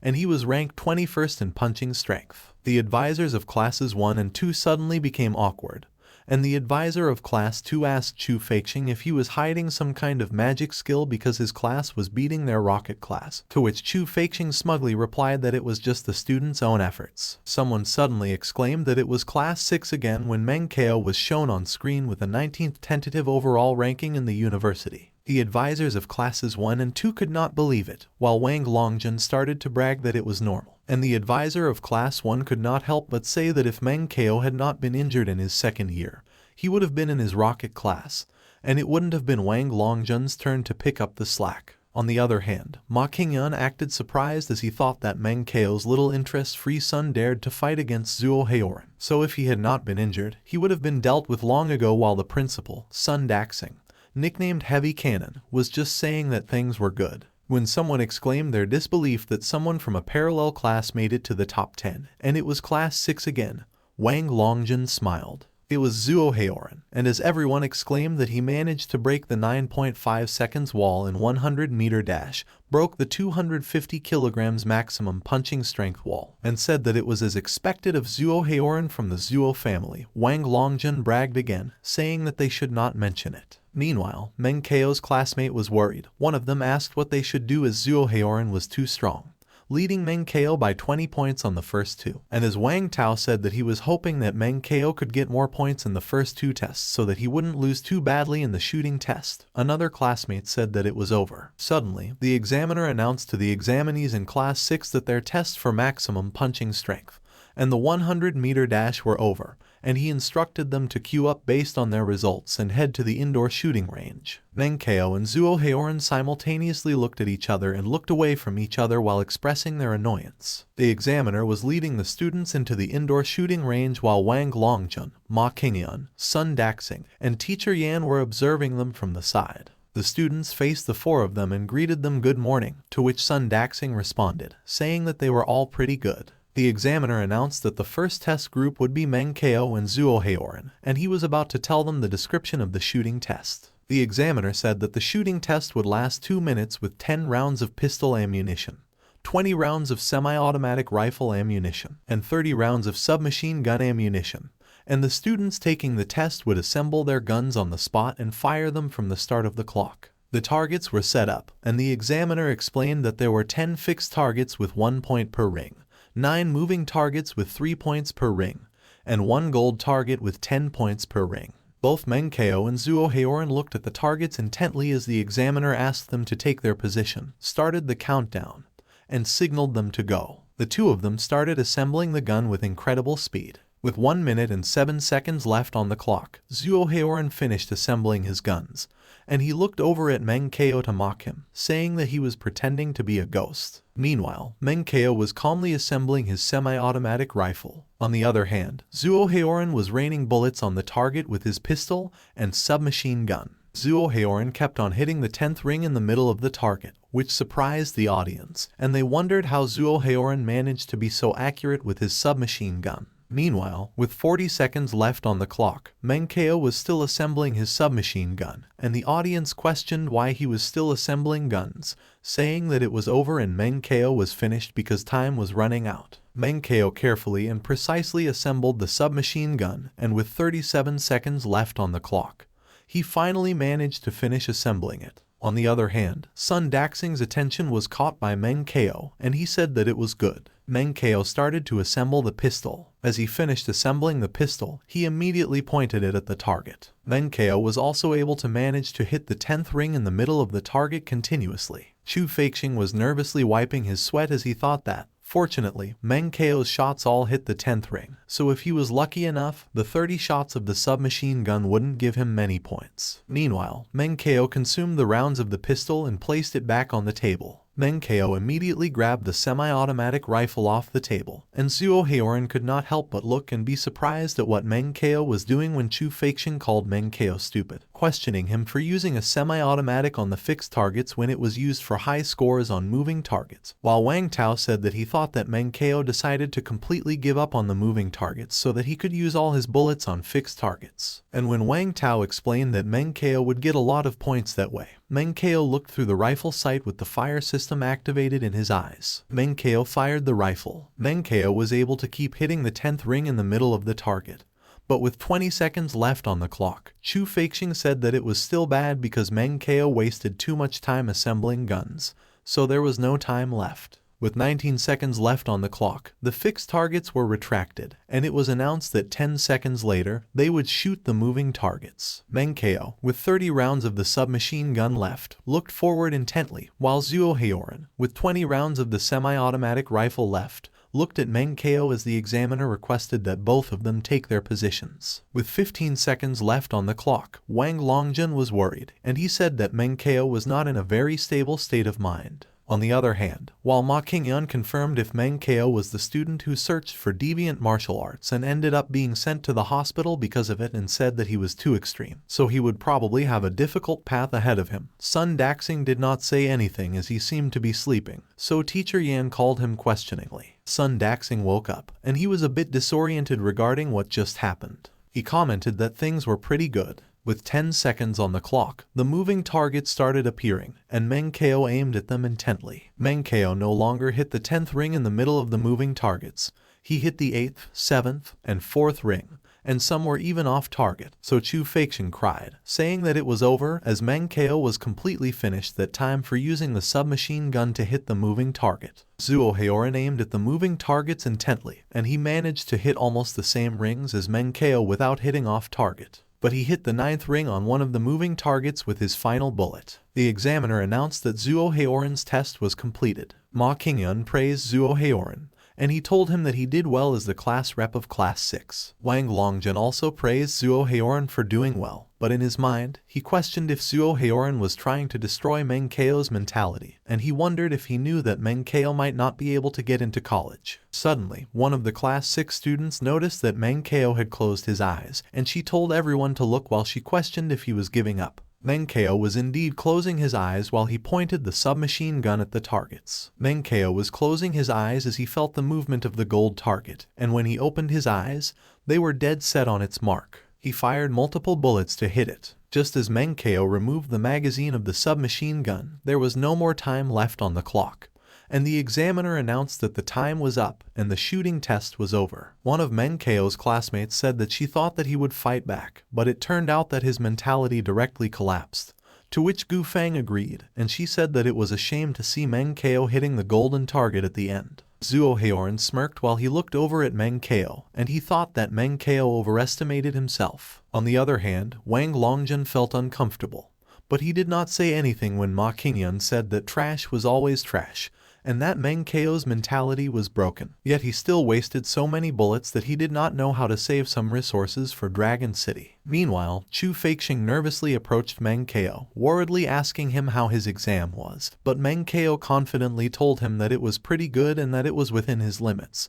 so he would rather say it was perfect. Chu Feixing grew more anxious as he thought that if Meng Chao had a mental breakdown, he should just say that instead of trying to keep up a stubborn front. Suddenly, the examiner announced that Zhuo Heoran obtained 515 marks for the shooting test, and his total score was 1,414 points, so as of the moment, he was ranked 11th in the school. Their classmates said that it was as expected of someone who had practiced in the club, and with that result, he had to be in the top 3 even in the rocket class, so Meng Chao miserably lost. But Chu Feixing, along with their other classmates, was surprised when the examiner announced that Meng Chao had obtained 588 marks for the shooting test, while Wang Longjun and teacher Yan rejoiced. And as the examiner continued to say that Meng Chao's total score was 1,434 points, Meng Chao was acting nonchalant about it while Ma Qingyan could not believe what he just heard. Meanwhile, Sun Daxing was still sleeping. On the other hand, Zhuo Heoran looked horrified when he heard the examiner announce that, as of the moment, Meng Chao was ranked 8th in school. Zhuo Heoran said that it was impossible,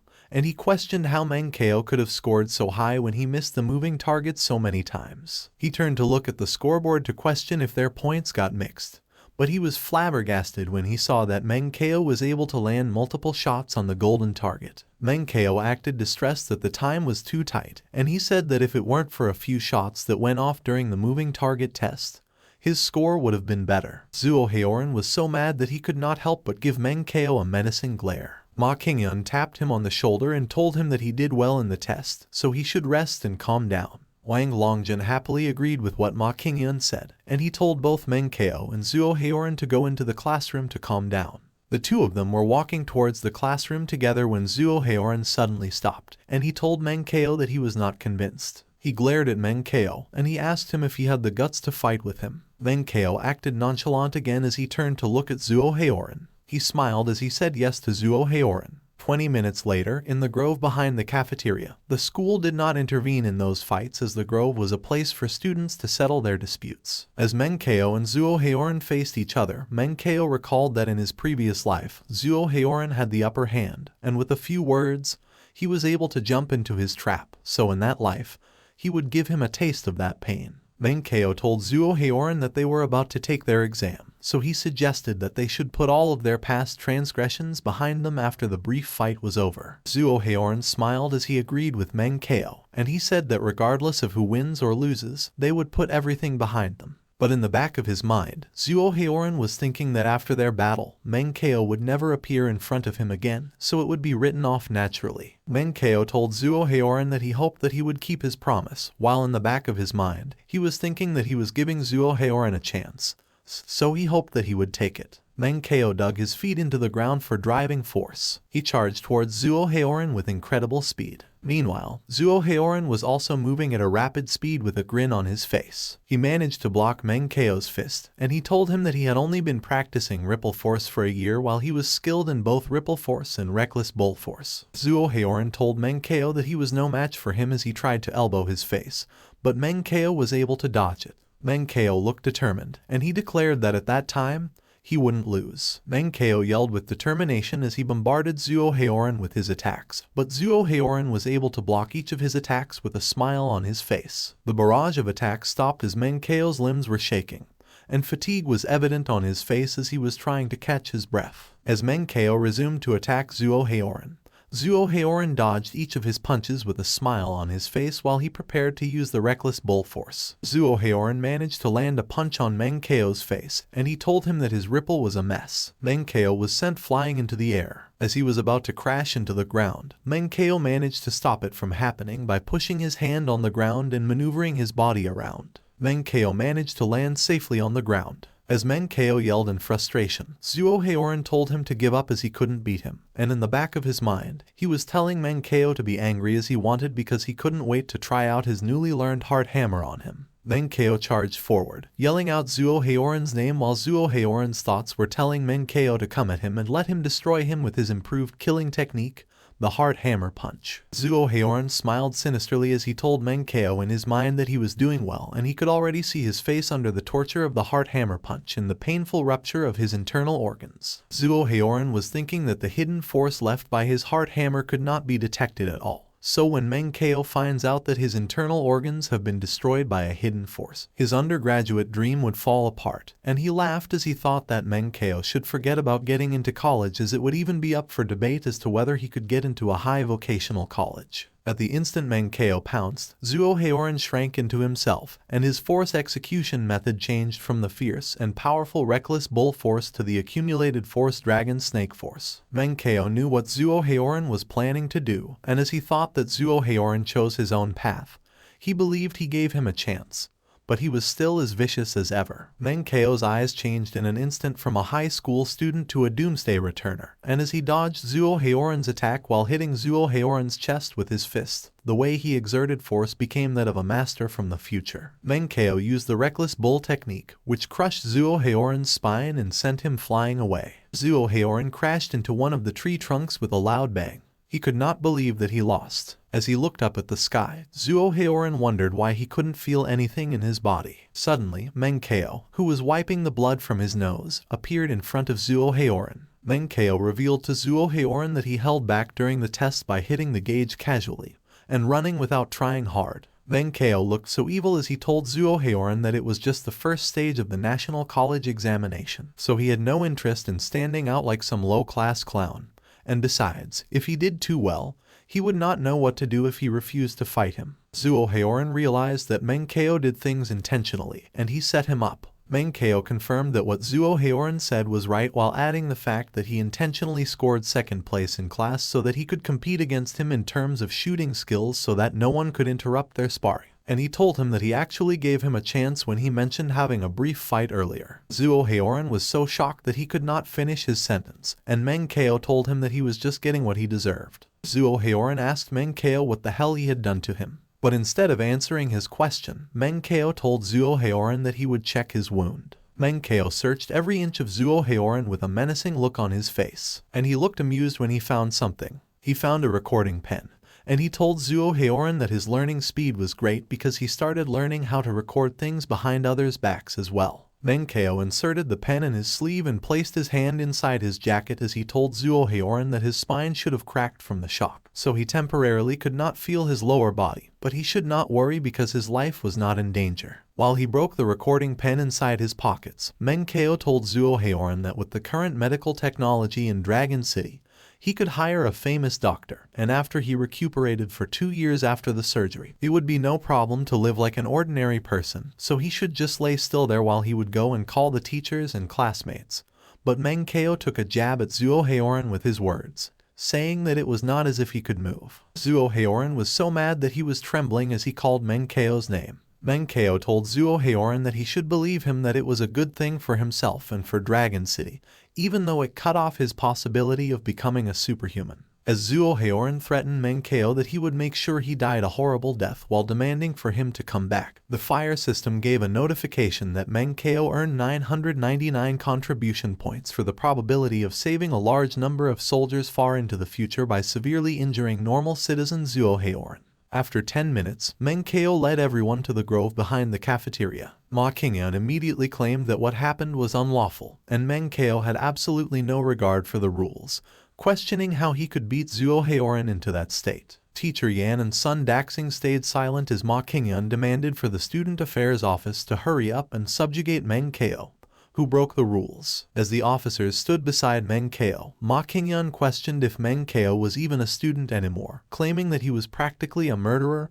and a criminal. Meanwhile, Wang Longjun did not know what to do, and he told Meng Chao that he was too rash. Meng Chao suddenly took a step back, which worried Wang Longjun, so he told him that he couldn't keep making mistakes while Ma Qingyan asked what he was going to do, questioning if he was still thinking of fighting back. Meng Chao raised both his hands as he said that he was perfectly fine with going to the Student Affairs Office as he was indeed responsible for what happened. But there was some evidence that he wanted to show in front of everyone as he was afraid that someone would destroy it secretly. Teacher Yan was surprised when Meng Chao said that he trusted him the most and requested that he look below the trees around them with banners tied to them as he had put 8 super high-definition micro-video cameras on them. Ma Qingyan was surprised, and he asked Meng Chao why he put video cameras over there. Meng Chao said that he did not come there to fight against Zuo Haoran to settle their personal grudge. They were just going to spar and exchange techniques as they wanted to improve together, and he bashfully admitted that he had a rare opportunity to spar with Zuo Haoran, so naturally,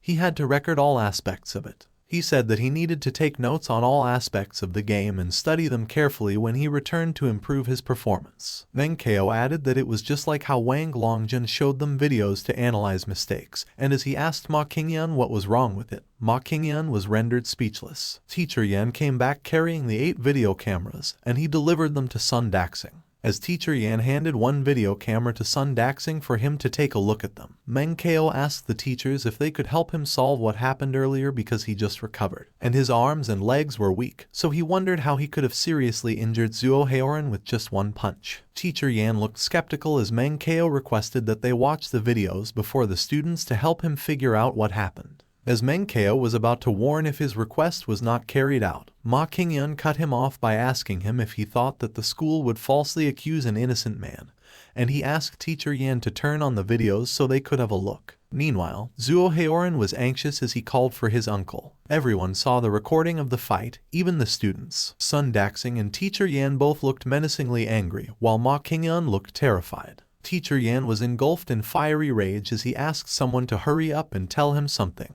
He grabbed Zhuo Heoran's collar as he asked him what move he was about to use against Meng Chao, and Zhuo Heoran looked so terrified that he stuttered. Ma Qingyun told Zhuo Heoran to think clearly before he spoke. Zhuo Heoran looked at Ma Qingyun with fear in his eyes as Ma Qingyun told him to think clearly before he spoke. Zhuo Heoran averted his gaze from Teacher Yan as he told him that he just wanted to use the Dragon Snake Force. Teacher Yan told Zhuo Heoran to shut up. He pushed him on the ground as he told him to think about it because if he stated the cause of the injury wrong, he would miss the treatment, so it would become a lifetime thing, and he asked him if he really wanted to gamble. Zhuo Heoran was terrified, so he finally said that it was the heart hammer, while Wang Longjun scolded Zhuo Heoran for being too rash because he was just sparring with another fellow student.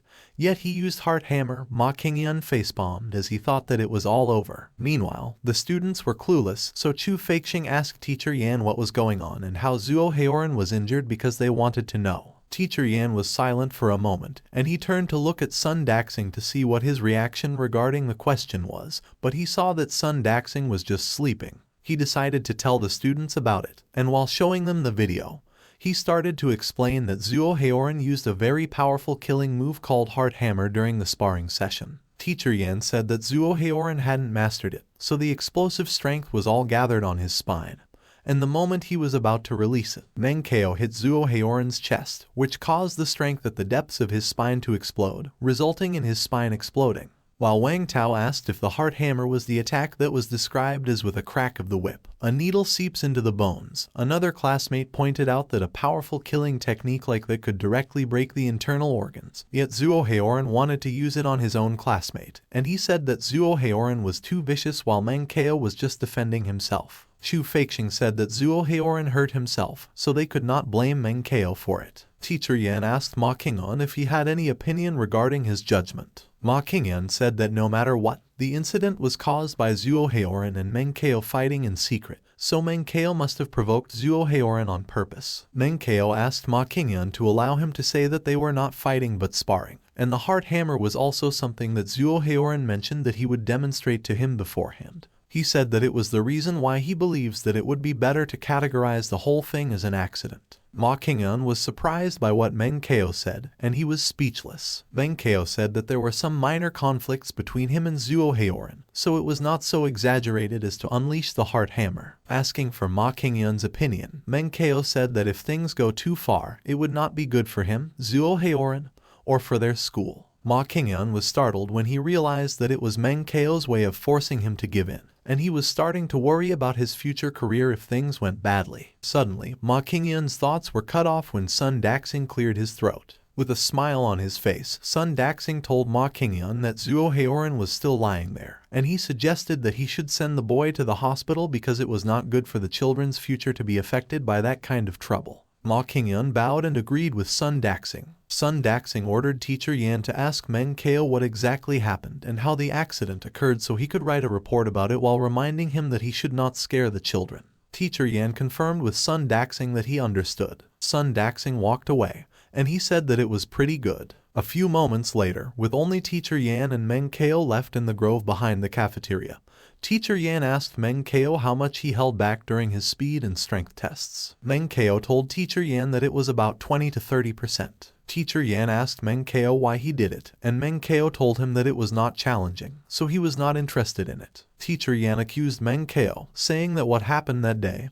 he did on purpose. Meng Chao immediately admitted that it was indeed on purpose. Teacher Yan said that he wanted an explanation, and Meng Chao immediately answered that it was self-defense. Teacher Yan did not believe that it was self-defense, and he told Meng Chao that he thought that it was a preemptive strike to get rid of potential problems in advance. Meng Chao confirmed with Teacher Yan that what he tried to say was that if he didn't try to bait Zuo Haoran, there would be a chance that he wouldn't touch him. He asked Teacher Yan if he was supposed to stake his destiny on the possibility that Zuo Haoran might not harm him. Depicting an example of having a fierce monster standing beside him and his family, Meng Chao asked Teacher Yan if he would judge whether it was hungry or not, whether it chose to spare him, or whether it had some problems. Meng Chao said that all he could do was stand behind the dug trap and see if the fierce monster jumped over. He said that the fierce monster chose to kill him, so he fell into the trap and told Teacher Yan that he couldn't just beg the fierce monster on his knees not to jump. Teacher Yan mulled over what Meng Chao just said. He patted Meng Chao's head and told him that his explanation was acceptable, so he would handle all the trouble next so he could concentrate on his exams. Meng Chao smiled brightly as he thanked Teacher Yan, saying that he knew that he was the fairest and kindest teacher in the entire school. Teacher Yan told Meng Chao that he did not have to flatter him, and if he was really thinking about thanking him, he asked him if he had ever thought about getting into military school. Meng Chao told Teacher Yan that Chu Feixiang wanted to become a general who fights in wars, so he requested that he help him.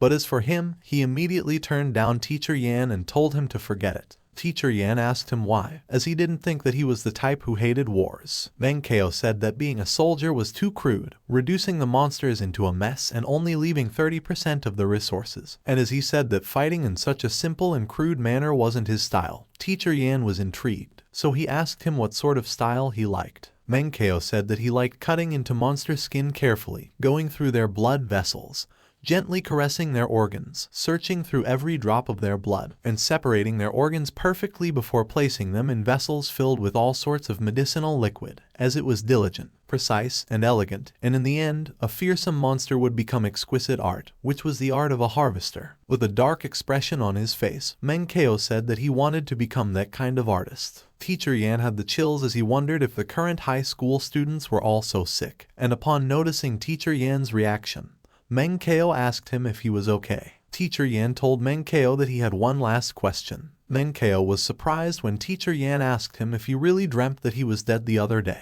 He panicked as he tried to remember which day Teacher Yan was talking about. Meng Chao realized that it was the day he was reborn, so he told Teacher Yan that dreams were the exact opposite of reality, and asked him if he was bothered by it. Teacher Yan said that he was once a member of Dragon City's regular army, the Red Dragon Army. He said that when he was in the army, he thought that since people have to die, he must die on the battlefield as a soldier. Teacher Yan said that he thought that he would be buried in the belly of the beast while using his very last bone to pierce a monster's heart. He said that it was the best way for a member of the Red Dragon Army to die. Meng Chao saw what Teacher Yan looked like in his last moments from his past life as Teacher Yan thanked him for dreaming of him fighting to death. Meng Chao just bowed his head and said nothing while Teacher Yan walked away, laughing. Ma Qingyan was with the medical team, carrying Zuo Haoran in a stretcher towards the ambulance. Zuo Haoran told Ma Qingyan that he was done for. Ma Qingyan told Zuo Haoran not to feel sad because the current medical technology was much better than when it was on Earth. He said that they could use monster nerve cells and the stimulation of growth hormones from foreign species to help him, so even if he were paralyzed, he could be cured.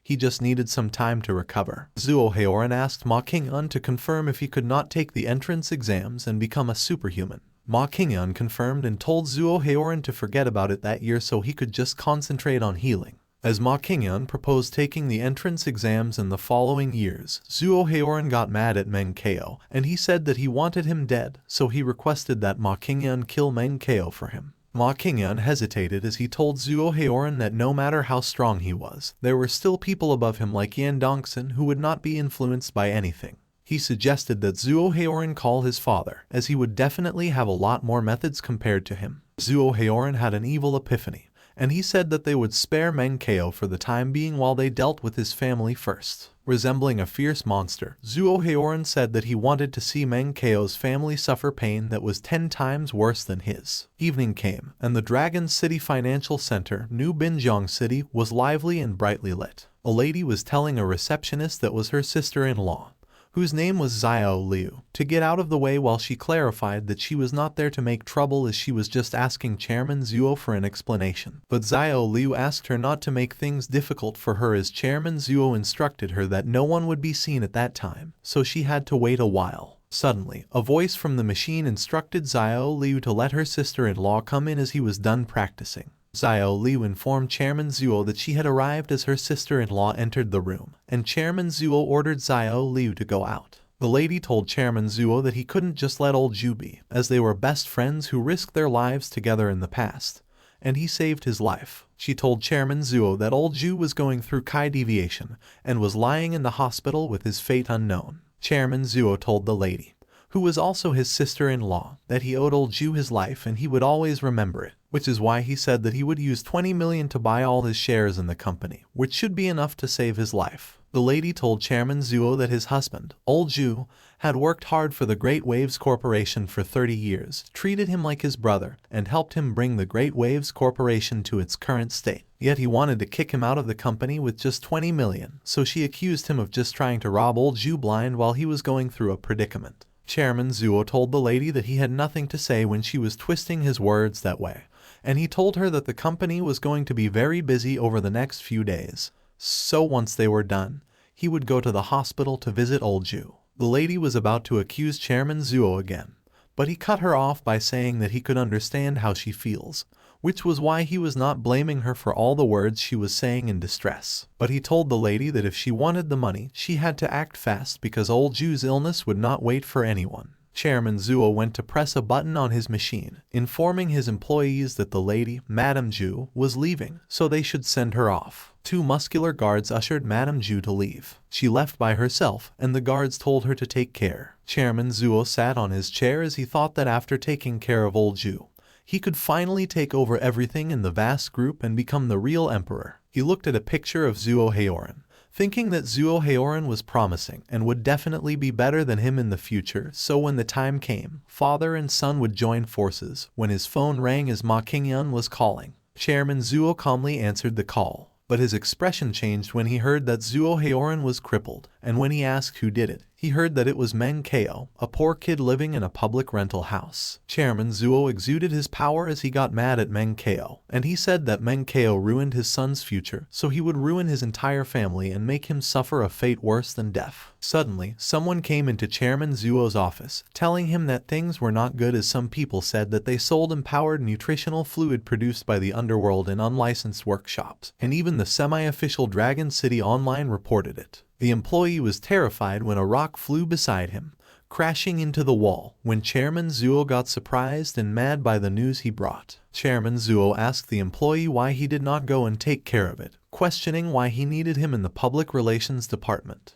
The employee tried to reason out with Chairman Zhuo when he was cut off as another employee entered the office and informed Chairman Zhuo that the Food Sanitation Department and the Special Medicine Supervision Department were there. The 2 of them were startled when another employee came in and informed Chairman Zhuo that the 3 banks wanted to re-examine their loans and that they could immediately withdraw their loans. The 3 of them were surprised when another employee came in to inform Chairman Zhuo of the bad news that the unlicensed workshop that was supplying them was raided, and their story was completely exposed. The second employee who entered the room heard that the reporters had arrived, and everyone got worried when he informed Chairman Zhuo that his subordinates could no longer hold them back anymore. Chairman Zhuo froze in place, and he looked extremely horrified. He started to cough up blood. He was so overwhelmed that he fell to the floor while he repeatedly questioned who was doing such a thing to him. Terror and desperation filled his eyes as he asked for a reason. Meng Chao stood by a bus stop, and it was already evening. He looked like he was thinking about something deeply as he was in a daze. Suddenly, Chu Feixing appeared, and he called out to Meng Chao cheerfully. He asked Meng Chao if he would be in trouble for what happened earlier that day. Meng Chao smiled at him and told him that there would be no trouble, so he should go his way. Chu Feixing looked so worried, so he told Meng Chao that he could just call him if he needed anything.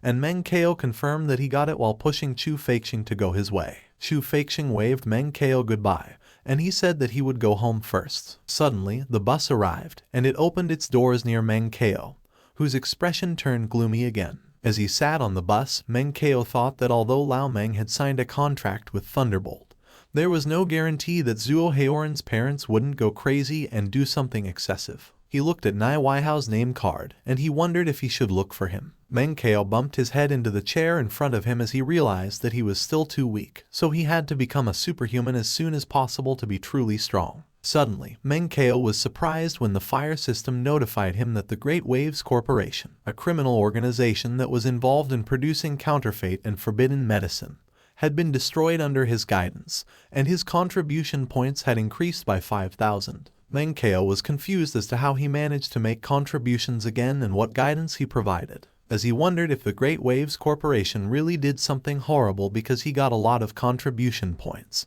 His phone vibrated in his pocket. He was surprised when he saw that Yan Feru messaged him and told him that things had been settled. As Yan Feru messaged Meng Chao that the Great Waves Corporation had been finished, Meng Chao wondered how they investigated a company and made them disappear. Yan Feru reminded Meng Chao that he said that the Great Waves Corporation was troublesome, so currently, that trouble is no more. Meng Chao hesitantly asked Yan Feru exactly what she meant by saying that nothing was left of them. Yan Feru said that the corporation was exposed, so their loans were withdrawn, which made them bankrupt while owing a great deal of money. And she said that all media outlets were talking about them, resulting in their reputation getting ruined, so they would definitely not be able to turn the tides. Meng Chao was speechless, and Yan Feru was confused about his reaction. Yan Feru explained to Meng Chao that they wouldn't have known about the corporation without looking into it, and when they did, they were shocked because they did not expect that the Great Waves Corporation would be so despicable that they actually dared to use rotting and spoilt monster blood to pass off as superbeast blood, which was a major taboo in Dragon City. Yan Feru told Meng Chao that if he hadn't been perceptive enough to discover the clues, no one could say just how many people the evil company would have harmed.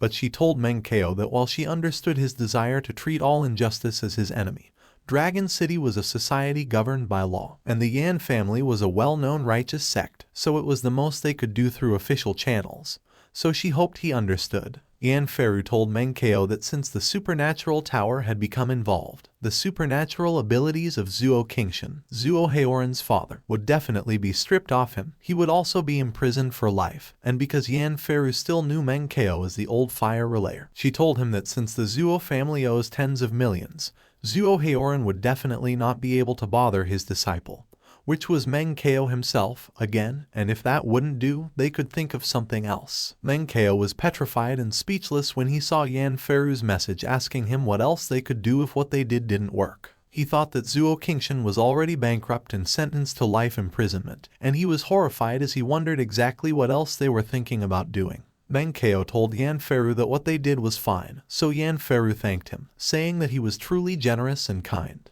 As Meng Chao instructed her that they should end that matter there and not spread the news all over the place because he was actually a person who prefers to keep a low profile. Yan Feru told him that she understands, so they would keep a low profile, and won't link the incident to him at all because Great Waves Corporation was nothing. It was just trash that even if they lay down for him to stomp on them, he would just find them dirty. As Meng Chao locked his phone, he thought that the matter had been solved by the Yan family. But he felt uncomfortable, and he admitted that in his heart, it felt strange. Meanwhile, at Yan's residence, Yan Feru was sitting with Yan Zhenin and her grandfather on the couch. She looked so amazed as she confirmed and reiterated that the old fire relayer said that it was fine and had forgiven them. Everyone was startled when Yan Zhenin, the man behind Yan Feru's account who messaged Meng Chao, removed his mask, and he told them that it would be the case. He admitted that Yan Feru's grandfather was right, that the old fire relayer was actually a very kind-hearted person, as he was okay with the Great Waves Corporation just going bankrupt and being held accountable to the law. As he handed Yan Feru's phone back to her, Yan Zhenin said that, on top of everything,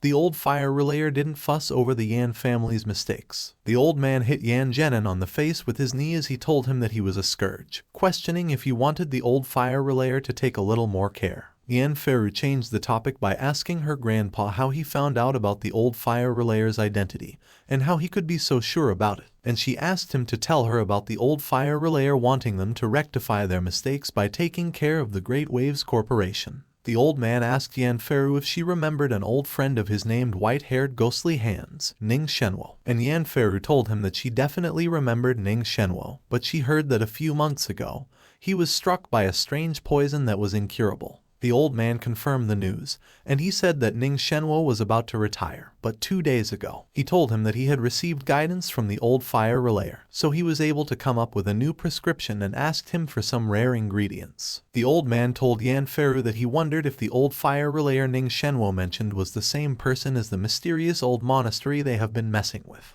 Yan Feru was listening intently as her grandfather said that he investigated and asked her to guess what happened next. Yan Feru guessed whether the old fire relayer Ning Shenwo mentioned was the same as the one they encountered. Yan Zhenan suddenly chimed in, and he said that it was impossible because ripple force and medical skill were completely different things.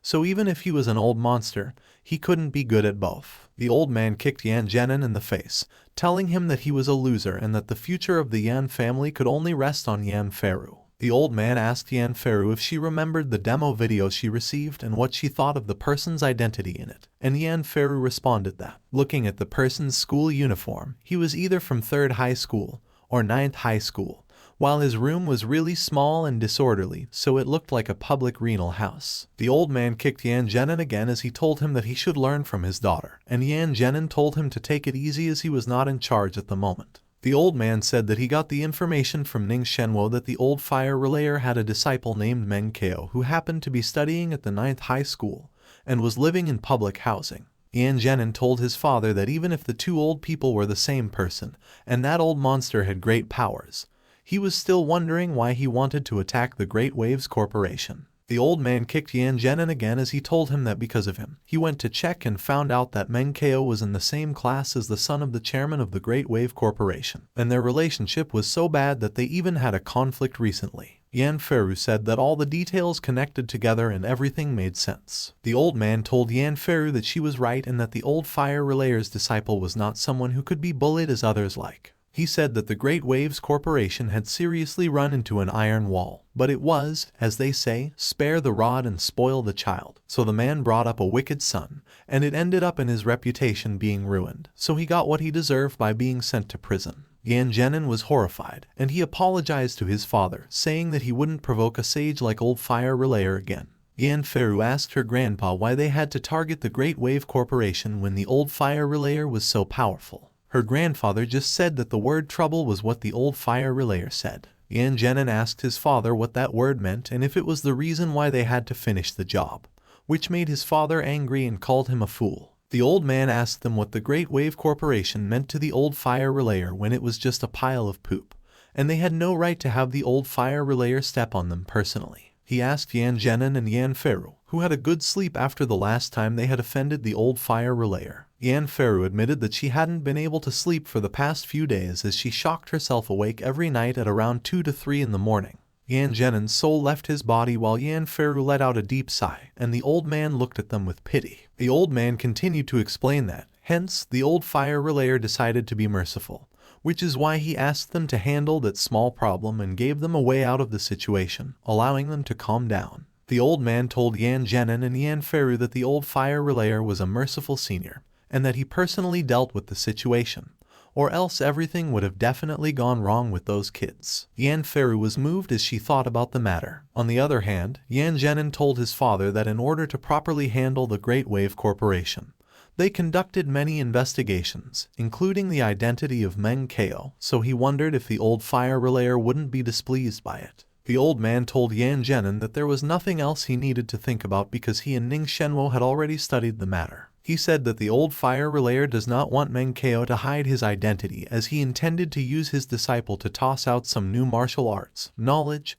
and skills, which was quite normal. The old man said that letting the disciple go out on his own was also a kind of training, and the old fire relayer didn't mind revealing some information to friendly forces because he wanted them to be his disciples' escorts. Yan Feru looked pleased as she asked her grandfather if they could be considered friendly forces, and her grandfather said that they certainly are. The old man said that if the old fire relayer did not have a deep understanding and affection for the Yan's ripple, he couldn't have refined such a beautiful ripple. He thought that maybe the old fire relayer had guided him back then. The old man told Yan Feru that if she had the chance, she should try getting to know Meng Chao. Yan Feru blushed, and she was surprised by what her grandfather said. Yan Feru hesitated for a bit, but she told her grandfather that she understood. She said that she would think about when she could get a chance soon to come in contact with Meng Chao for a perfectly logical reason. The old man praised Yan Feru for having the spirit, and he said that the future of the Yan family was already in her hands,